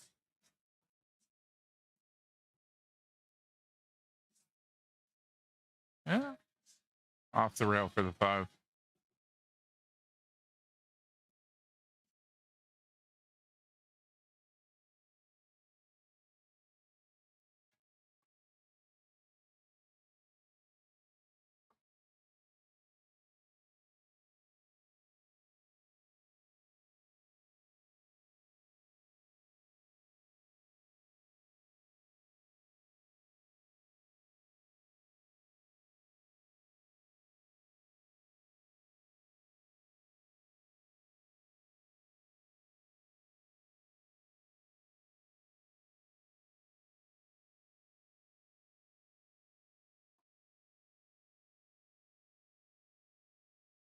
Jason working on his way around the table there pretty well.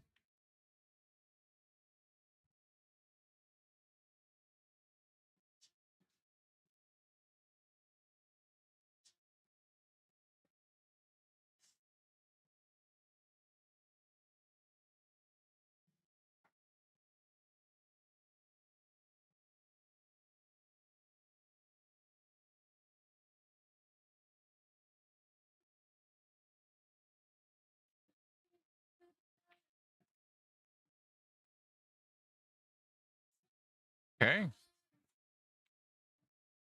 Cruising right along there.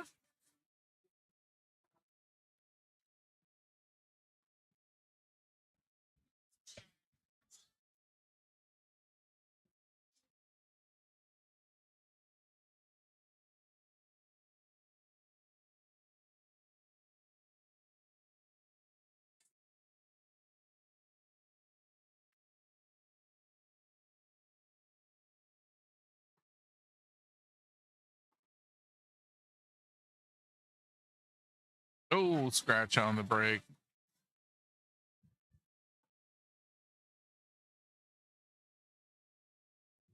Oh. 1 ball still on the table.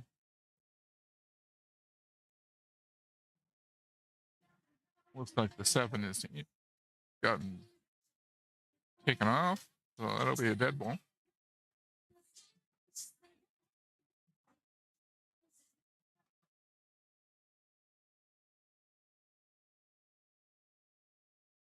Oh, a little bit far for that one. Tyler got a little bit behind the 8 there.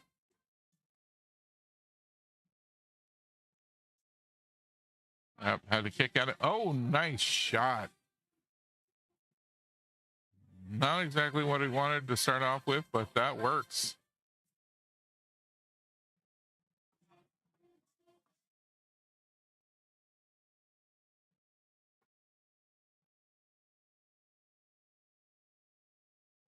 And he's got himself good shape on the 5.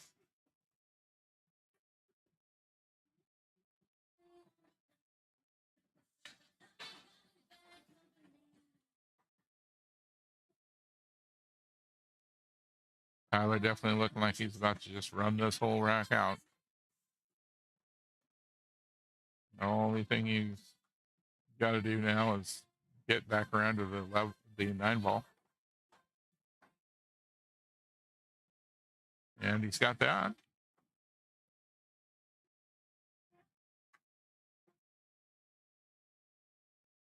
Way to come back. Great job coming back on that one.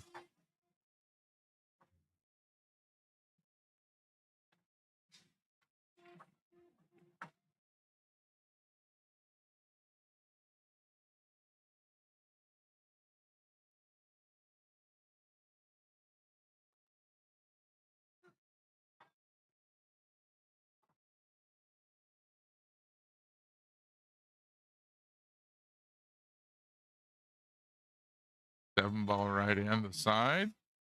Oh, just about had the 8-ball kick in the 9.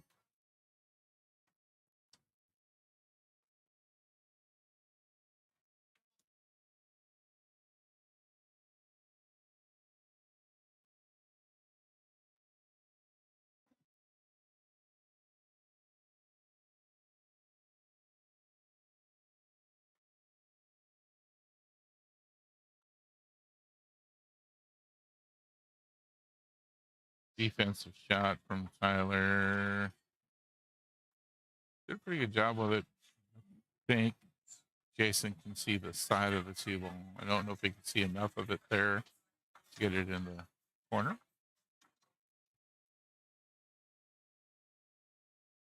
Nope, ends up kicking it. Oh, well, this is going to be 6 dead balls.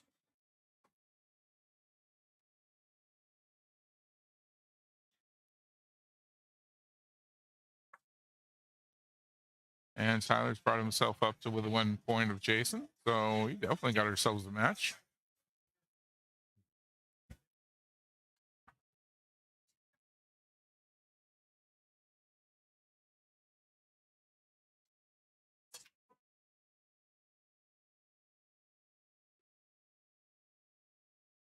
And we got a scratch on that break.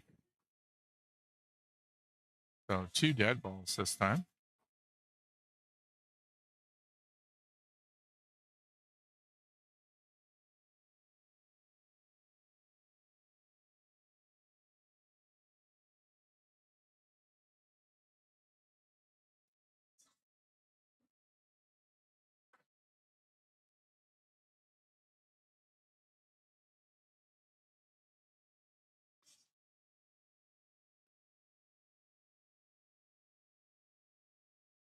Ooh, well, 4 ball is the ball he is on right at the moment, but a little close for comfort on that one.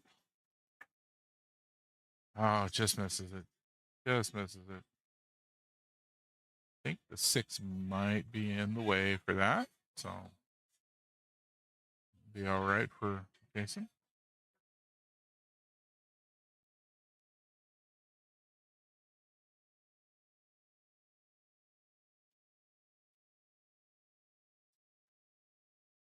Oh, scratch. Good job getting a kick on it, but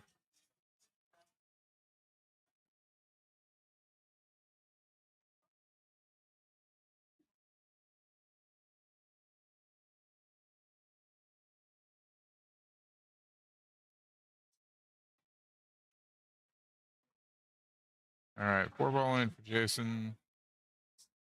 Got good shape on the 5. Got to get back over to the 6 though, so he's going to want to put some draw on this.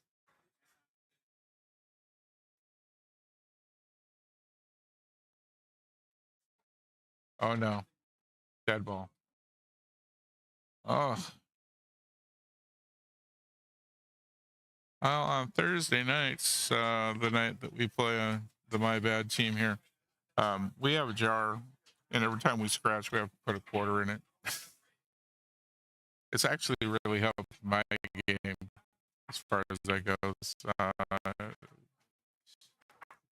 Getting me to not scratch as much.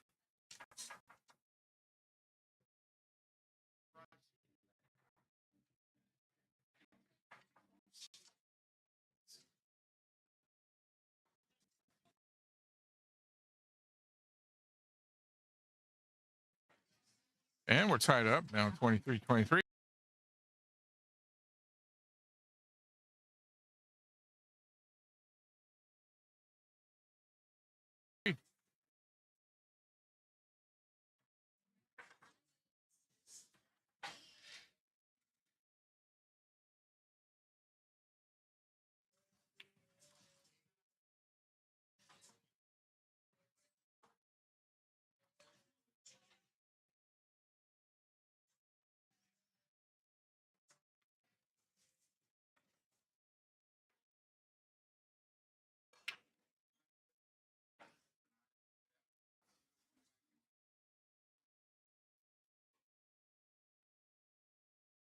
Oh, got one in on the break.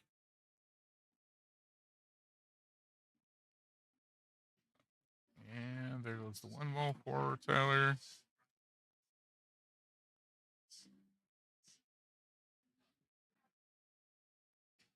See what he decides to do with his two ball. And the majority of sevens I know would just go ahead for a defense right there. And he does. Really good one.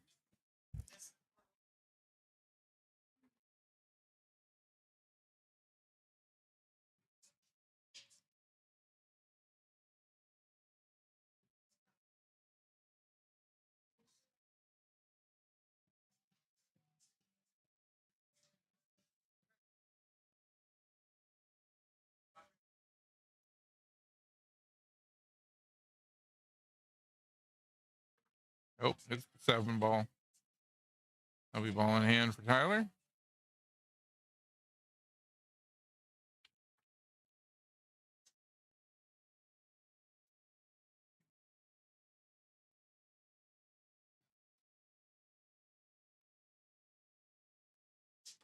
Oh, he drops the two. Got shape on the three.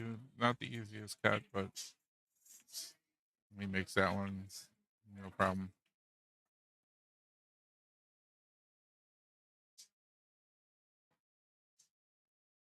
Oh, just misses the five ball though. Oh, here we are.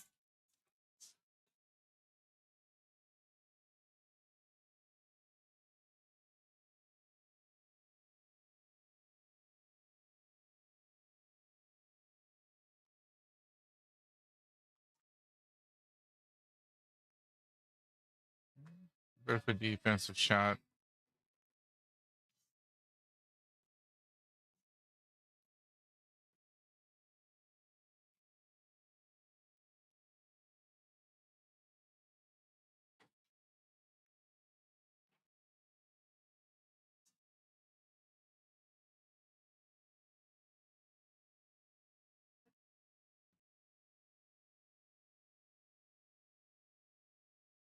Yep, Tyler getting himself around there nice and easy. Eight ball up against the nine is going to be his hard shot here.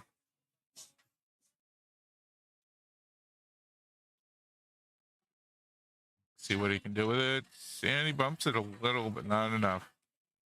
Not enough to really clear things up.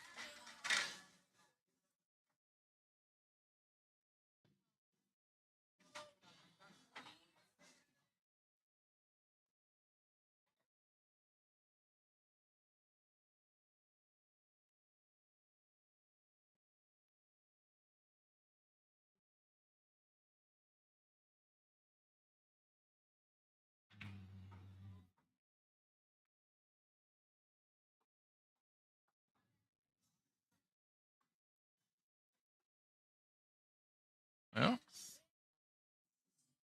dry break.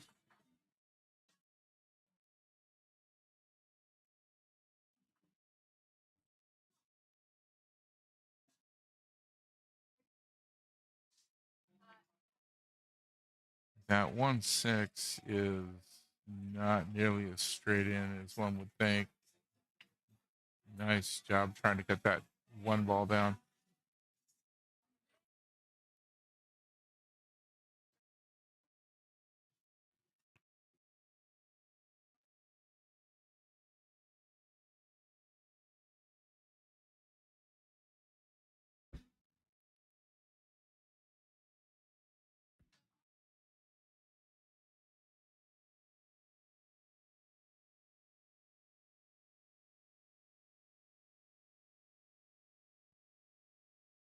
Jason looking at that 4, 9, and 8 together, trying to figure out what he's going to do about it.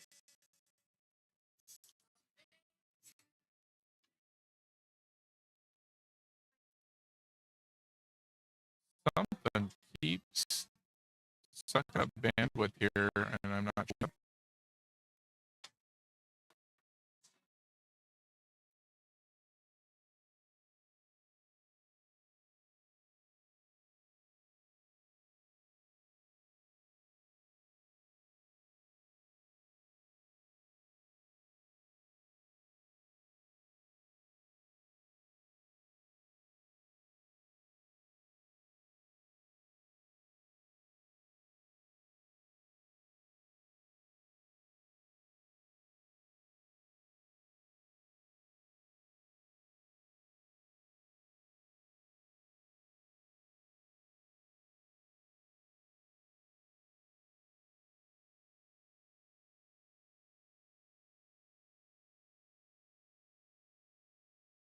Well, he breaks the 4 out of there and gets the key ball behind the 9.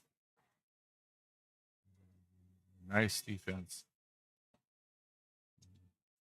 We're going to get a Masse out of Tyler. Unfortunately, it does not get the 4 ball.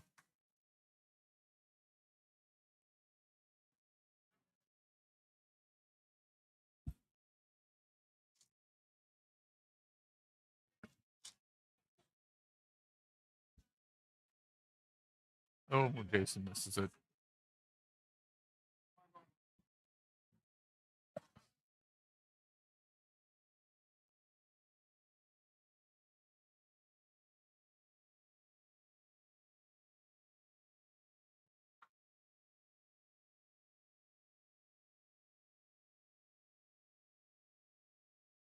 Tyler keeping an eye on that to see, I think he was worried about where the cue ball was going to wind up more than anything.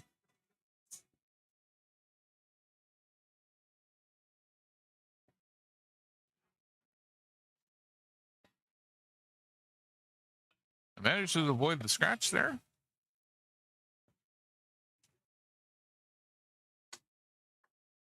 Nice shot up the table.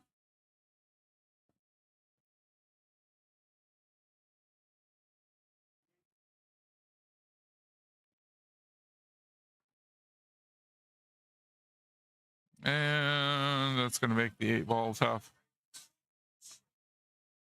You can definitely kick at it, probably hit it, but he also needs to make sure that Jason doesn't have a good shot on it.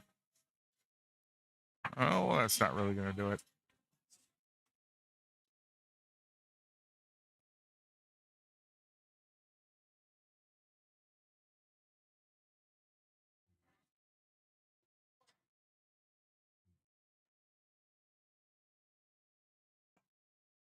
There we go with the 8.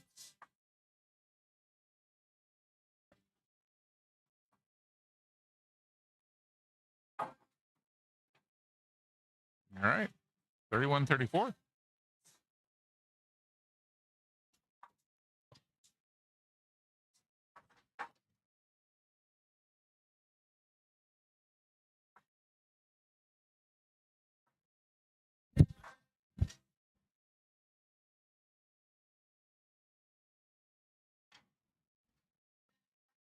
Still making this run to 55 for both players.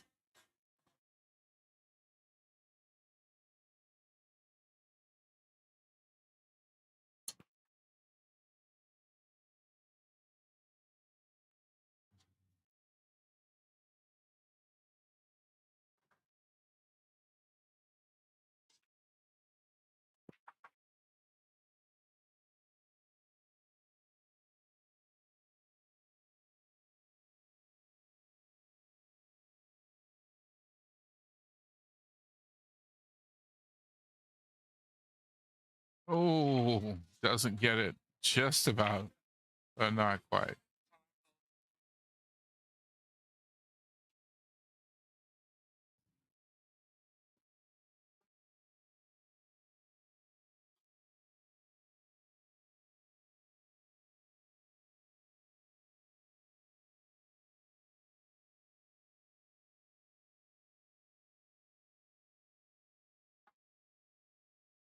There we go for the one ball.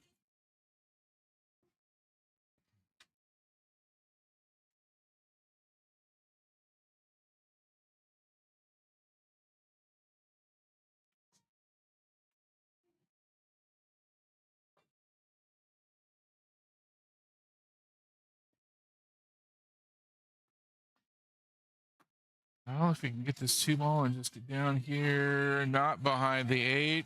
Oh, well, that would have been a 3-9 combo. Now it's a kick shot at the 3.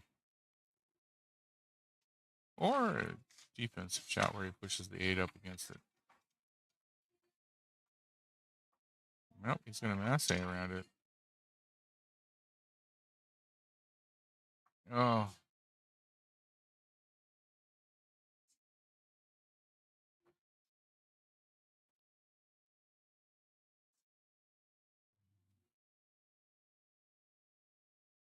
Okay.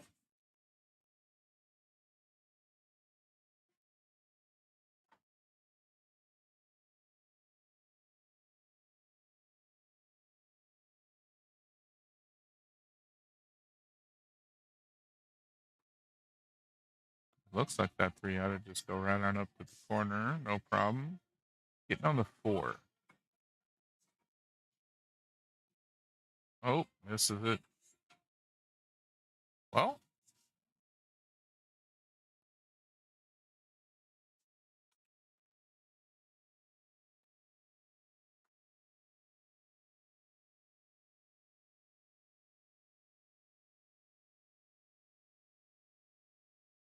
yeah, Tyler doesn't get it either. Okay.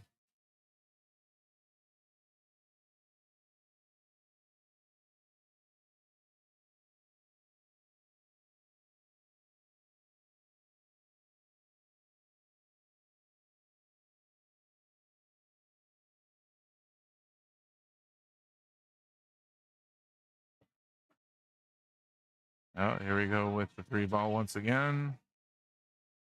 And off the 9 ball this time. Tyler's teammates telling him that's how that's done, as Jason makes that.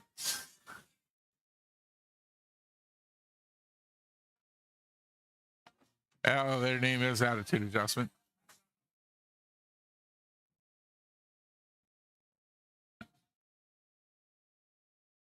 I'll take that one away as the cue ball went in.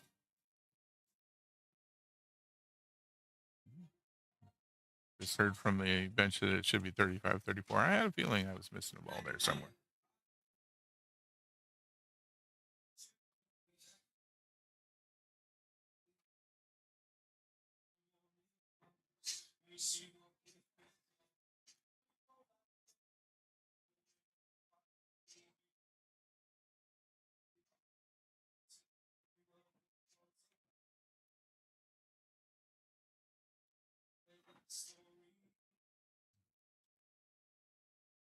Well, Tyler looking to finish this rack up.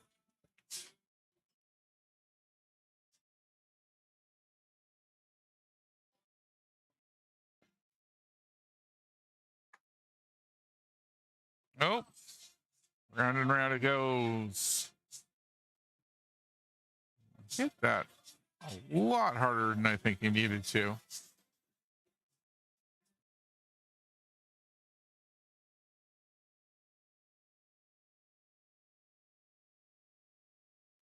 All right, 37-38.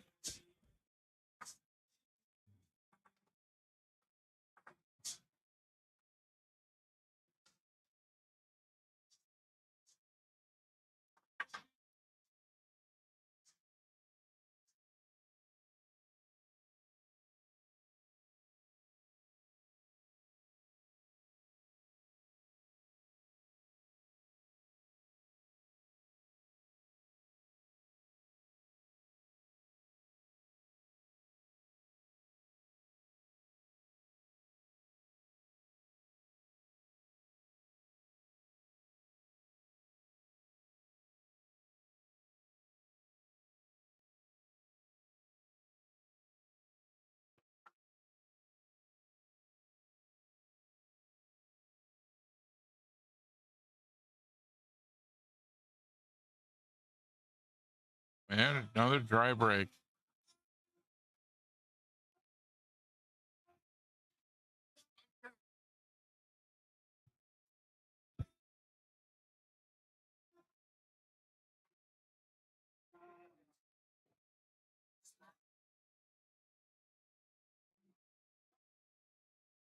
Not really sure why Tyler hit that one as hard as he did. Maybe trying to get back to the 5 or just to get position on the 5. But really shortens up your angle when you hit that hard into a rail. Rail really kind of absorbs a lot of the angle that you're trying to go and get.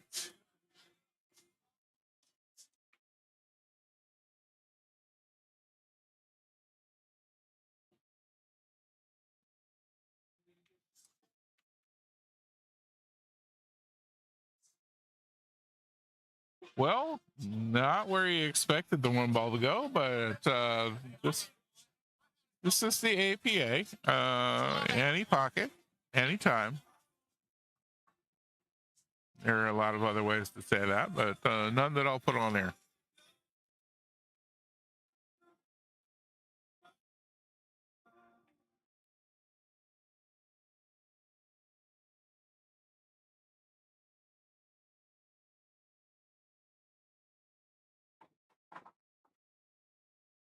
Oh. Whew, missed the scratch. All right. Tyler's got a window to see that 3 ball. Possibly bank that all the way back to the upper right. Sure enough.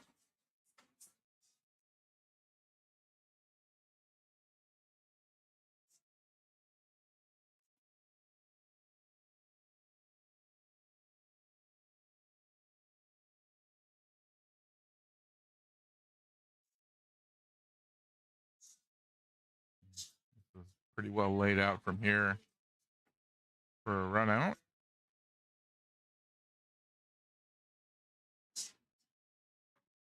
Oh, didn't get as far on that as he wanted. But still made it work. Just had to bump the 8 out of where he wanted it.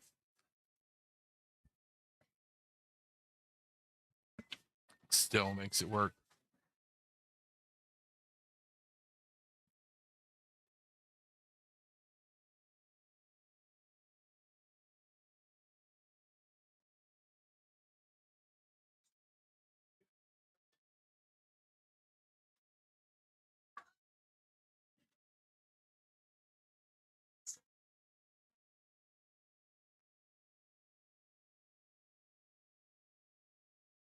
Yep, 39-46 is our score.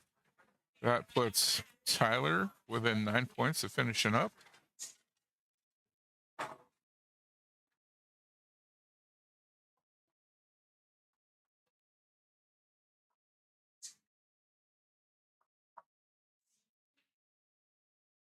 Another dry break.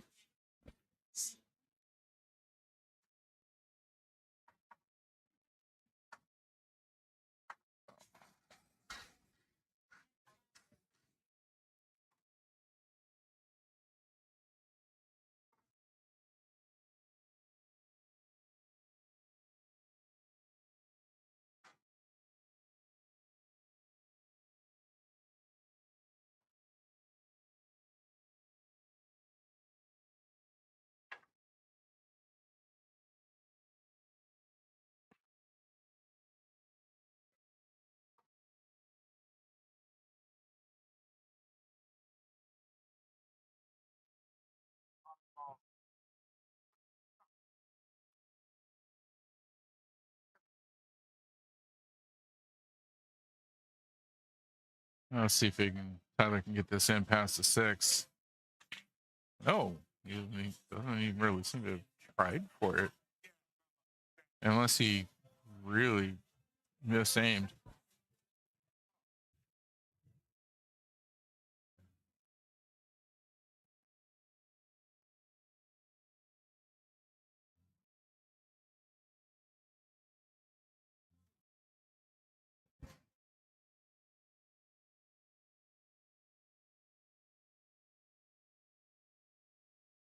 Table 2's 8-ball is still on the first match.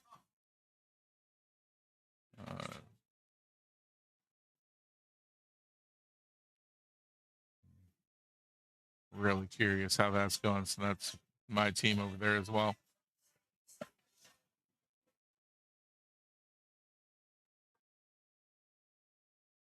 Yeah, that's not going to go. Looks like Tyler ought to be able to put that in, though.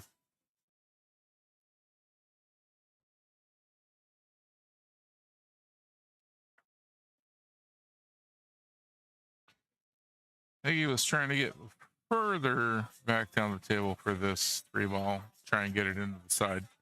Still a makeable ball, but he's got to cut that at a pretty strong angle, which means he doesn't get the shape on the 4 that he really wanted.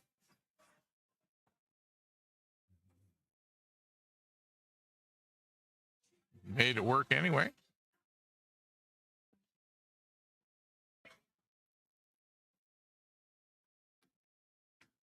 I'm now essentially needing all of the balls on the table to finish. Gets the 5.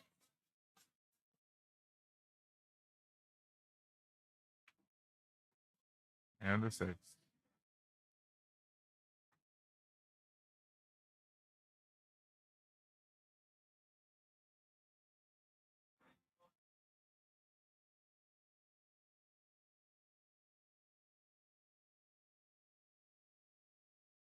Oh, he makes this one, and that should be it for this rack. This matchup.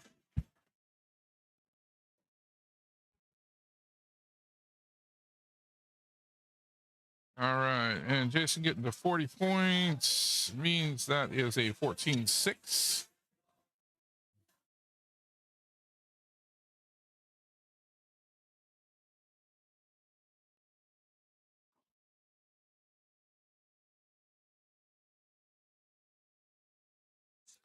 So that'll make it match points 21-29 now. And we'll get ready for the next couple of things.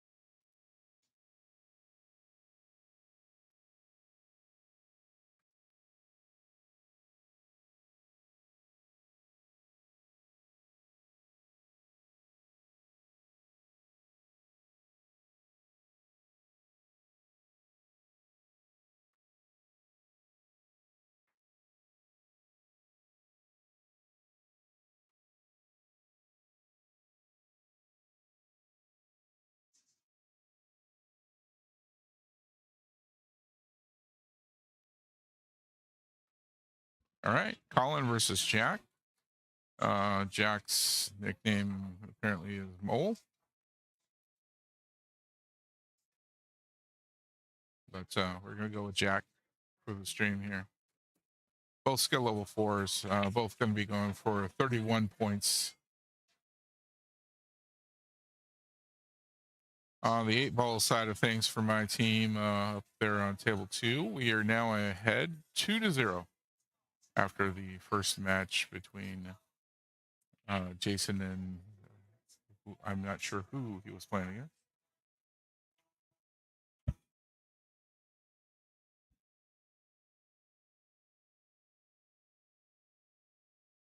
Colin is going to take the lag on this one. He's been shooting really good in 9-ball lately. So hopefully he's going to continue that trend for my team tonight.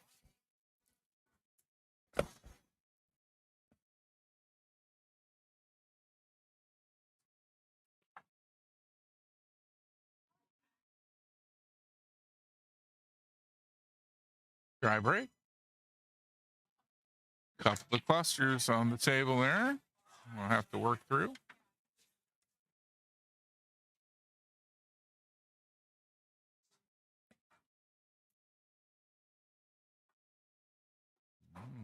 Jack goes ahead and puts that 1 ball right in.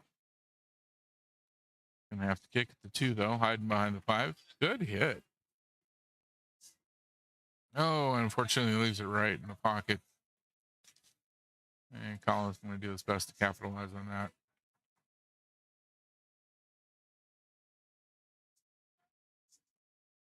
Gives him a shot on the 3. Not a great angle for the 3.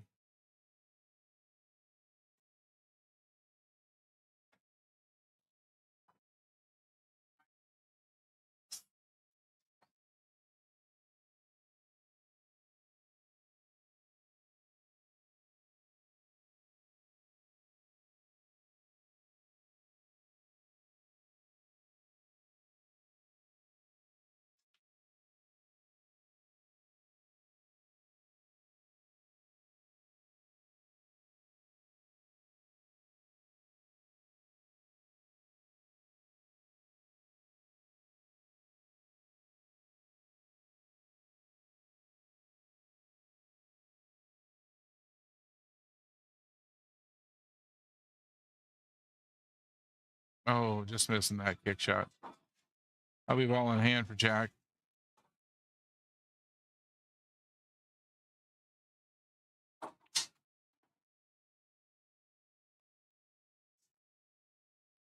And he gets himself decent shape on the 6.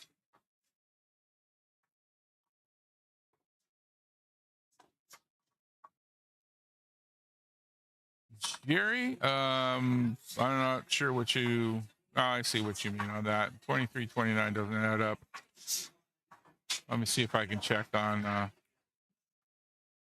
that score.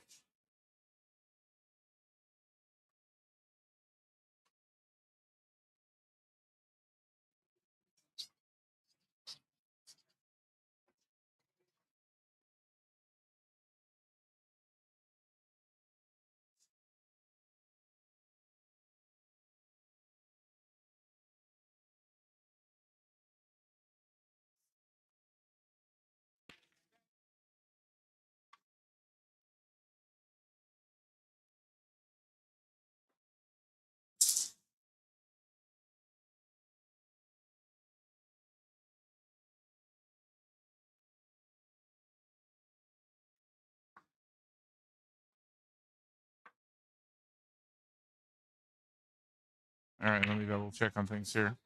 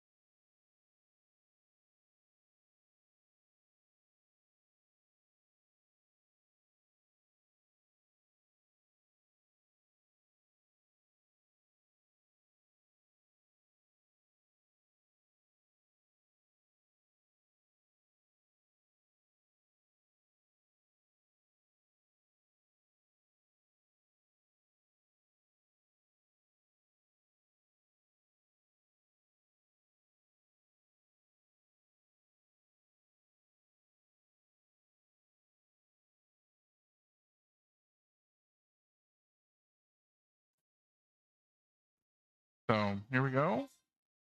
Neither one having any luck with the bank shot here on the 4.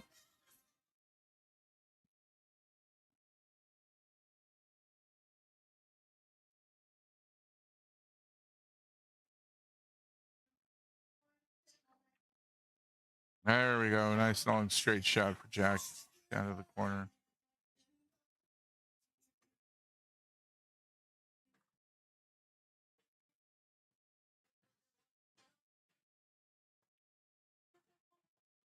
And also on the 5. Going to get himself down a little bit further than he wanted for the 7.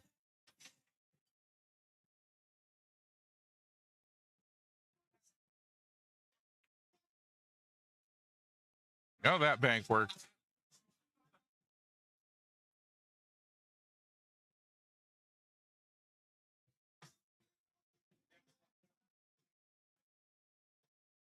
Oh, right off the corner. Oh.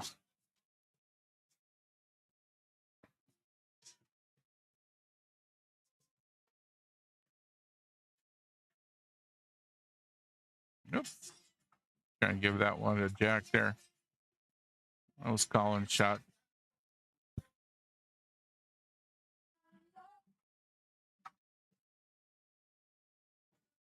There we go. 17-13. Colin in the lead.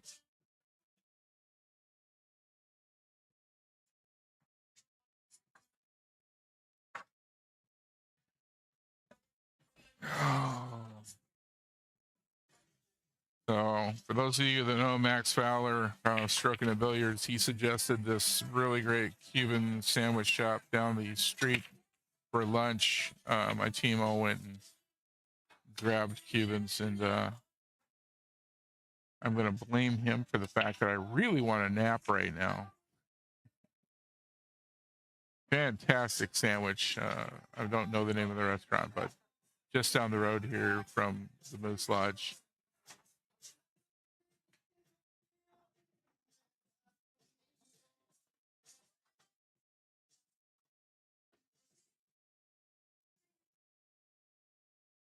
Oh, just about got that combo. Managed to do a pretty good job of getting the 1 ball in a position that's going to make it hard for Jack.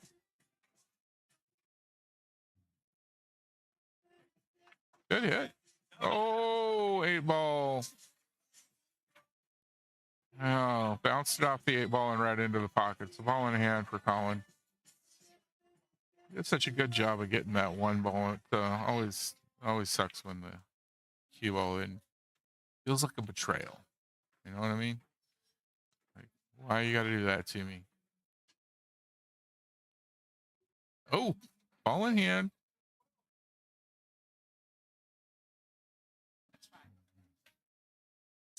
And misses the 1 like that.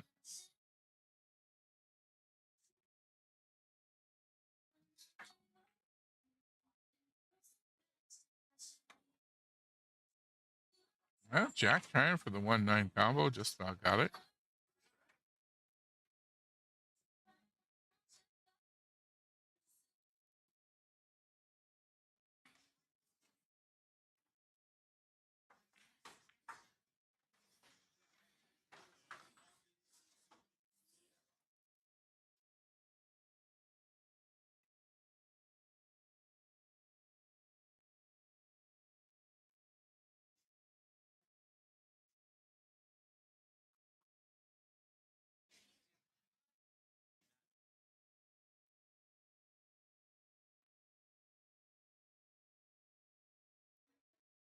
Okay. Colin having to kick at this 1 ball. That's not going to do it.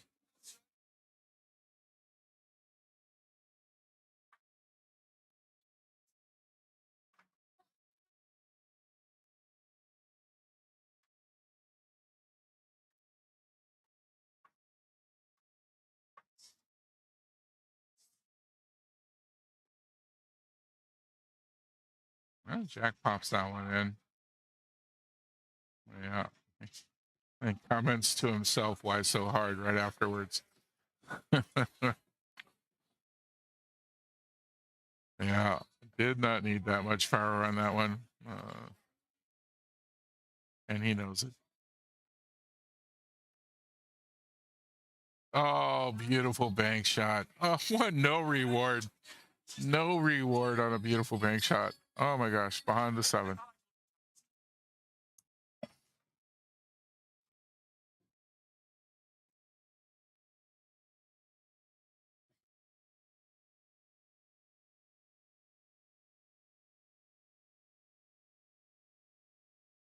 Yeah, good kick.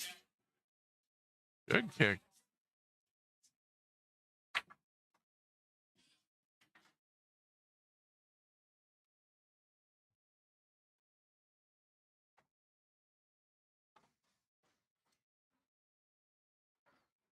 Beautiful cut shot. There you go. Oh, and behind the 7. I'm starting to think it's the 7 ball. Gotten in the way, gotten in Jack's way now, and now it's in Colin's way. Yeah, all right. Dead ball on the 5. And ball in hand for Jack.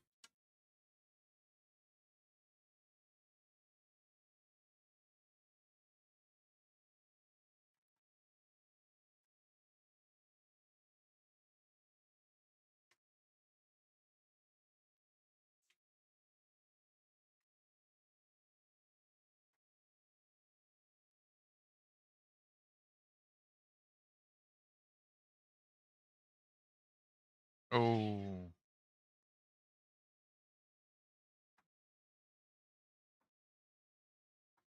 Yeah, he stood up right after that shot, and before it even hit the 7 ball, said, I missed that.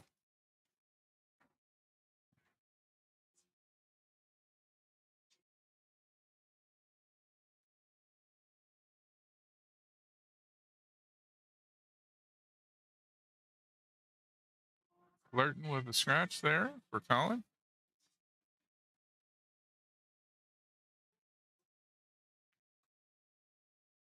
Oh, it didn't go. Did not go. That's definitely makeable for Jack.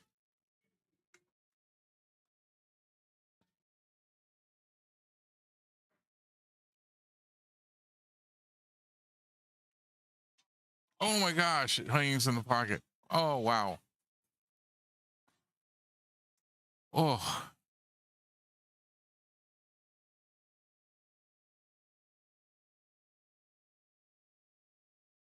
There it is.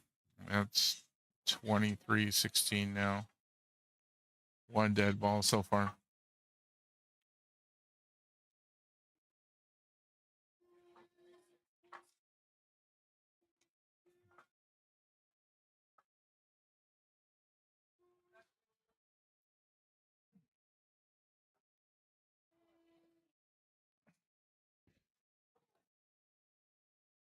Colin within 8 points now.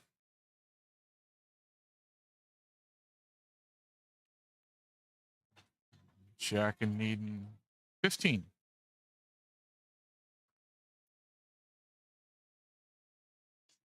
Yeah, had the 9 ball moving for a sec. And at the last minute there was kind of hoping that ball wouldn't drop. 4 ball did fall though, and did not leave the shot for Colin on the 1. Ball in hand to Jack.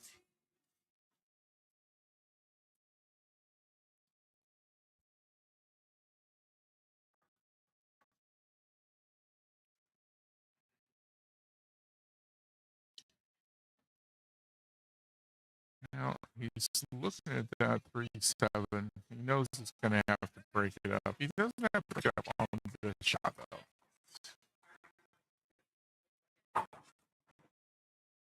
Well, I accidentally scooped that ball right off the table towards my team.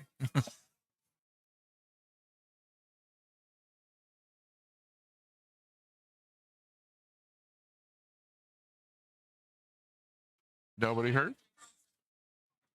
Be ball in hand for Colin.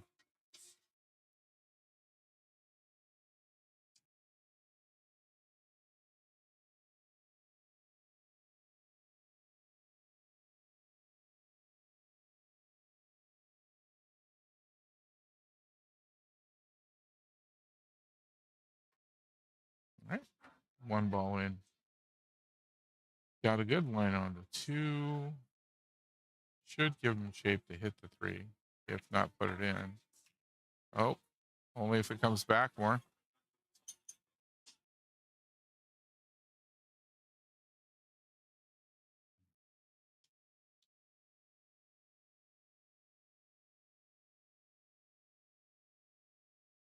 Good hit on the 3. Had to work hard to get it.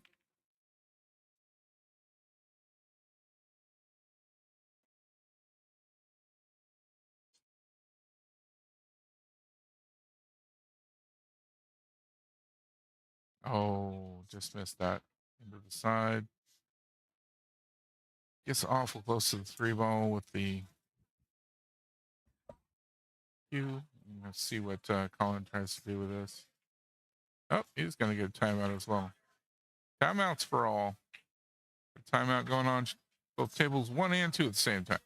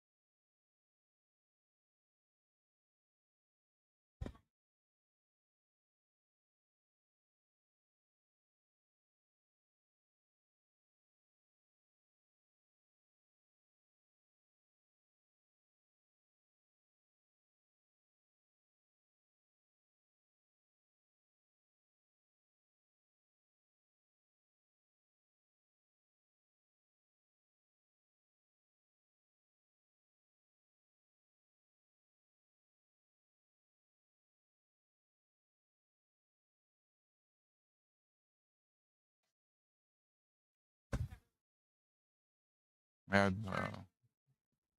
asked questions there for a minute, so I didn't see what happened with Colin and the 3 ball.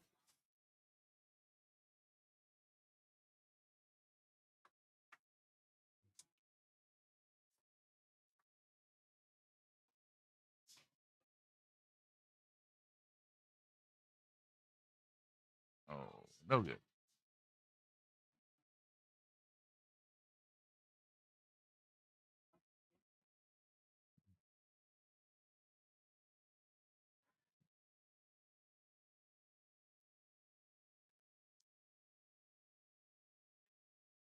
Oh, just misses the 3. Really good try at that one. 3 ball just not wanting to go anywhere.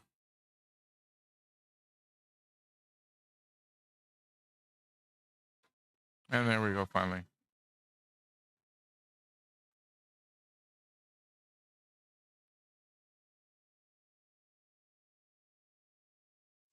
Little too thin of a cut on that one.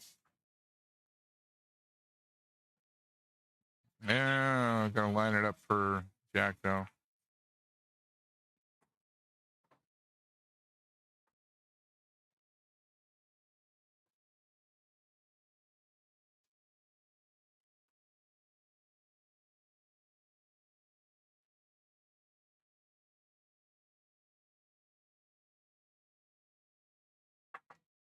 Oh, it's the second time Jack's hit the ball a little too low and had things pop, move around.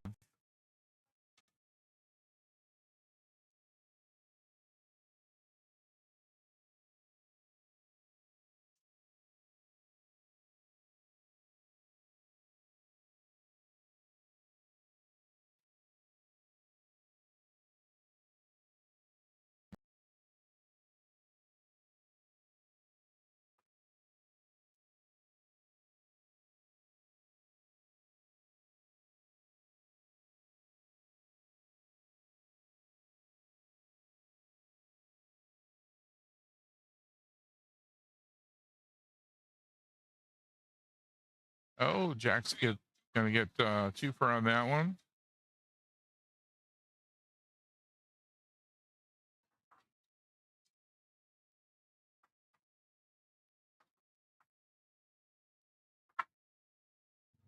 You'll get on the 8 ball though, and it's going to come off of a short rail a little bit.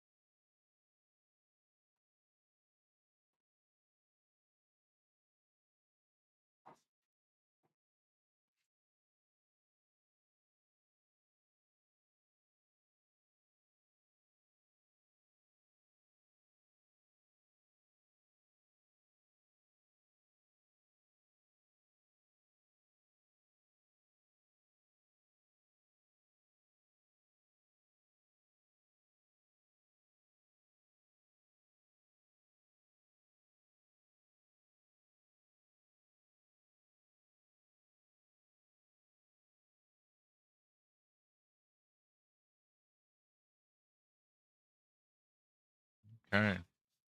Oh, so close.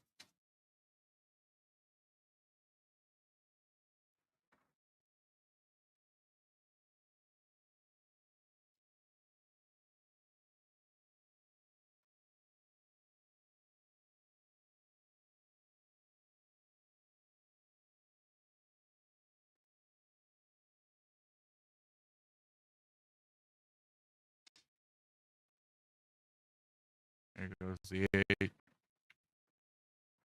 Yeah, a contributing factor to his game tonight. But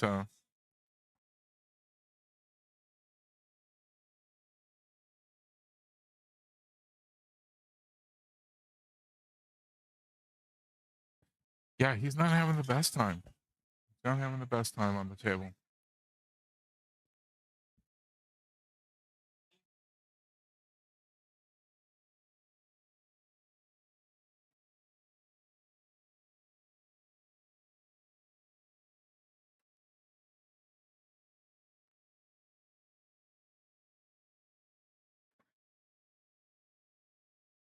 One in on the break. It's calling to 31. 31-19 will mean a 15-5.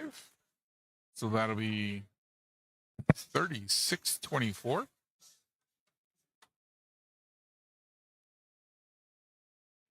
I typed in 36 and my scoreboard displays 37.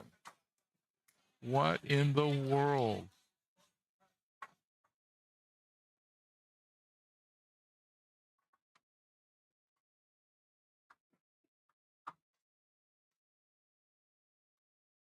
All right. Well, I think we've got that adjusted properly now. And we'll get another couple players here in just a moment.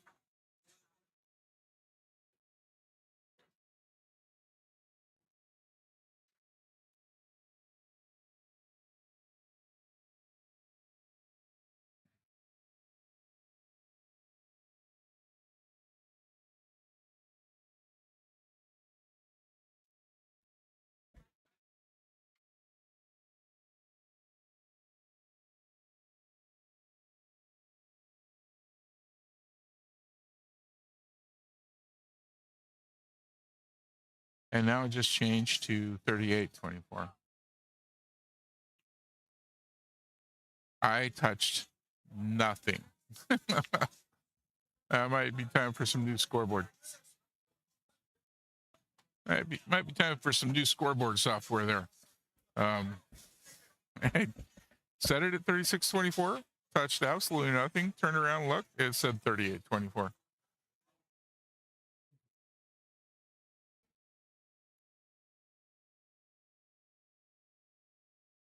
All right. Looks like we're putting up Julian from My Bad. He is a skill level 4.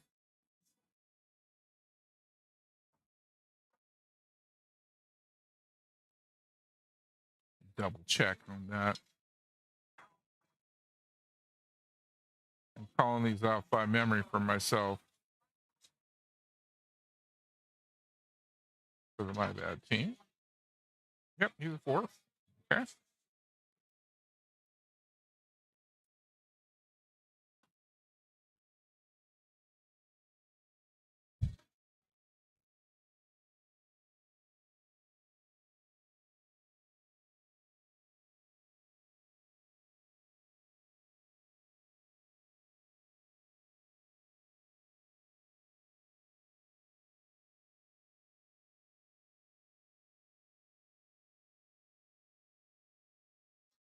And attitude adjustment, putting up Dwayne. He is also a skill level 4. So once again, a race to 31.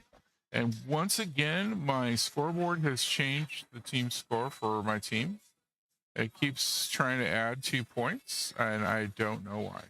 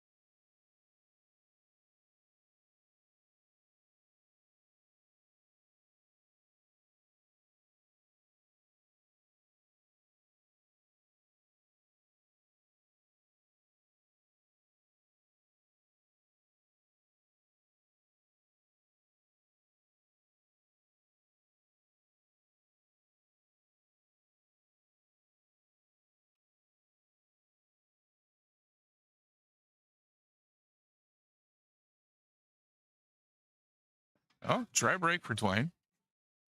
That'll bring Julian to the table. He's got a look on the one.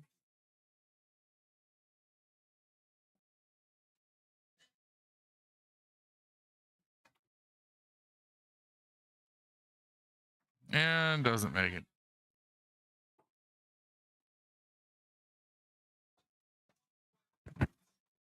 I'd be going defense on this shot right here. Not a real good chance to get that in. Low percentage. Just put that behind the 7 and get the 1 ball. Oh. Not the shot I'd gone for, but does manage to get the 1 ball way up there. It looks like Julian can shoot down this little narrow pathway and get to it, though. Doesn't help to stand up while you're taking your shot.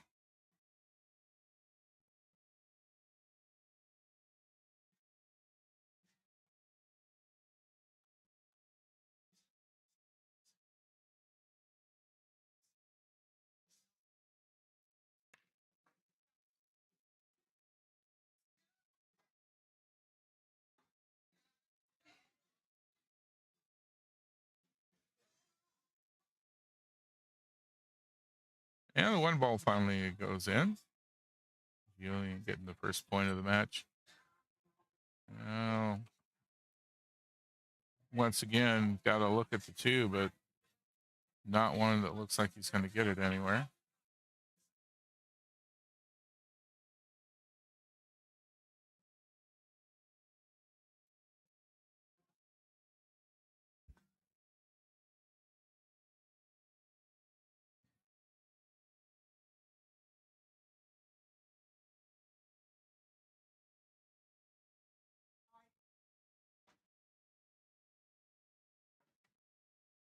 All right, 2 ball in for Julian.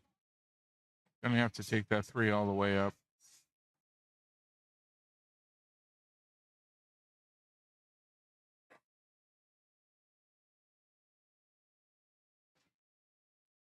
Oh, there he goes. Manages to avoid the scratch on the side.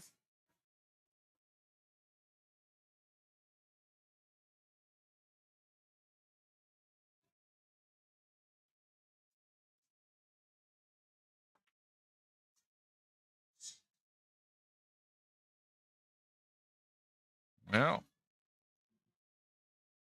grip around the table and up against the rail.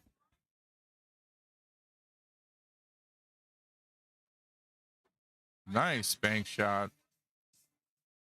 Great shot there, Dwayne. There we go. Just about gets that one. Unfortunately, goes for the scratch.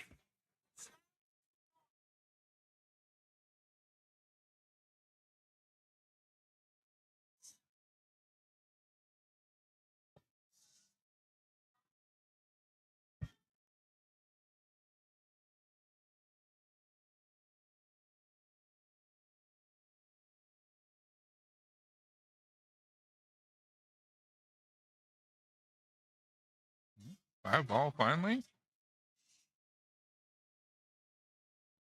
Let's see what he can do with the 6 ball here. I think I'd go all the way up on my shot with that. He goes for the side. Hits the corner of the pocket. This is going to leave a 6-9 combo possible for Dwayne. APA, Nineball being a points game, though. He's better off trying to get that 6 in clean. Rack up some points. Goes for a great bank. Oh, he gets the opposite corner he was shooting for, but hey, it's a point.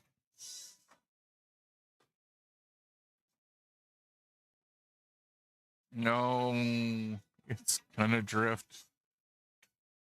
Well, I don't think it drifted too far behind the 9, but it really narrows his options for that 8 ball hit. Gonna get a timeout.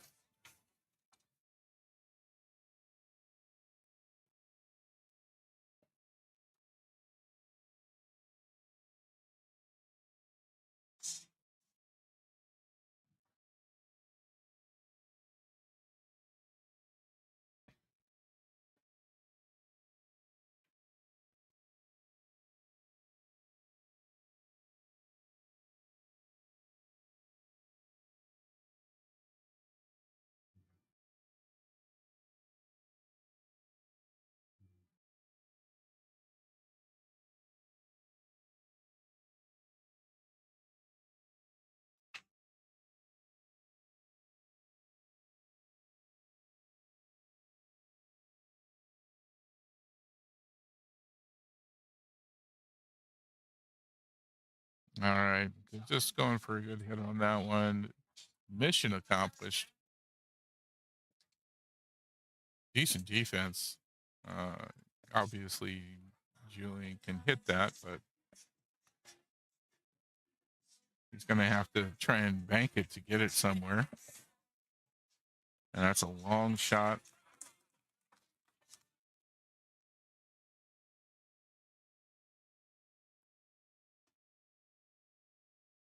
Oh, well, cue ball's right back where it started. 8-ball, however, in front of the pocket now. And Dwayne gets it. Just about got the scratch there, but manages to avoid it. Good job. And a beautiful bank shot to finish that rack. I'm beginning to think that attitude adjustments, the entire team practices those bank shots.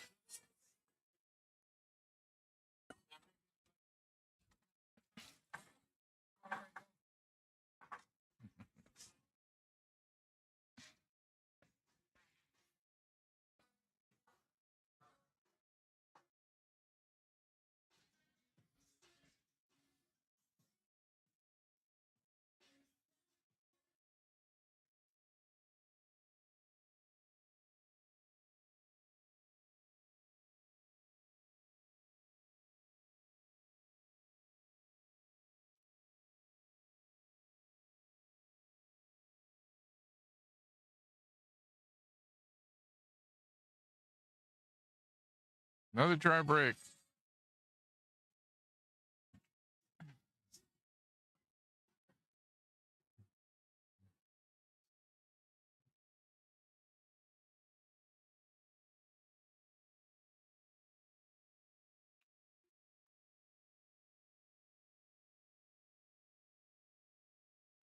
Well, sometimes you just don't have any good shots to take.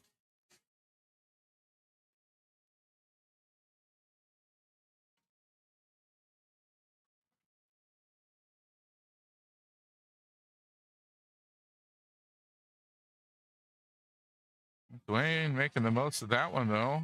Looks like he put the majority of the rack in between Julian and the one. Gonna have to try a really shallow kick.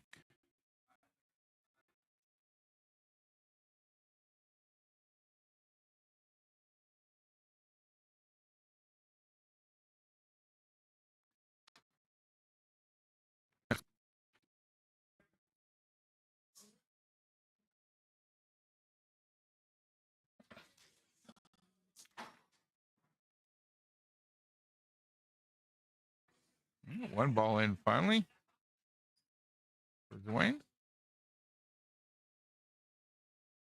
Oh, he gets the 4 and scratch.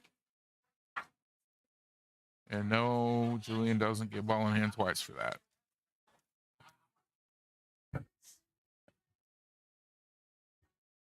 And Dwayne took the shot he had. Wasn't much he could do about that. That was a difficult position.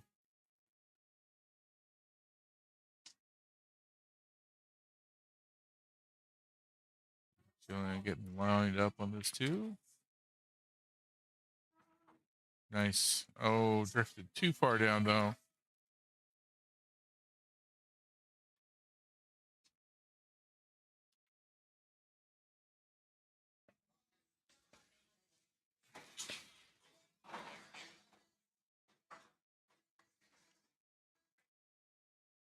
Yeah.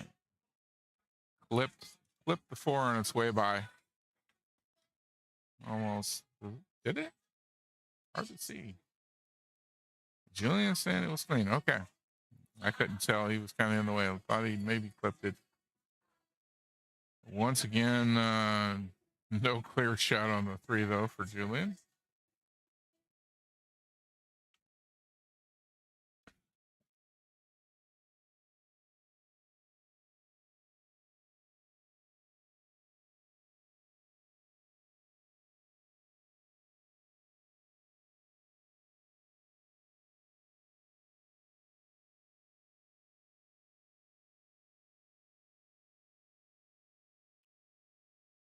All right, ball in hand to Dwayne.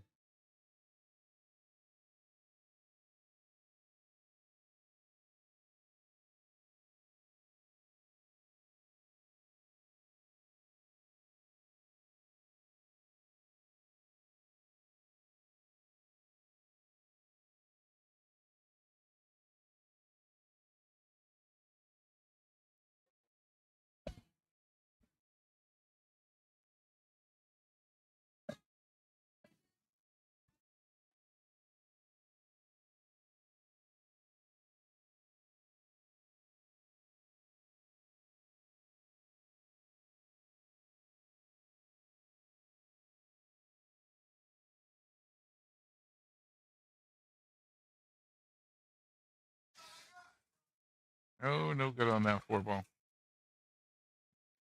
Gonna leave it. Looks like Dwayne's gonna get a cut shot on this. Not too bad. On table 2, my team is now up 4-1 after 2 matches, 2 individual matches.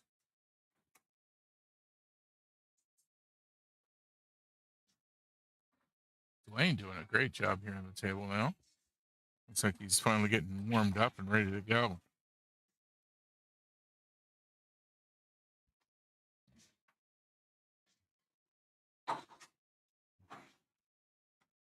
Nice and clean there. Oh, 9 ball almost hit him.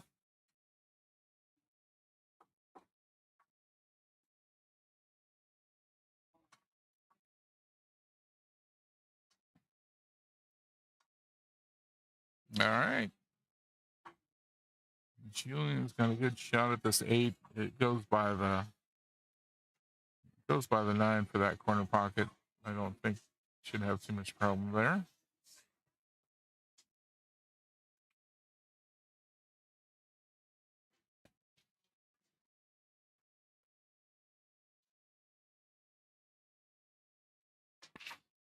Well, didn't go by. Looks for sure like it would. It's kind of lined up here where Dwayne could get this as a combo, but yep, need those points. Oh, nice cut shot, and manages to avoid the scratch on the other end. Great way to finish that up. Dwayne definitely getting the hang of the table size and getting warmed up now.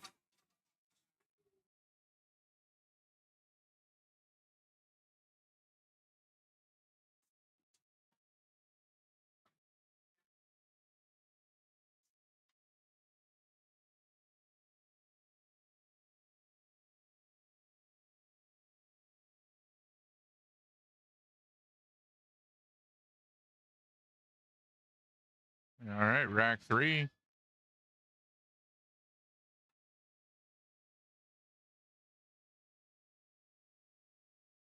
Oh, they all just not gonna cooperate and get in the hole.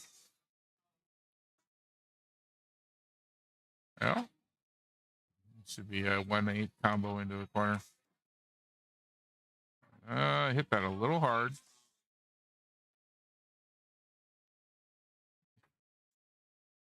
Not sure if Julian's played on these tables before.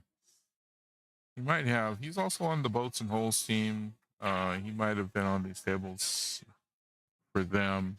It's his first time on these on my team. So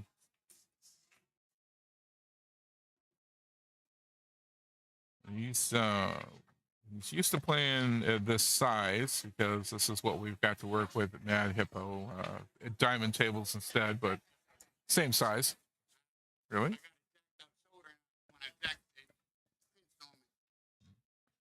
But these valley tables and the much lower humidity in here than is typical of Mad Hippo. These tables run really fast.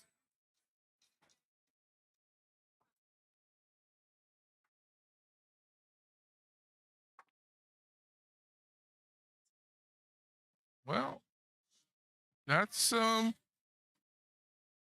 not what he had in mind, I'm sure, but it works for if you're gonna miss, leave him with nothing to shoot at.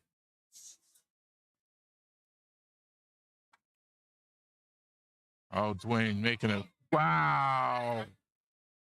I wouldn't have bet money on that one, but he got it. He got it. Couldn't have get me to bet on that in any way, shape, or form.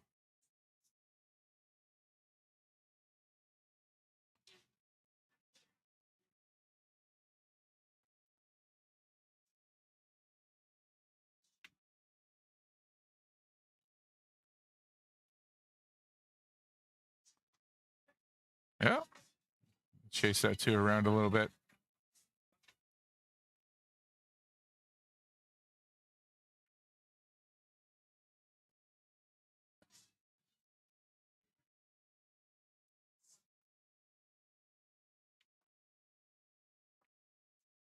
All right. 2 into the 7, 7 into the side. Got shape on the 2 for the corner now. Didn't have too much trouble getting shape on the 3 after.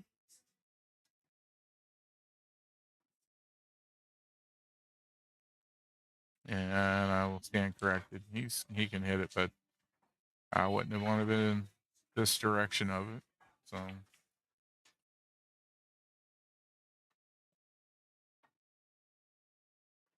all right.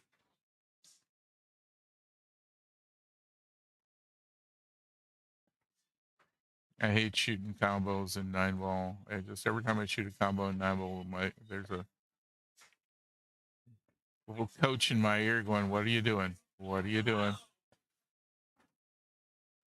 Unless they're just absolutely dead on, it's gonna go. Even if I miss it by a little bit, I try not to do a combo in 9-ball.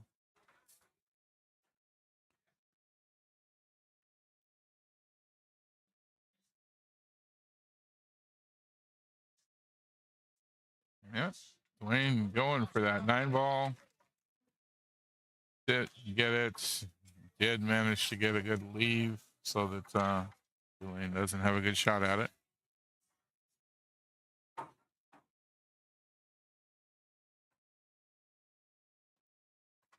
Oh, he manages a hit. There we go.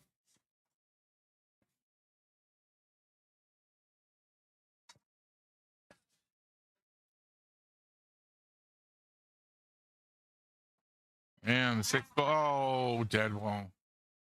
No reward. Ah.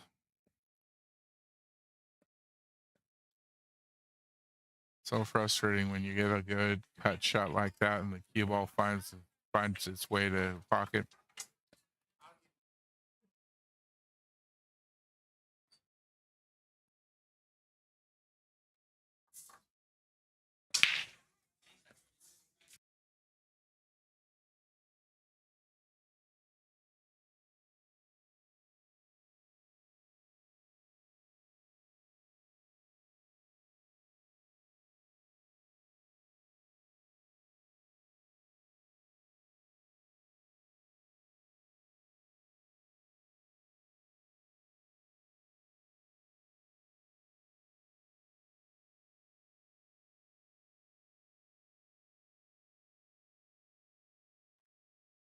All right, just double checking on the score there. Or the score I have is correct. I thought I heard him say something different, and I wanted to make sure I wasn't off again. 1, 2, and oh, and that cue ball just about made that a bunch of dead balls, but no. It instead just made it so that Julian doesn't have a shot on the 2.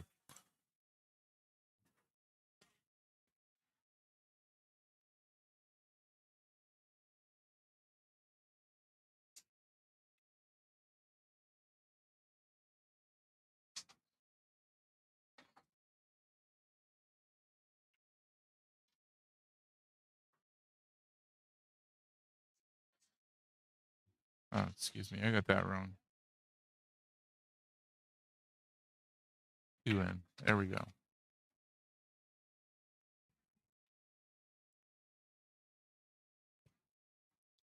Dwayne managing to stay ahead of Julian, just picking away at things.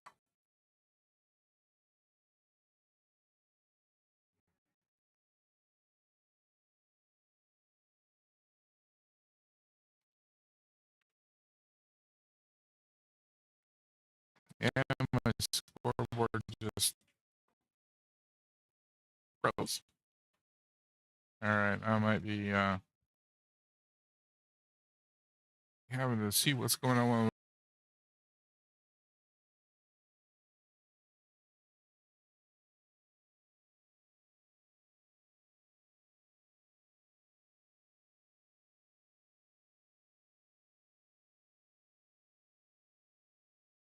My computer might have to shut it down and bring it back up after this match is over with so that I can be ready for the 7 o'clock without any troubles. Because right now, this is not working so well. Keeps freezing up.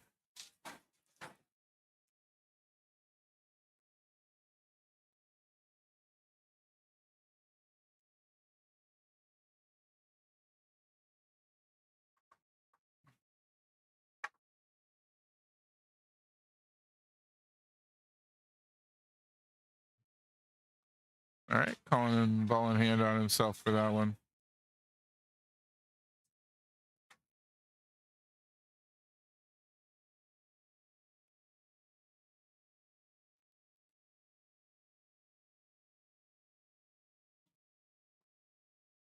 Oop, trying to give that point to the wrong player.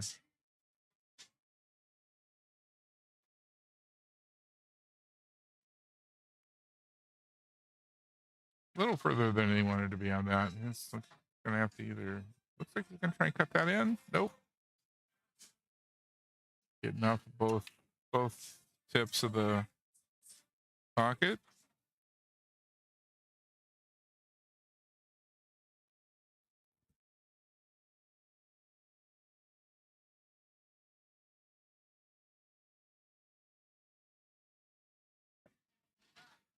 Yeah, nice shot. All right.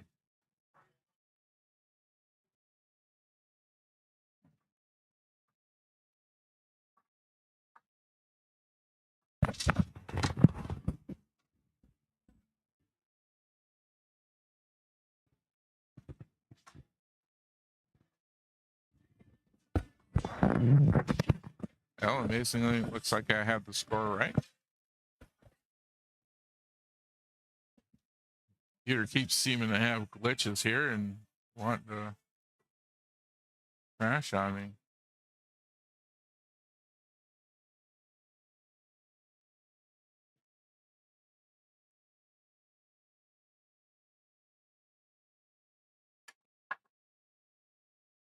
Oh, nice pop there, getting the 6 and the 4 in off the break.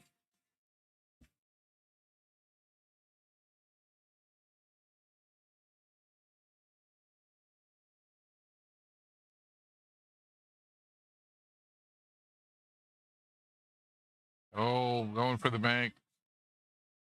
Not going to make it.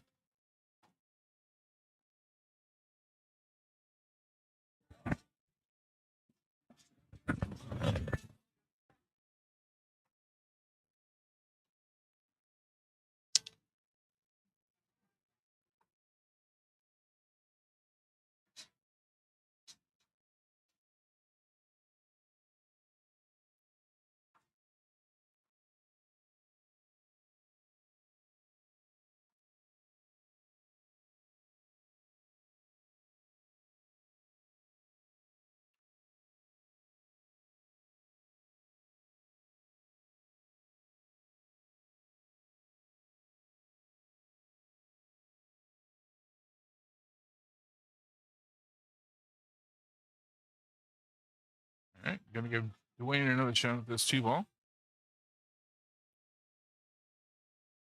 He does not waste it. Manages to get her in between the 7 and the 5 for a shot on the 3. Not the best angle for this, but bankable. Yeah, he makes that. Yeah, I think these guys practice playing banks. They made a lot of bank shots. Oh, might be hooked on the point there. Yep.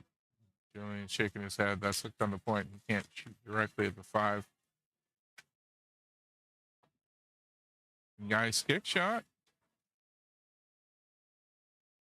Gets a good little hit. Leaves it on the rail.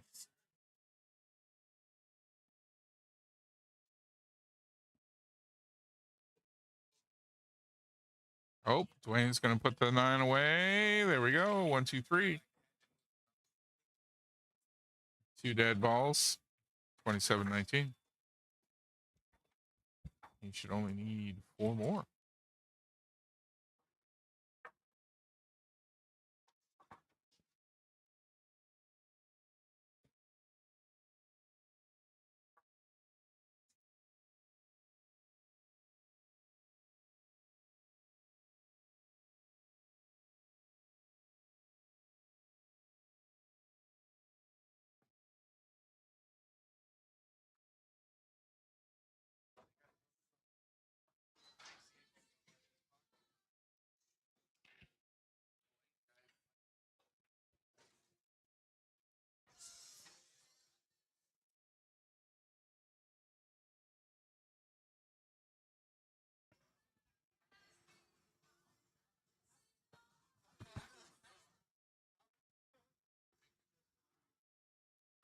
Six balling off the break for Dwayne. He's got a line on the 1.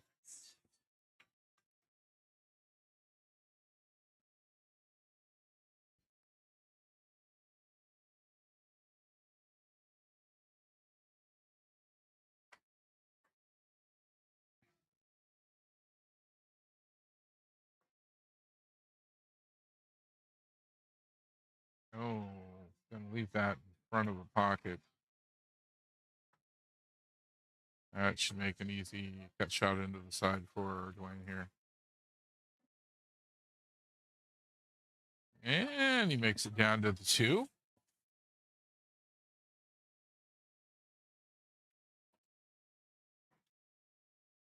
Oh, don't be in such a rush. And that's game. Gets the 2 and the 4. So 31-19. That's another 15-5 match. 15 for the attitude adjustment team. It's going to make 39. And for my bad, it's just Politics getting the 5. It's going to be 41.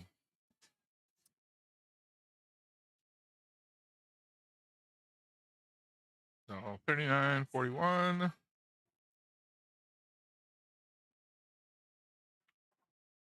And we'll get ready for another couple of players.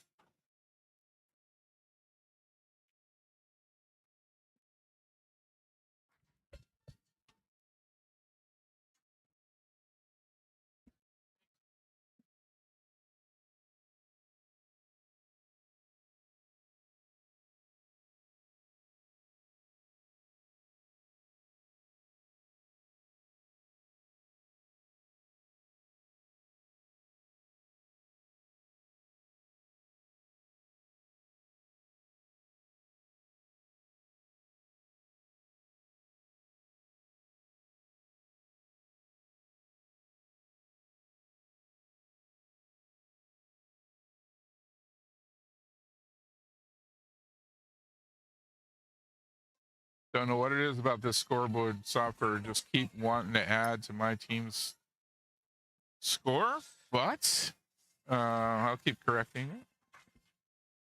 And, well, time for me to be up on the table. So I am a skill level 3 going up against Nick, skill level 5. I will have a race to 25. And you're going to have to do without some commentary.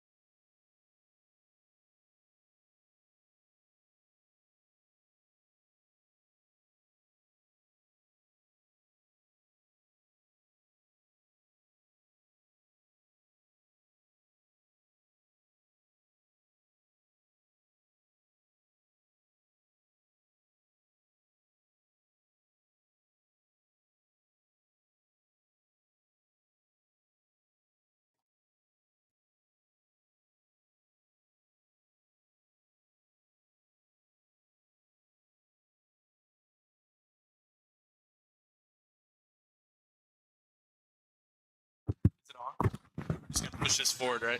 Yep.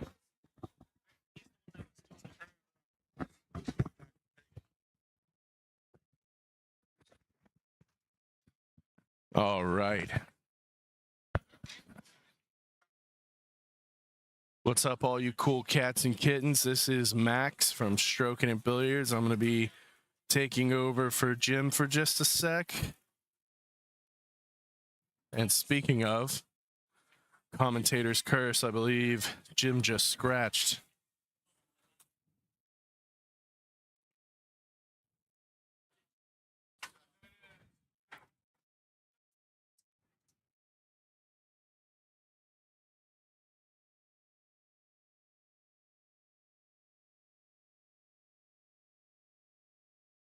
All right. Ooh. Believe he can see the 2. Now, he hits a little bit below center. Just follows that 2 ball just a little bit. He might be able to set up the 3-9 combo. But I'm pretty sure he's going to want to get the points here. Nice little safety. Get behind the 9. I don't know if he can get a piece of it or not. Probably just going to kick at it and hope for the best. Uh-oh. Got a little movement from the 9 ball.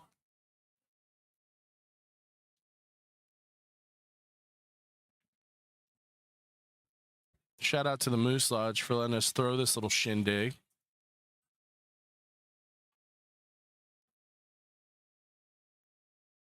Food's pretty good. Drinks are cheap. Oh, don't scratch again, Jim. Ooh, got lucky. Left the cue ball in the pocket behind the 4.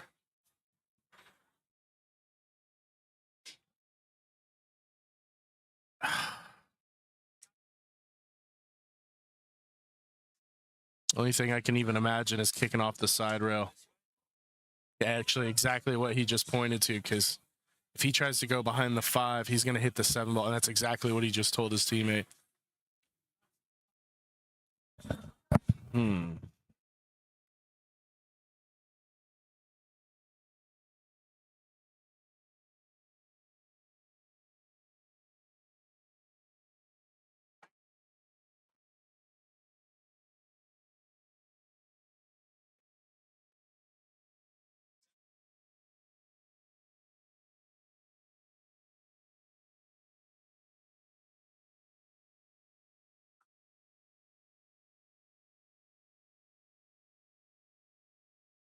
All right. Oh, good try. So Jim's going to get ball in hand here. Probably going to give it just a little bit of angle. Draw it back just a hair. 3 up in the corner. A little bit of draw. Pocket the 4. 5 is going to be a little bit of a problem. Probably going to have to set up, make it in the side. Ooh, needed a little bit of draw.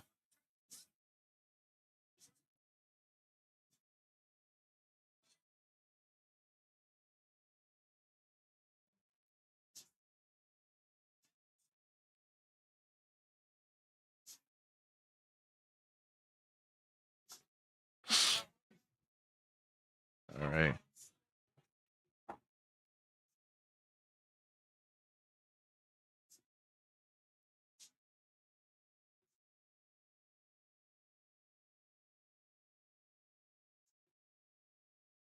Nice little stop shot. You might be able to go with some top, come off the rail, set up the 5 in the side, or maybe go for the combo here.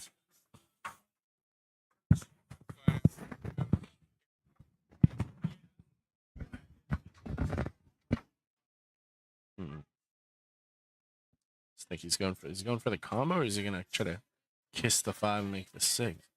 Oh no.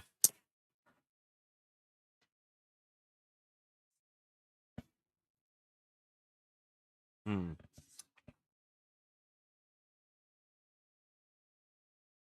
don't know if he can do it cleanly, but yeah, that's exactly what I do. Just walk that 5 up, give it a little angle. That way when you pocket the 6, you can take the cue ball a little bit to the left of the table, get shape on that 7, but he misses the shot. Just hit a nice little stop shot here. Nice. Nice.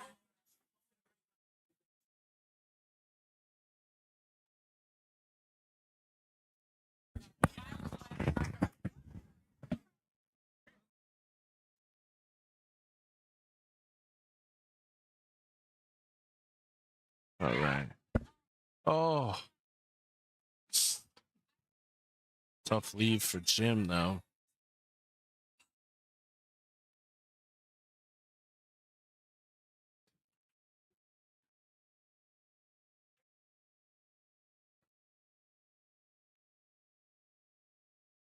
It's going to stop. Get off the rail. There we go. Actually, a pretty natural angle to get on the 9. Oh.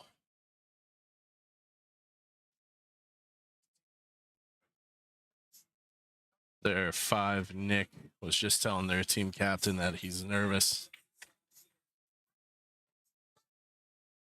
Okay.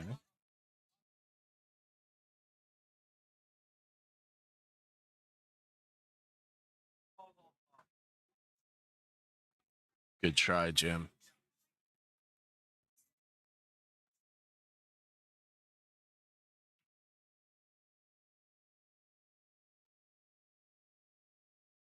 Guys, don't be afraid to leave a little something in the chat. Let's hear from you.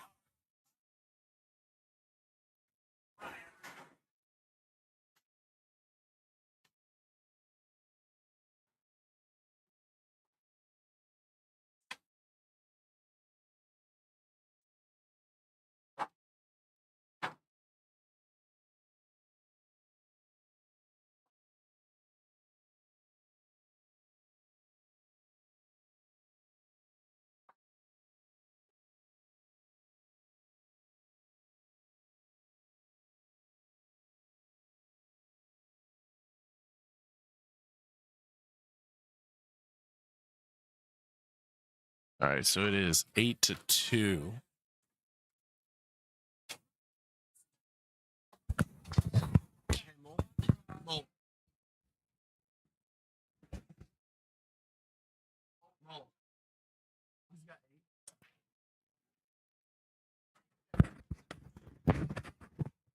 So Nick is ahead 8-2. I believe the race is 25-38. We still got a long way to go.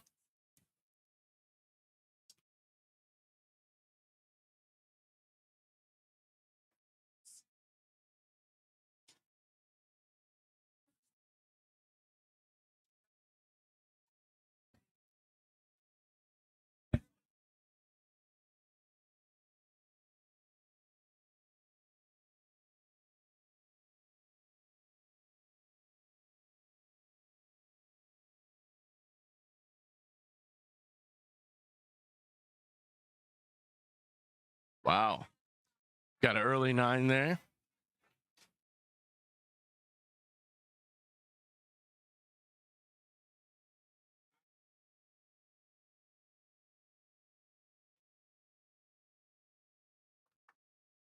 So it is now 9-4. Jim coming back a little bit. Got that nice early 9 ball. Now he gets to break.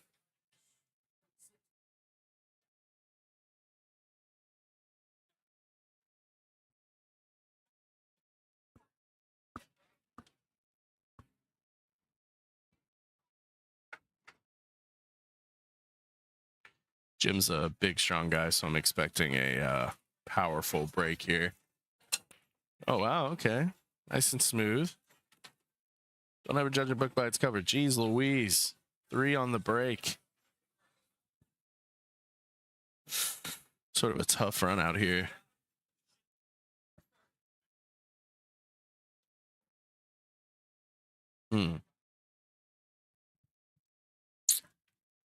Difficult. Might have to just slam it with some top, try to get back down table. The other side of that 3 ball. Ugh. Well, that's not bad. We got a little bank here.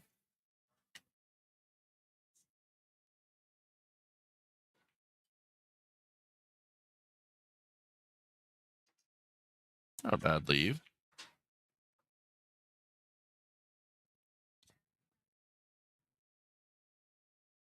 For a big guy, Jim's got a nice smooth stroke. No diddy.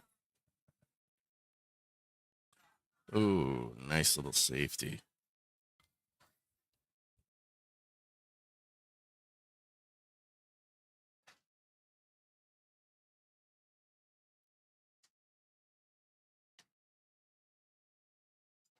Oh man, that was a tough defense. He only had a little bit of room to get out from behind that 9.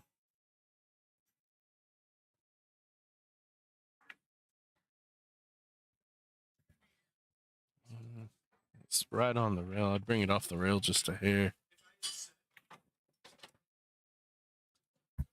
Is he behind the 9? Can you see it enough to make it?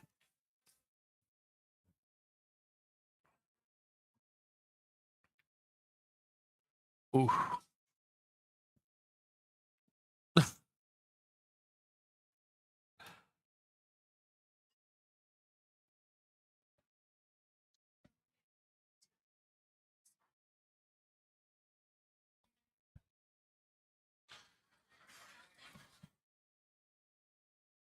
Having a rough time with that side pocket.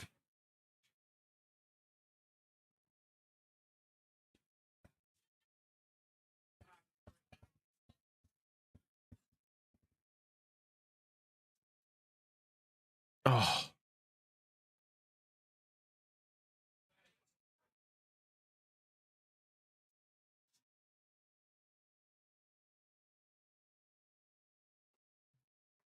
Nice little combo. It's actually not too bad of an angle to get back down on the 5 ball. Need to hit a little harder. Put a bit of top inside English on that. Could have maybe got back down and got shape on that 5.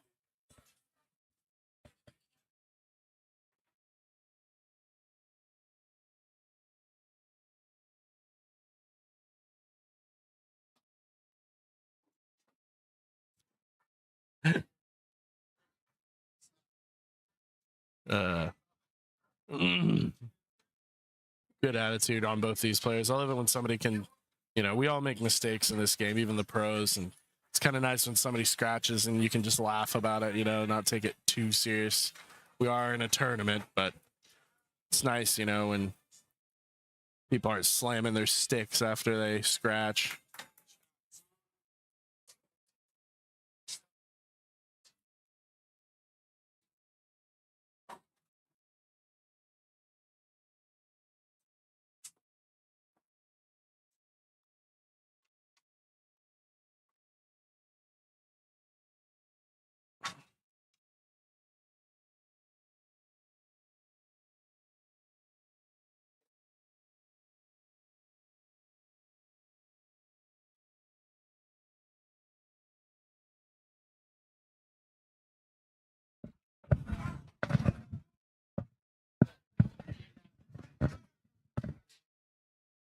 All right. Nick's getting ready to break. Nice break. I think he, let's see, made the 2 ball and the 4 ball. He's got a good look at the 1. Maybe hit it with a little bit of draw. Set up to make the 3 in the side.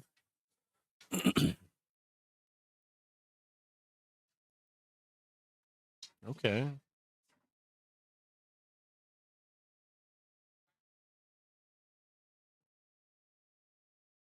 A little bit of a weird angle.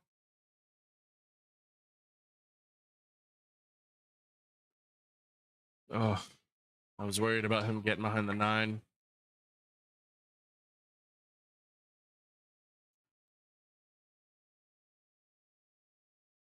Good try.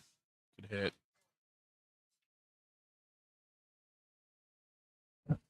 All right, Jim is up. Let's see what he's got. 6 is in a really tough position.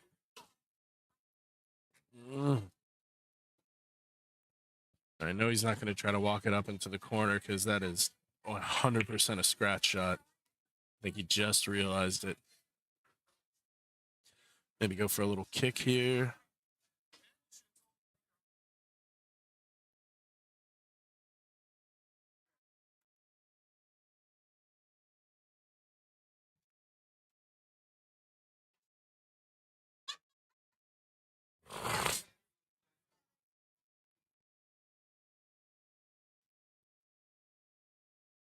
Mm.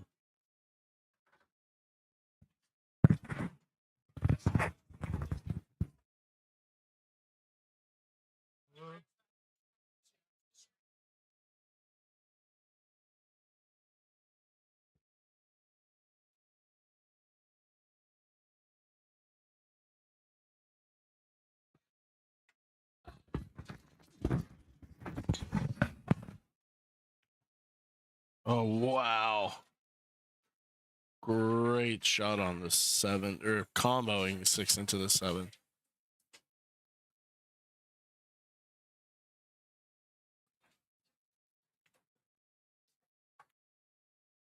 Beautiful shots.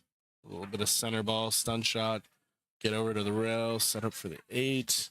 Let's see how he gets on the 9 ball. Maybe falls with a lot of top, little top right.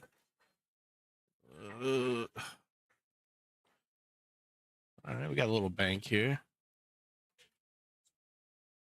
Could be a pretty easy bank.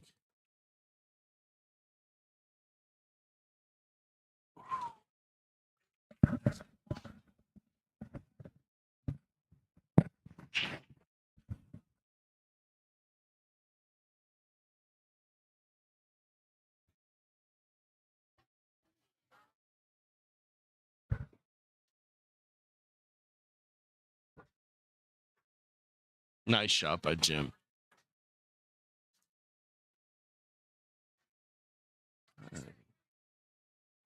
Jim will be up to break.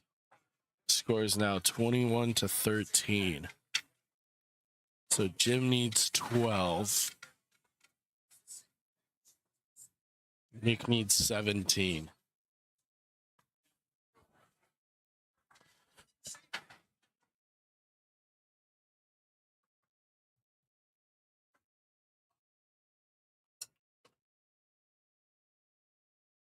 All right, Jim put a little extra oomph on that one.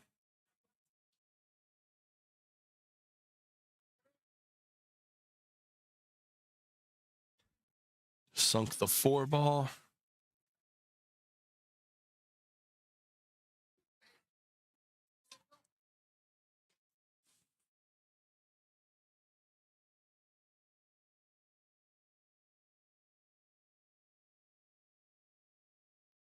Nice combo. So I believe now Jim has 15. He is 1 rack away from winning this.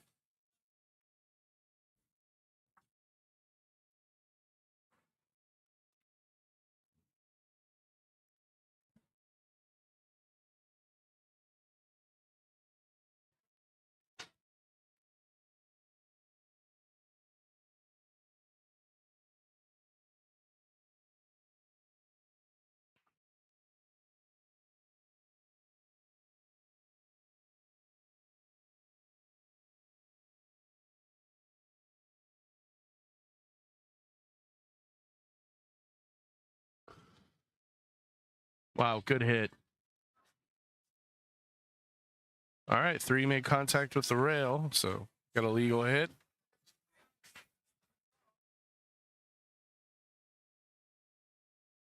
If anybody in the chat is watching, is a APA member, let us know where you guys play out of. What state, what pool hall. Show your hometown pool hall some love.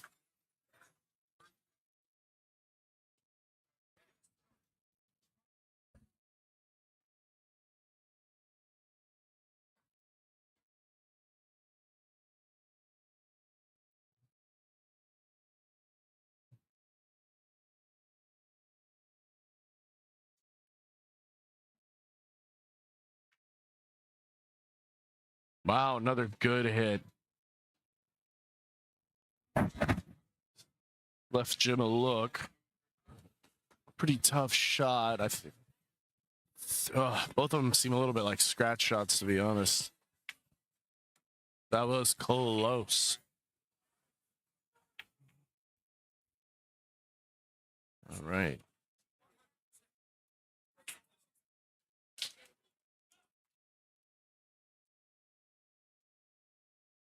Oh my gosh. Wow. Jim's 7 away from winning this rack.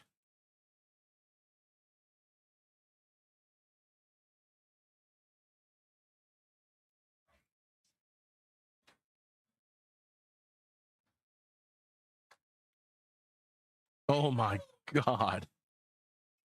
Oh, great shot.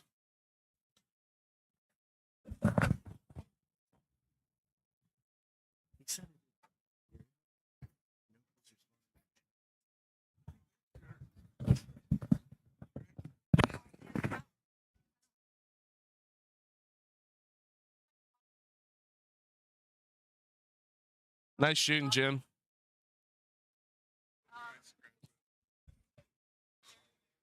Hey, those are good shots, though.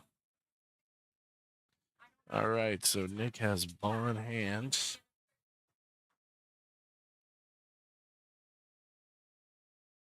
Nice. Gives a little draw. Get shape on the 6. Starting to move that ball around nice. Hopefully it's not too late. He's got a pretty long walk to make the 7. It's going to be really tough to get good shape on the 8 ball. Even if he stuns it, he's going to have a bank, but if you want a high probability shot, you got to get some draw on her. Oh, he tried. Uh-oh. Don't forget, we are in the back corner. And the dancing people on the wall. It is a full carbon fiber. Bought it too, because it's nice. One. And then they also have 50/50 going on. 50/50 is going to shut down after the end of the round. So make sure you get 50/50 again.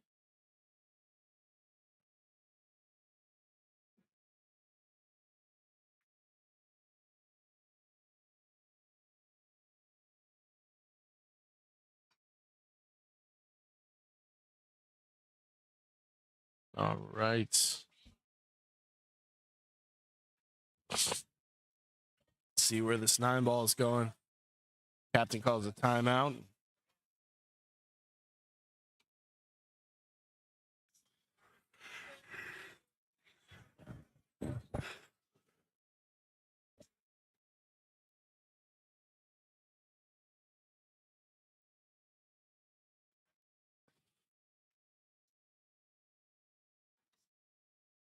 Oh, wait a minute.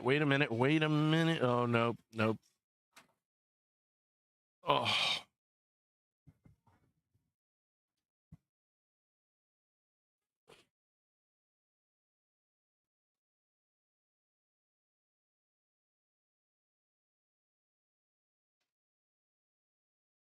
All right. Big rack for the big man, Jim.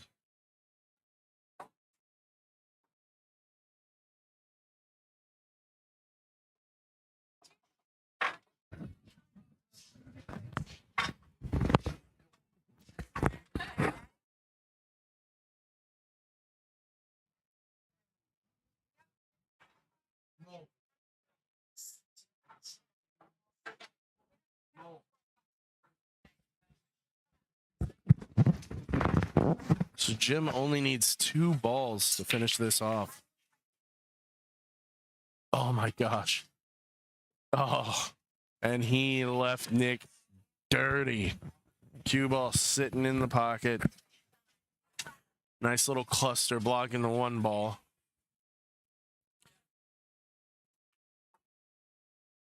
Oh my God, he barely missed that one ball. Oh.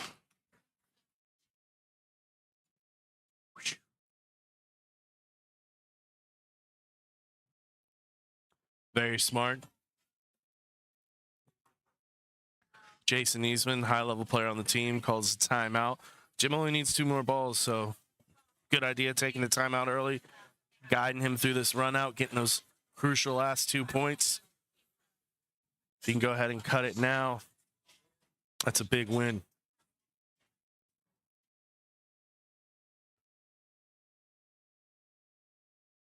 When you're playing 9-ball for points, you definitely want to end it as soon as possible. You miss a shot, other guy just makes, 6, 7 more balls. That's crucial points as the match goes on. Overthought it a little bit, missed.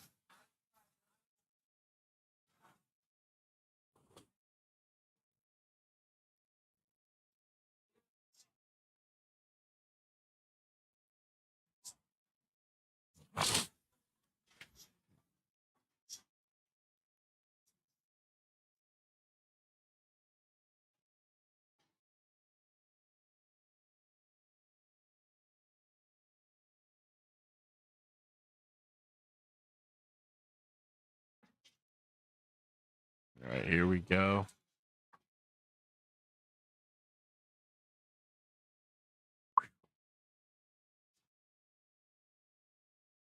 Tough lead for Nick. See what he's gonna do here. Reverse bank, maybe. Oh, okay. Just pinch that cue ball up against the one against the rail. Just a little pinch.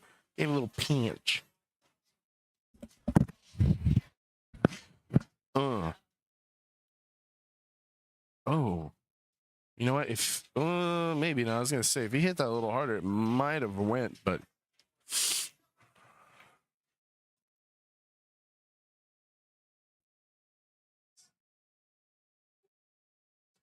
up against the rail, a lot of green.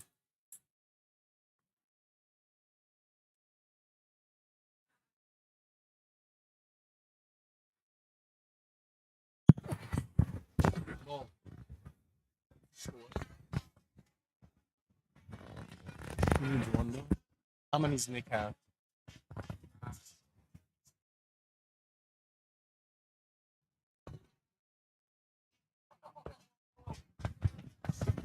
So right now, Jordan, it is a 15-2 race.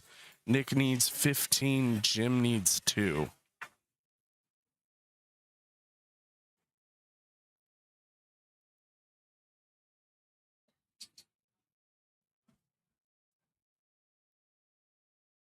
All right. Tough spot here. Right up against the 5-ball. He's going to have to kick at this one. Makes it a lot harder when you're having to shoot over another ball.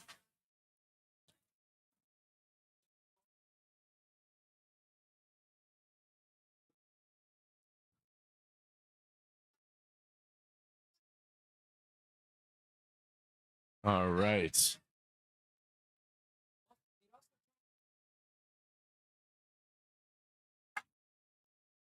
Oh, just missed it.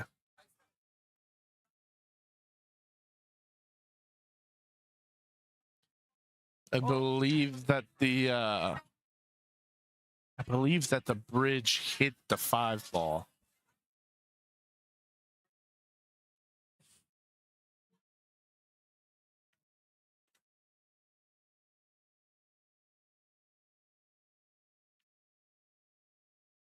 All right.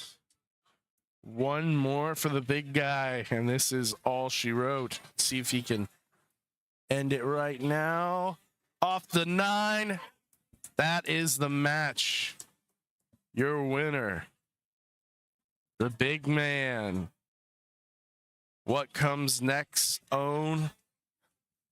Jim. Nice match to both these guys.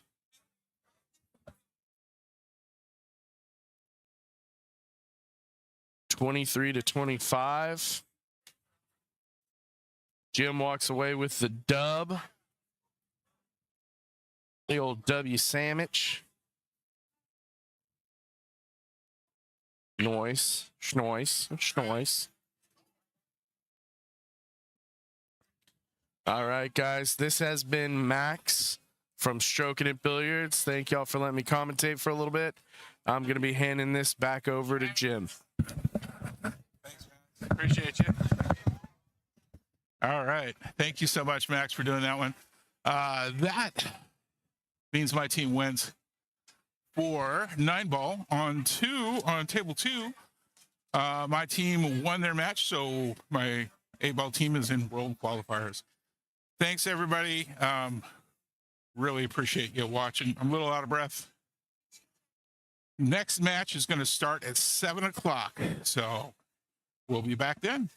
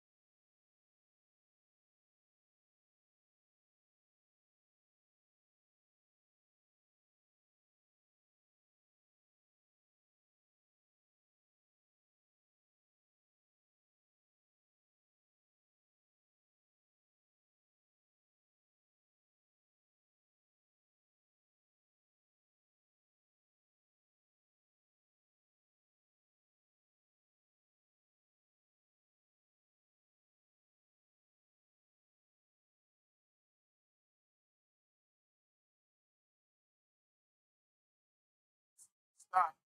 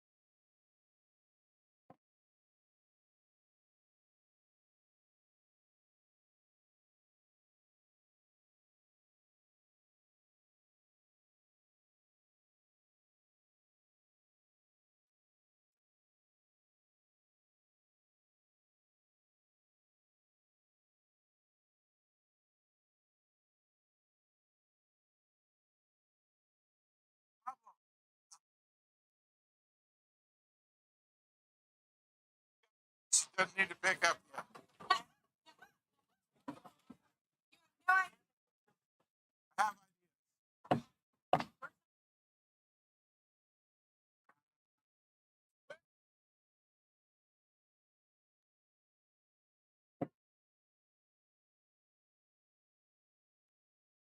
well-timed sarcasm.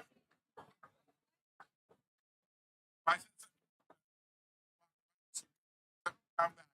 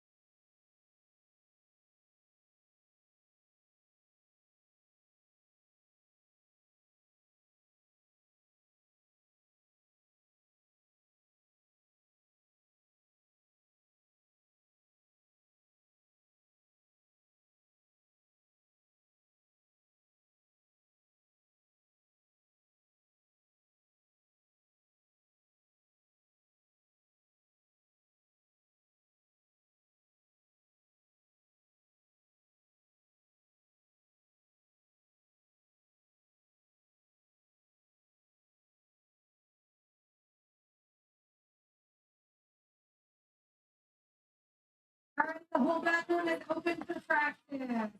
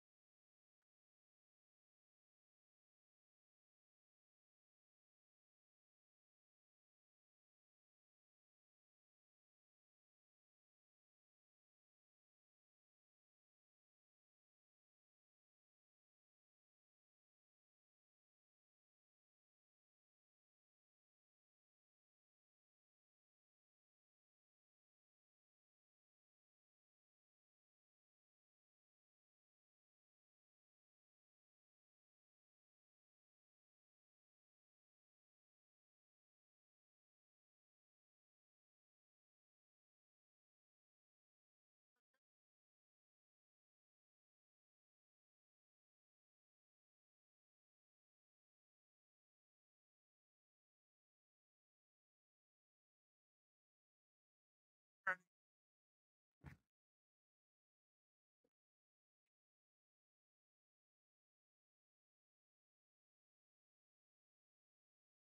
right, by the sound of my voice, that means clear the tables. We are ready to start this evening. There are a ton of new teams coming through these doors that have not been here with us all weekend.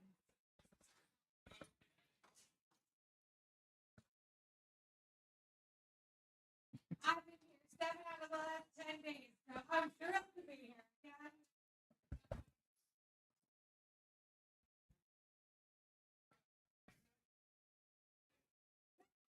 All right, we're about to get started here. Kim making announcements, asking people to clear their tables. I still see people practicing. That's a good way to get your team in trouble. When she says clear the table, she All means right, clear I it. got two helpers up here, and I'm not talking about Jim. Jim is on the live stream tonight. He's been here since Friday night. We're tired. We're going to try to run through this one as fast as we can tonight. No one's going to beat us till 1 a.m., right?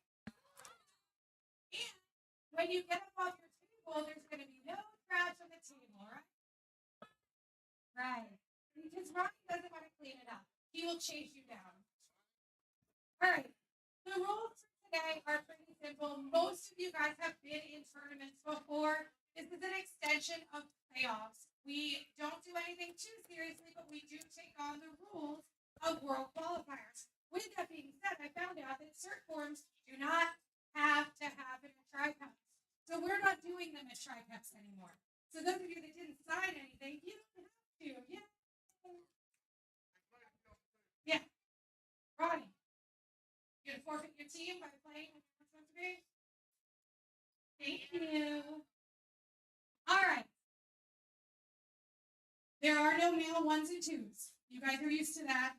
We go by the rules of world qualifiers, so make sure that's why you are a 3 on there.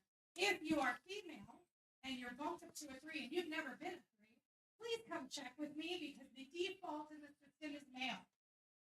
So they just put you as a male most of the time, and that is why you've been moved up. So please check with that first. Also, your skill level is the highest of last session, which guess what? Was a week ago. Last session, not the whole session, just the end, or currently right now. So if you were higher last week, then this week you have to play at the higher skill level. If you are higher now than last week, you have to play whatever you are now. All right? It's the same questions over and over again. So if I preempt them, here we go. Also, table assignment part time. We are filled all 17 tables. If you notice, table 14 is kind of a combined table because we don't have any more seating. So you guys, whoever's on table 14, you guys are going to be best friends tonight.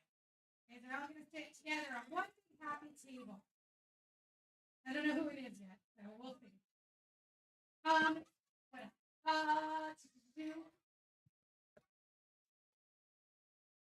There's a black Ford Explorer that has blocked in a car. There's a license plate that says, "Do you follow Jesus this close?"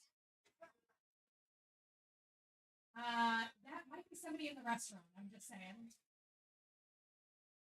So if anybody is, please try not to remove that car. The kitchen is still open currently, but they will not be open much longer. So please make sure you order your food if you need to get anything. We do have in the back corner, Miss, who's back there? We have Miss Blaze back there.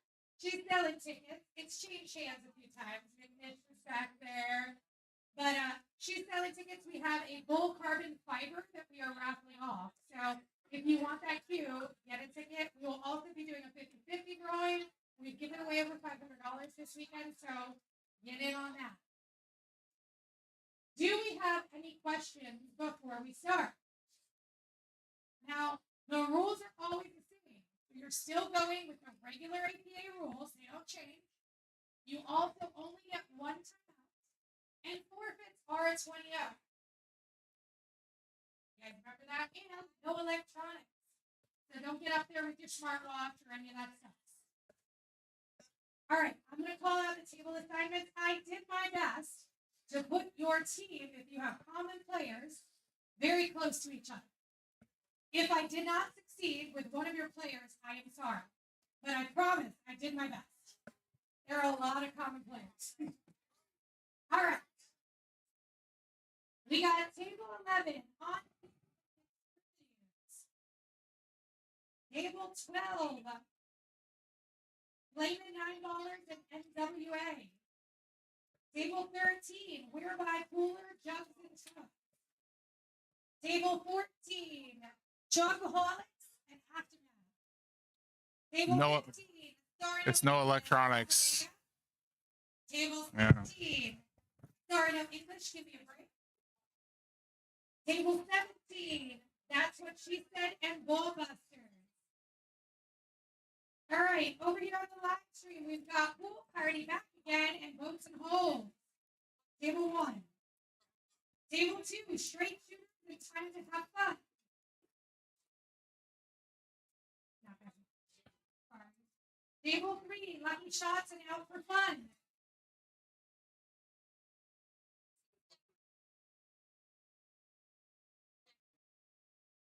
Ellie's in love with you, man. I don't know what's happening tonight. Don't stream for you.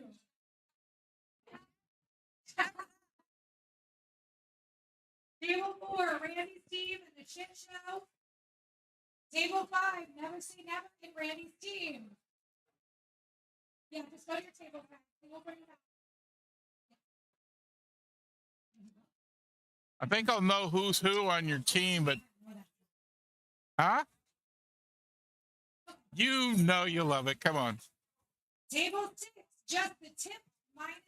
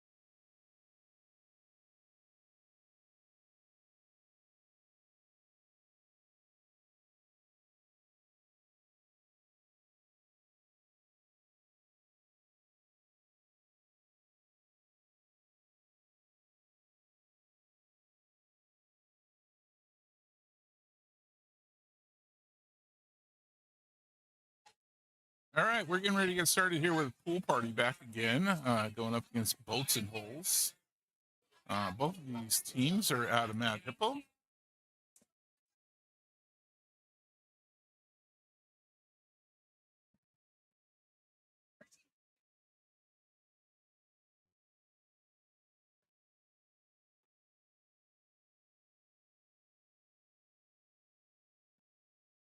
Should be getting going here with our first couple of players very shortly.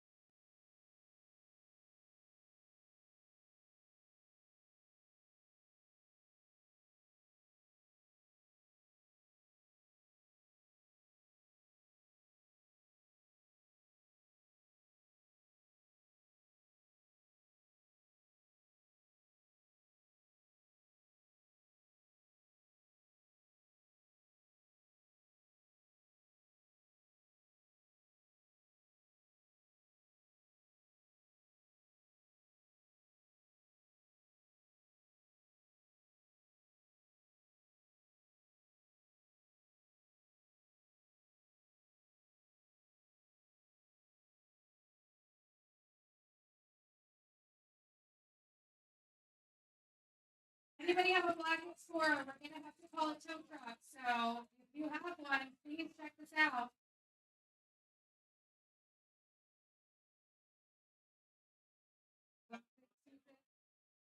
When you follow Jesus and flow. There's a key in the back. If anyone has the key of Sportage, they can get out that way. But this Ford Explorer needs to move, guys. Key of Sportage.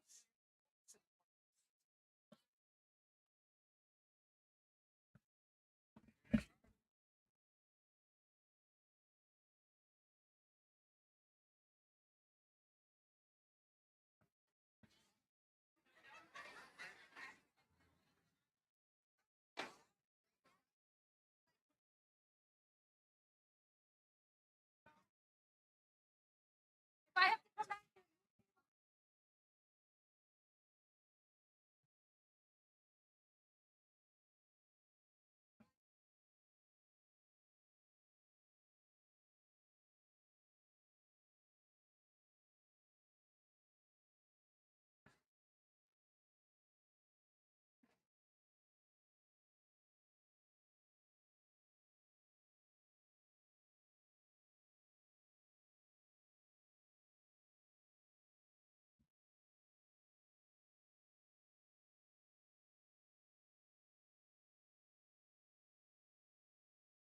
No. And the Wi-Fi here has been broken all day.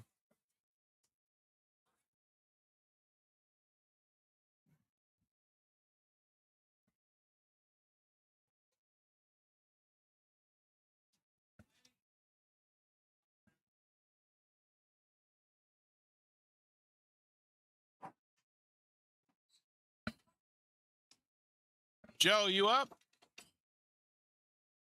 Joe, you playing as a 4? I know. I didn't know if you'd gone up or down. I don't think so. You stayed to 4 for a while. Sorry for yelling, everybody. Forgot the microphone's on. This is Joe from Pool Party. Getting ready to go here.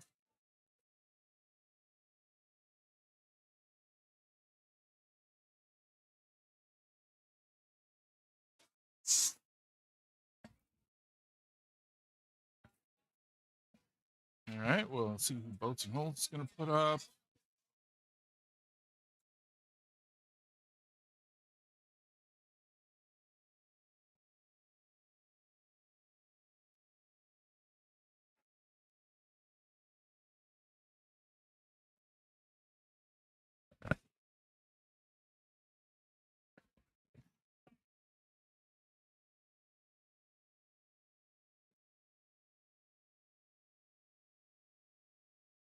All right. We're going to have Steven from Boats and Holes. He is also a skill level 4. So this will be an even race to 31. And we'll get started with the lag.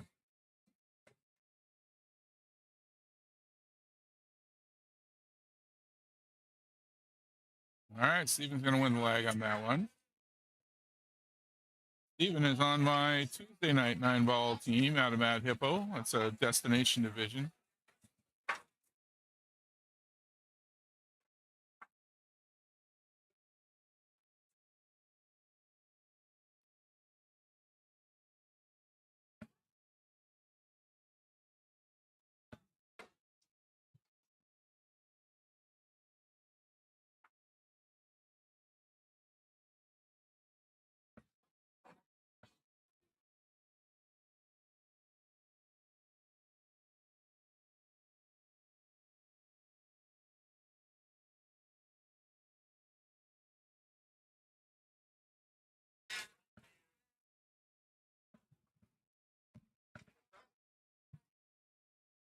All right.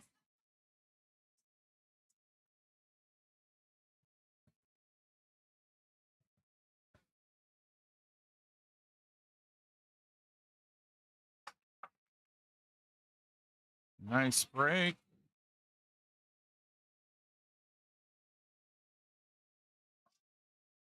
Eight ball in off the break. Got a decent look at the one here. I'm not sure if it'll go by that 9-ball. That'll be 1 point for Steven right off the bat. Oh, he went for the 9-ball on that.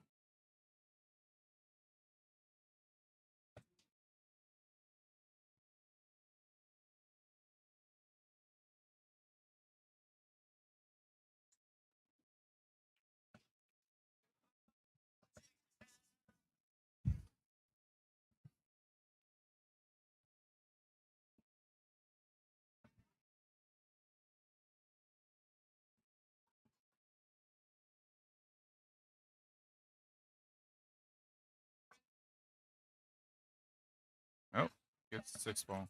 Good try at it.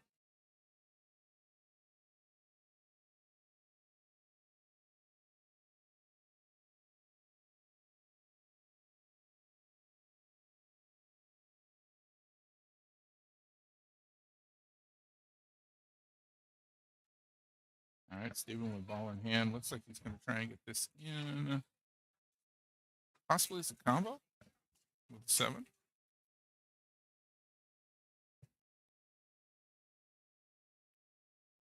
7-ball drops. 1 ball hangs in the pocket.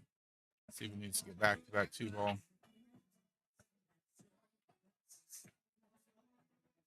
Nice shot.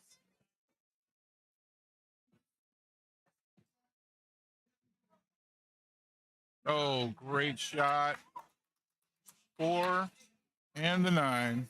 So 4 dead balls, 6-0 as we go into the second rack.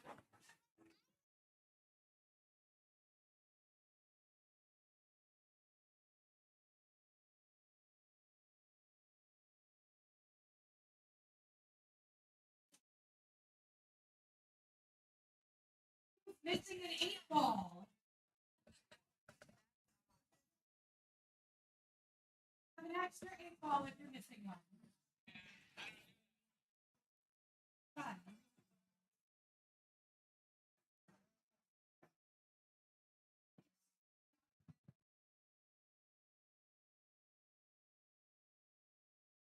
Another great break. Just about had the 9.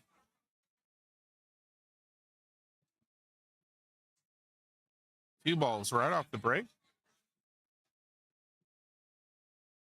Great look at the 1 right now, right up into the corner, but he's going to have to come back around the table for this 2-ball. Oh, not going to get there. He's going to have to kick at that.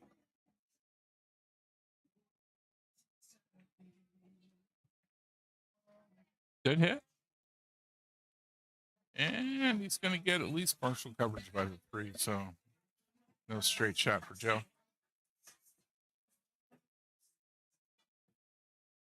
He manages a good hit on it.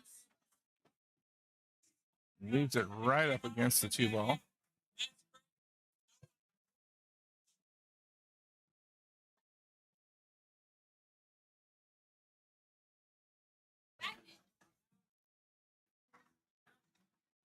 Oh, dead ball on that too.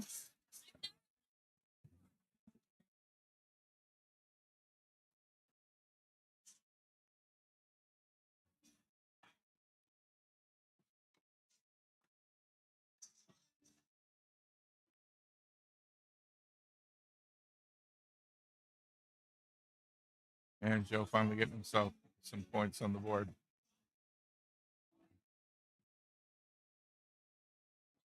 Nice job breaking that up. Actually kind of went for it on that 9-ball. Just about got it too.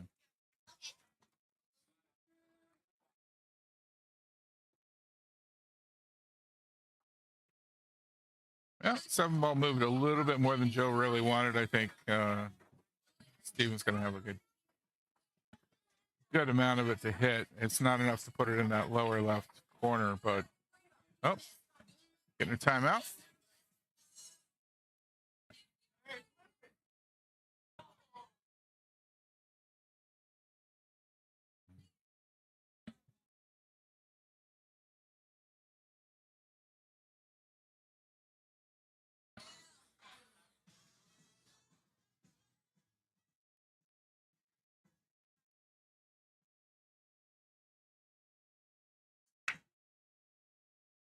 right, just lining up the shot for Steven there. Good hit. Well, Joe's going to have a shot at it here. Pretty good shape for that 7 into that corner pocket for him.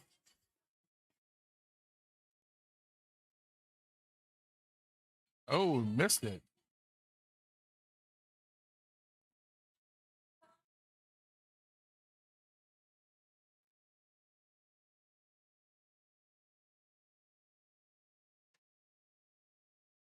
Oh, beautiful shot on that 7 ball by Steven.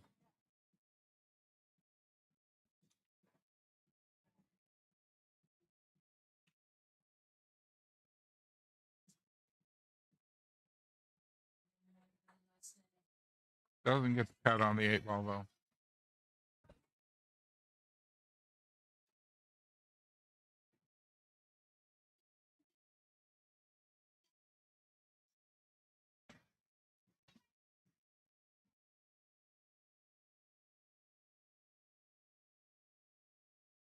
See if Joe can get this down the rail.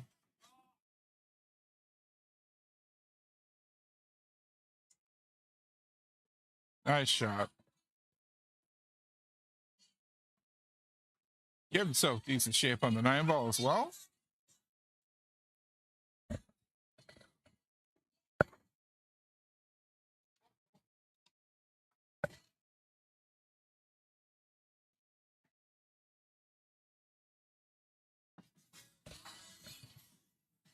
Oh, that looks good.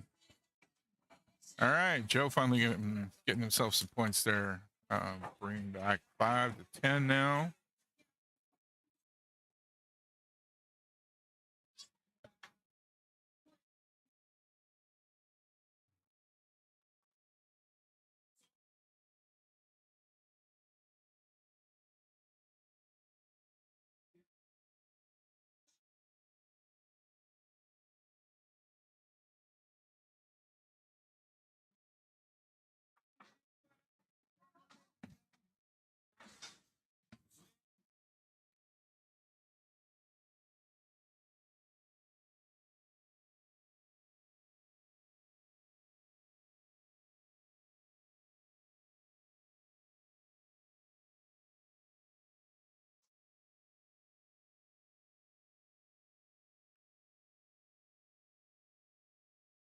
Great break. Just about had that 9 ball right up there in the corner pocket.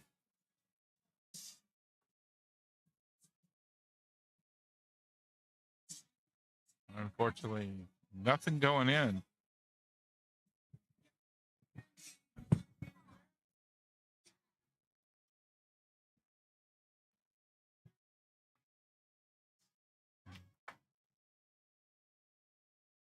Nice shot on the 1.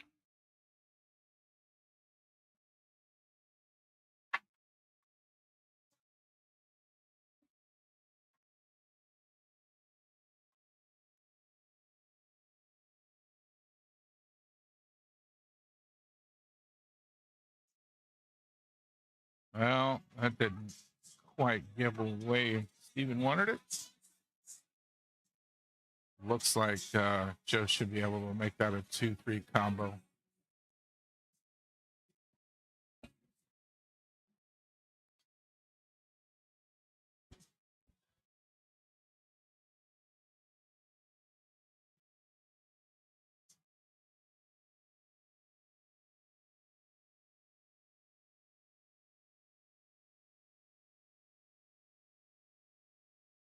Three ball in. Looks like Joe can still get it on the 2, no problem. A little bit of a up flick of his wrist on the shot. I'm not sure why he's doing that.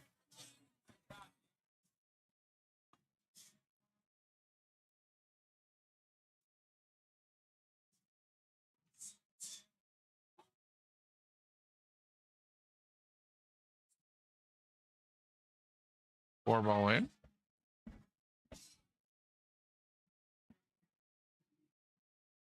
Should be able to get this in off the 6 easy. And then the 6 ball. Gotta worry about the scratch a little. Nice job avoiding the scratch. Unfortunately, the 6 didn't go for him, so that's going to leave it for Steven.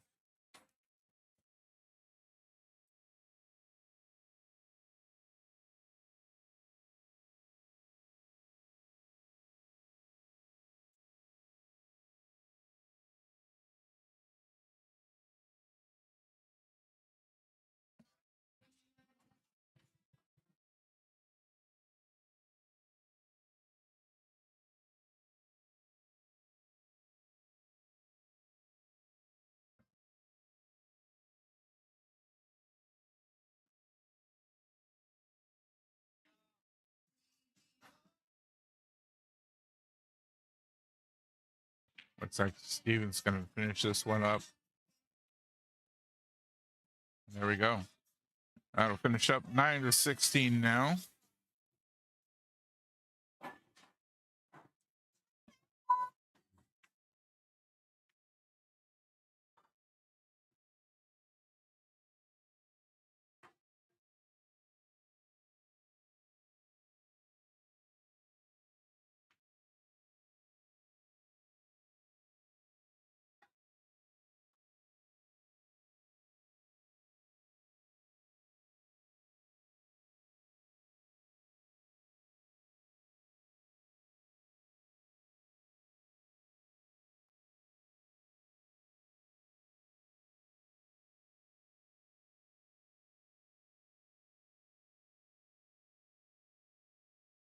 Well, Steven is way too far forward there. There we go.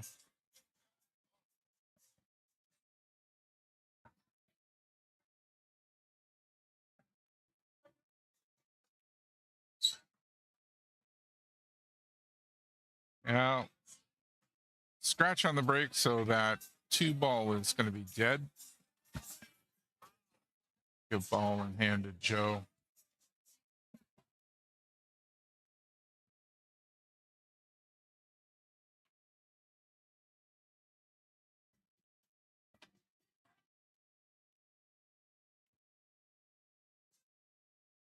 Oh, nice gentle tap there.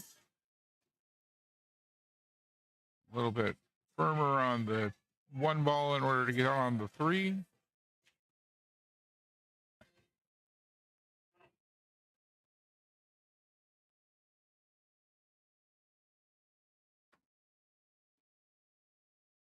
Might have gone a little too hard on the 3 there. A little bit further than he wanted, I think. Didn't really take his time on that aim for that 4 ball either, so.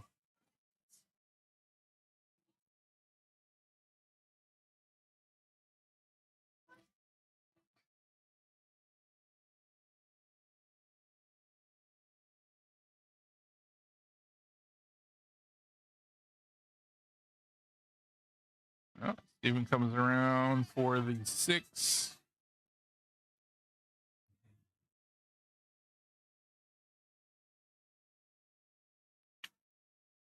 Oh, cue ball getting in the way.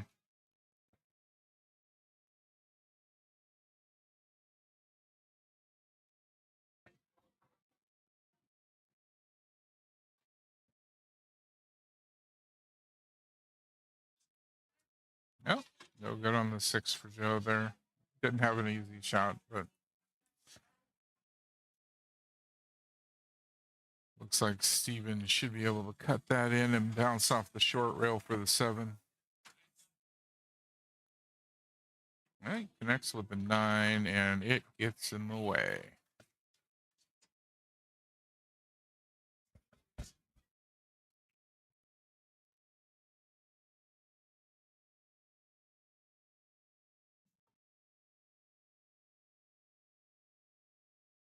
Good job hitting that.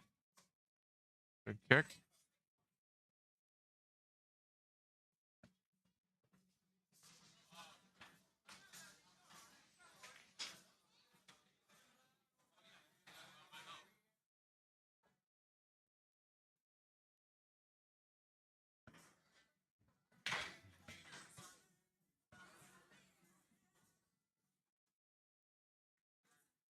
Oh, overcut on the 8-ball.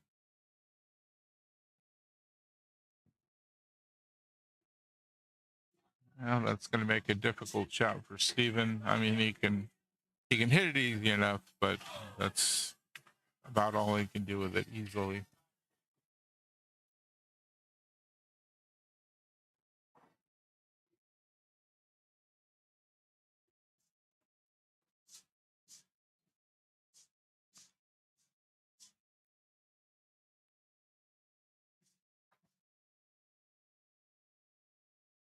Defensive shot. We've got a little bit of an angle for Joe, but that's a really hard cut down that rail. He goes defensive as well. Not quite as good a result.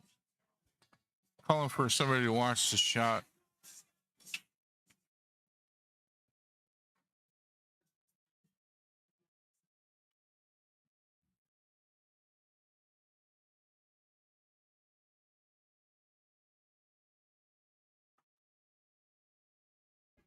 Calling for somebody to watch the shot. Not seeing a ref anywhere.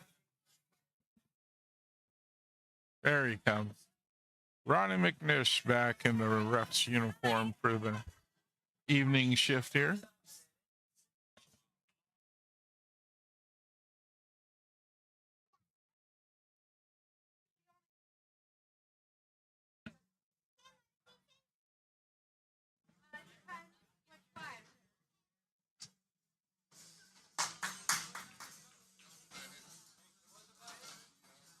Okay. Ronnie calls that a bad hit. All right. Does anyone have a case or a cue that is not there, taking out of their table? Ball. Yes. Thank you. Follow up. So ball in hand for Joe. He gets in the 9. The 8 dead. So 15-18. Joe trailing.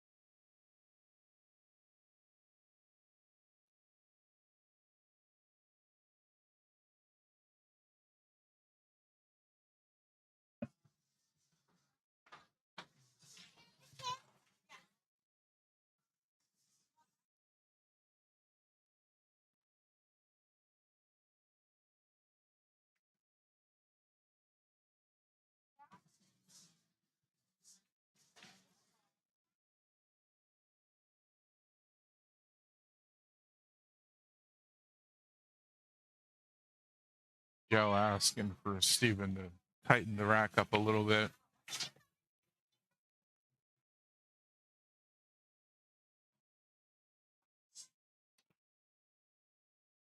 Oh, the 9 is going to go.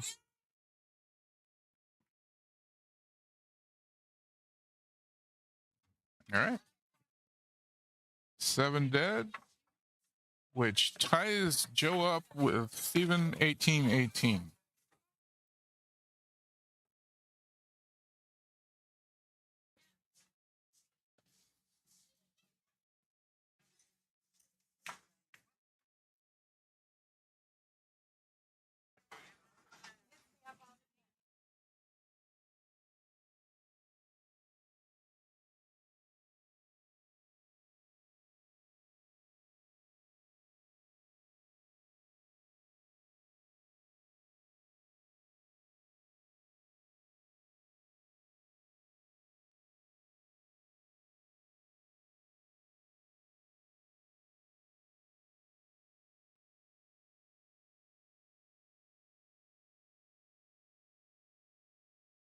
And this looks like a dry break this time. With a nice easy shot on the 1 for Steven.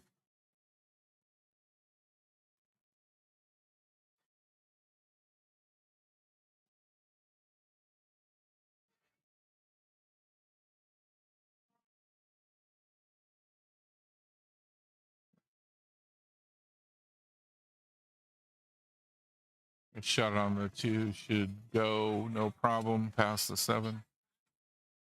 and get Steven around for the 3. Wow. Didn't need that much of a hit. And stunning it over to the side really didn't pay off.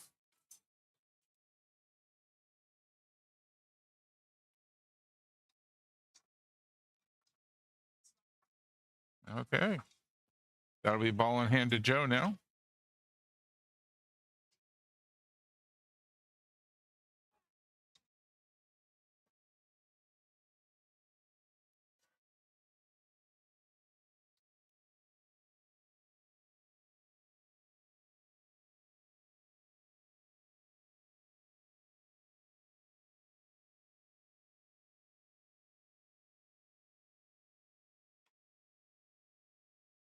Joe putting a ton of draw on that one in order to get back over to the 4 ball.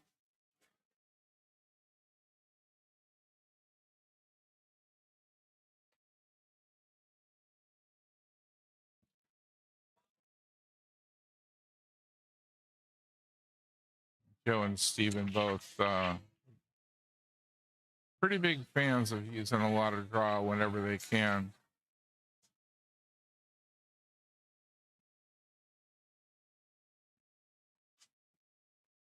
Even when they don't need it.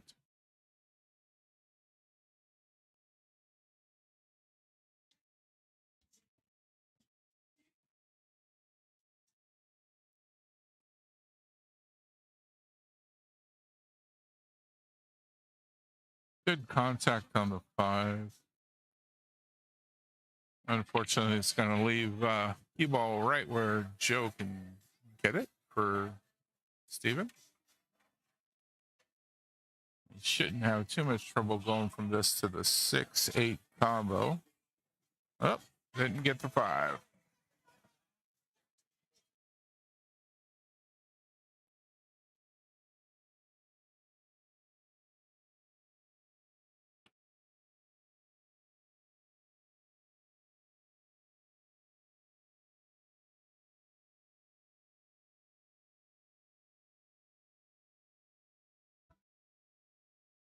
Oh, no good on the combo.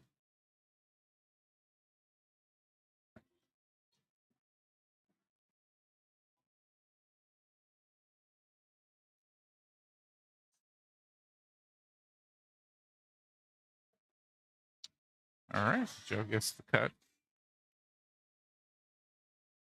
Close match.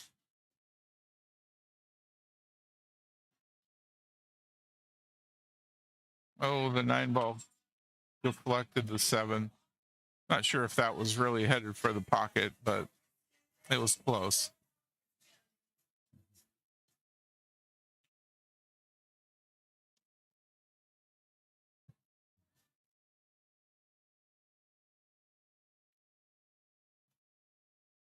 Yeah, another collision with a 9.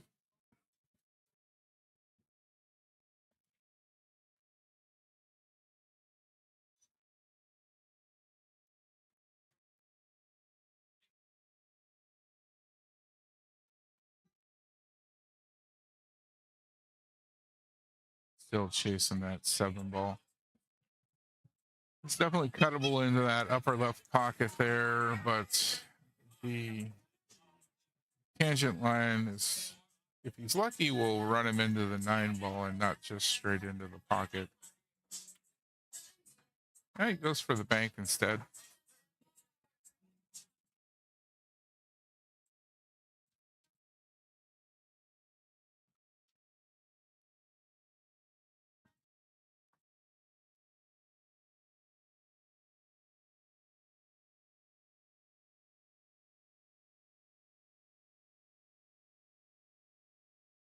There's the 7 ball finally.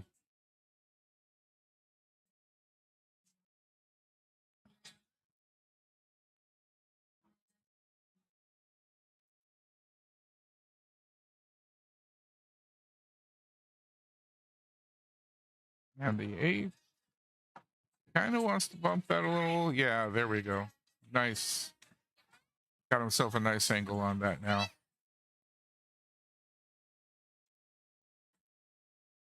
There it went. All right. 25-21. Even race to 31 here. So Steven needs 10. Joe needs 6.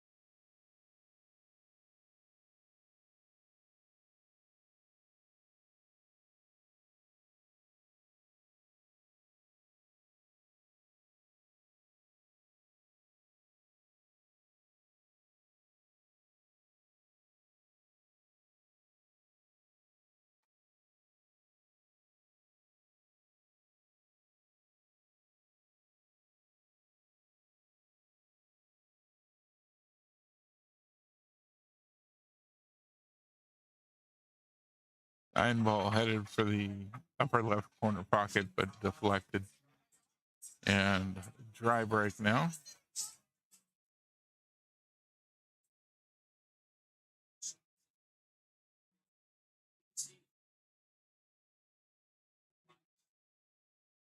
Goes for the bank shot, doesn't go. Gonna line itself up right up next to that pocket.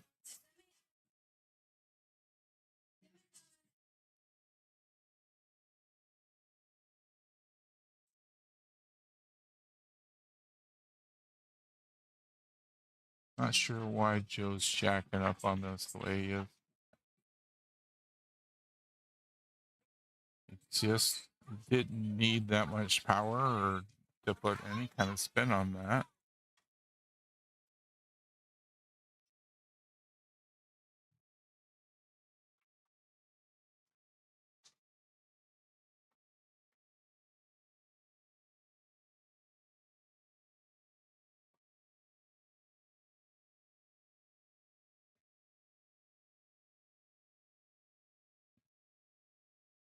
Oh, still working to try and get that one ball in, get those racks going.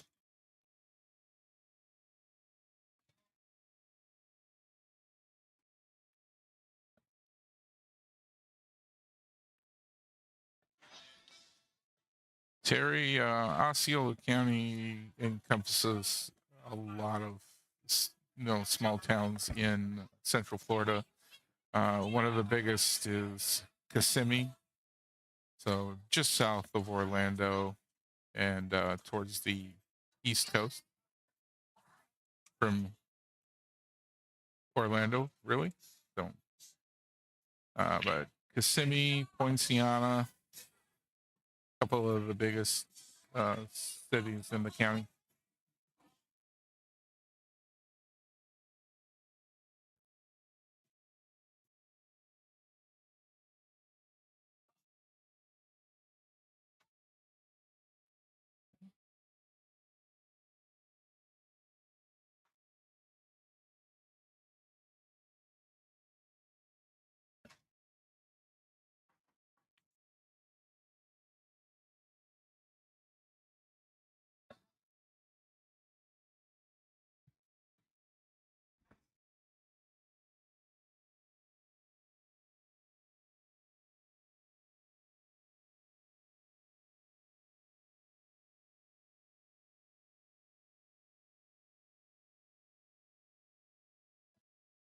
Nice defensive shot there.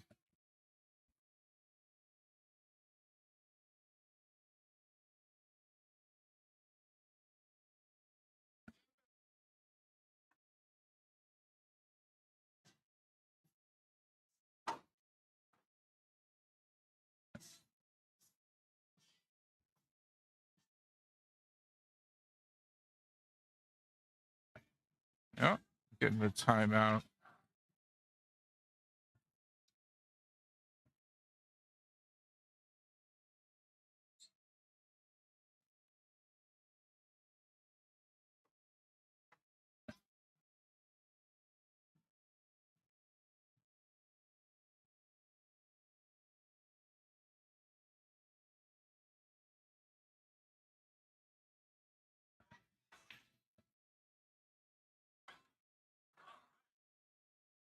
Joe's team trying to get his attention and him he's hyper focused on it. Absolutely not paying attention to his teammates. They were asking if he wanted to somebody to watch the shot. But,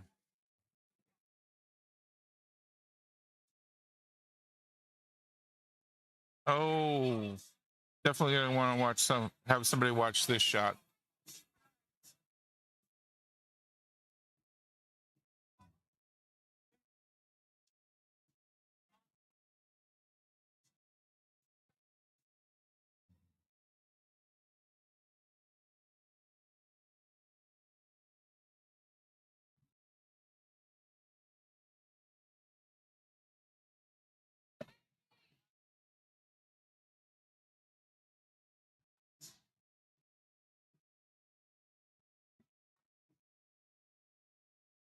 Okay, here comes Ronnie.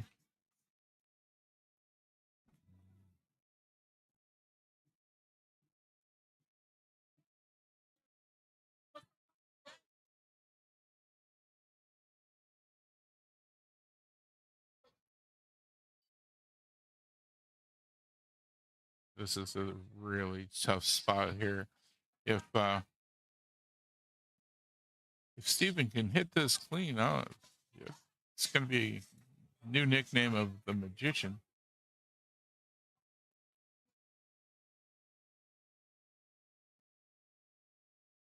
He went for the deliberate foul and just kind of pushed it.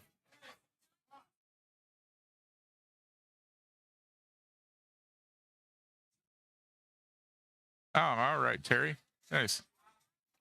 Yeah, I am originally from Portland, Oregon area. I moved out here in 2022 and lived real close to a city named Hillsboro.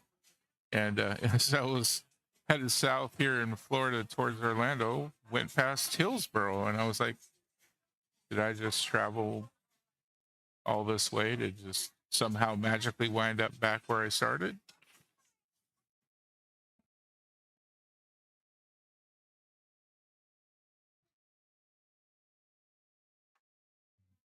Ball in hand, Joe managed to get the 3 and the 4. Then had that ball go all over the place, but not get the 5, except for barely touching it.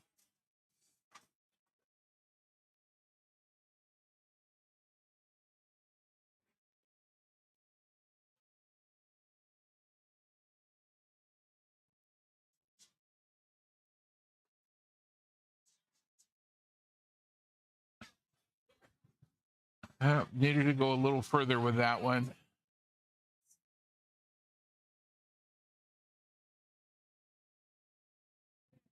So our APA region here, Terry, encompasses Lake and Osceola counties,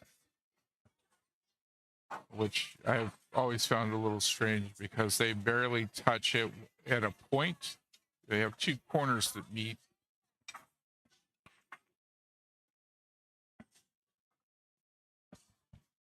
Lake County being to the north and west of Orlando, and Osceola being to the south and east.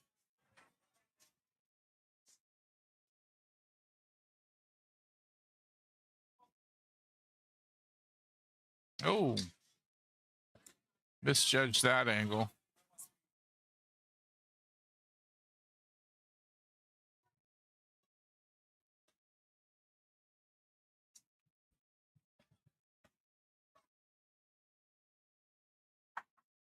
And so did Joe.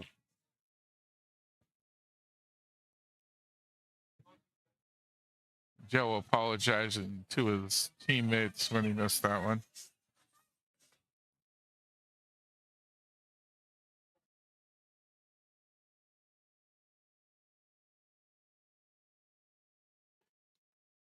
Nice shot on the 6. And, well, he can hit that 7. Gonna go for a kick shot, though. And he gets good connection and gets the 9-ball in the way. So that'll work.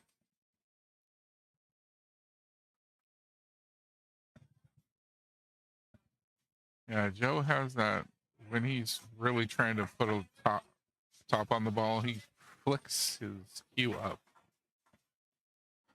Throws his aim off most of the time.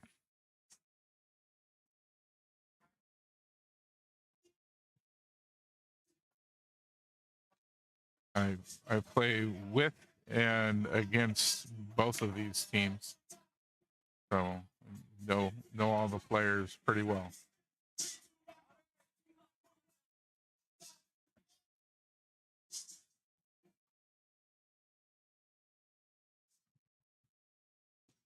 Ronnie's just going to have to get himself a chair right here at this table.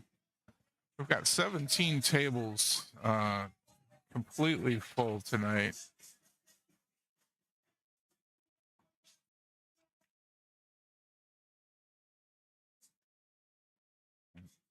Bad hit again. So going to spot that 9-ball, and Joe will have ball in hand.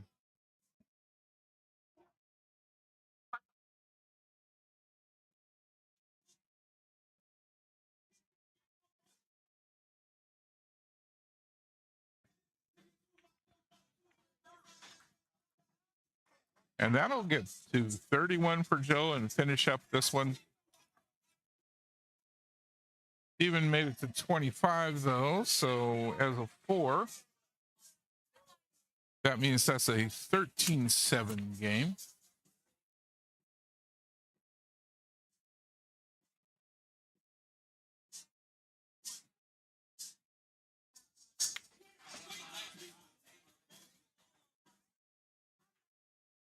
All right, and we will wait for the next couple of players to be assigned.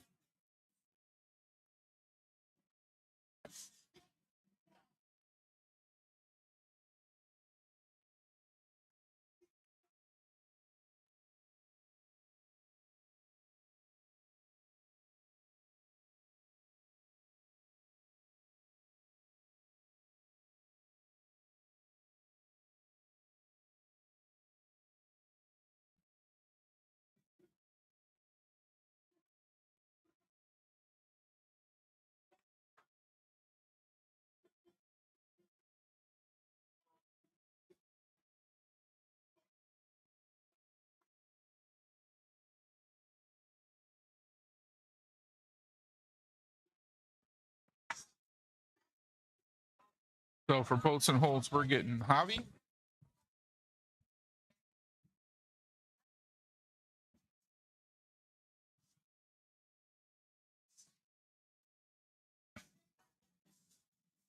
And for Pool Party back again, we're getting Kelly.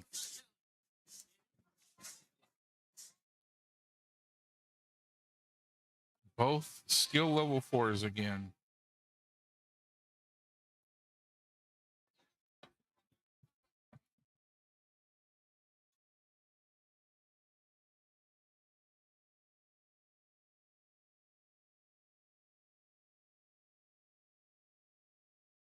And Kelly's going to get that lag.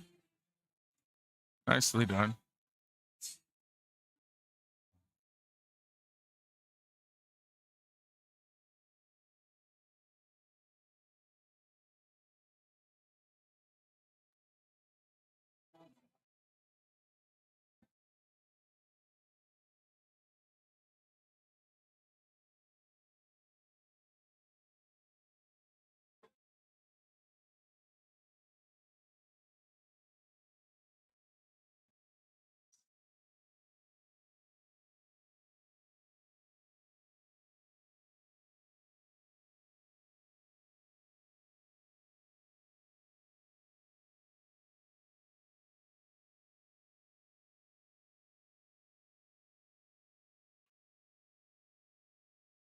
Nice break. But dry.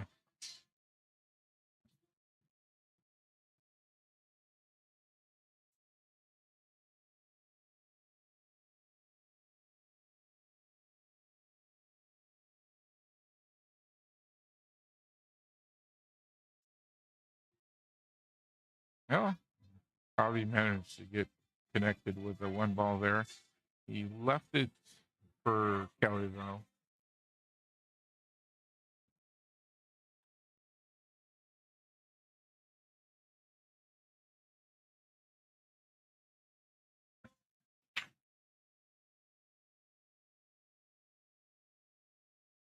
Hey, Jason.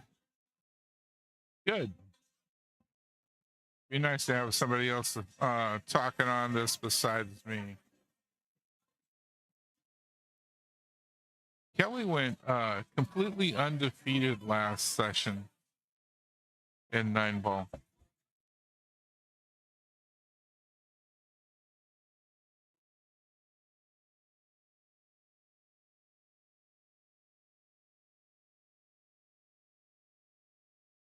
And I know one of those wins she had was against me.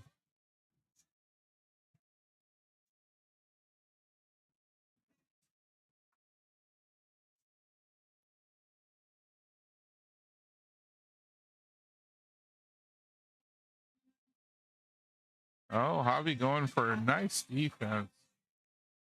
Nice shot. Good job.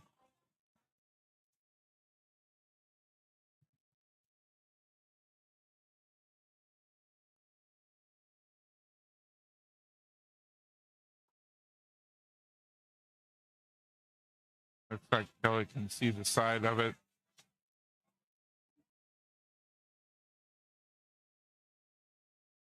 You know, turn the tables on him. Looks like he might be able to get that angle and get at the 4. Yep.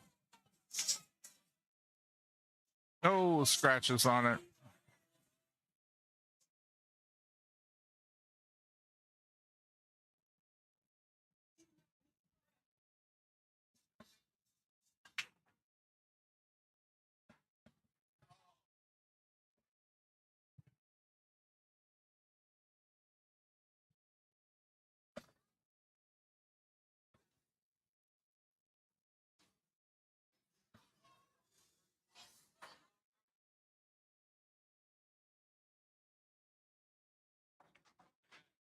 Oh, just missed that.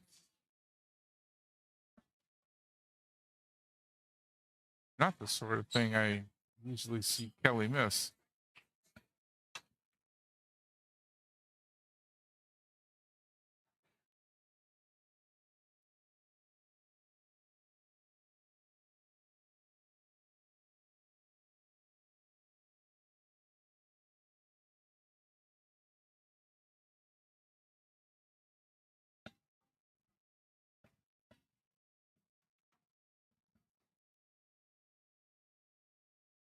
Yep, here comes Ronnie again.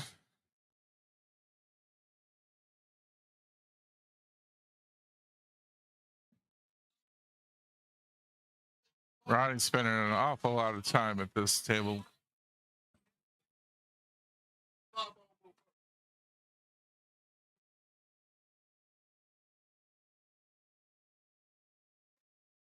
Oh, he scratched, and Ronnie called that one as a bad hit before the scratch. So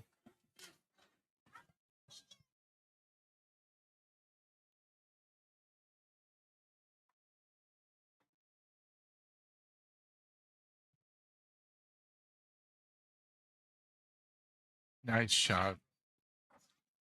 Good move getting that out of there.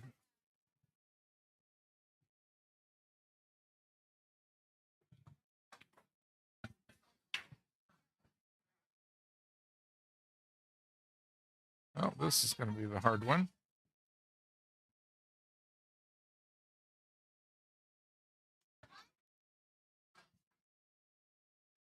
Just catches the corner of the pocket.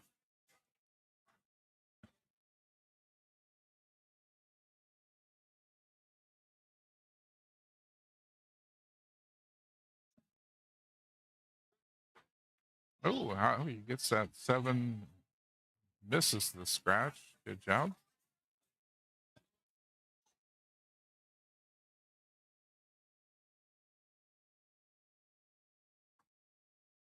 Oh, just misses the 8.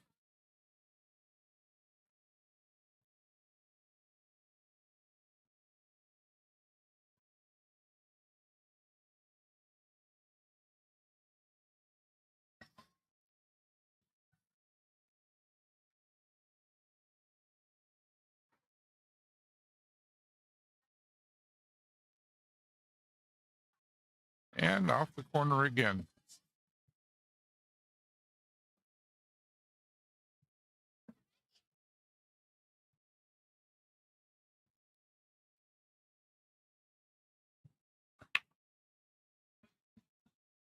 Oh, overcut. Overcut. There we go. Now we got behind the 9-ball, so no easy shot for Kelly.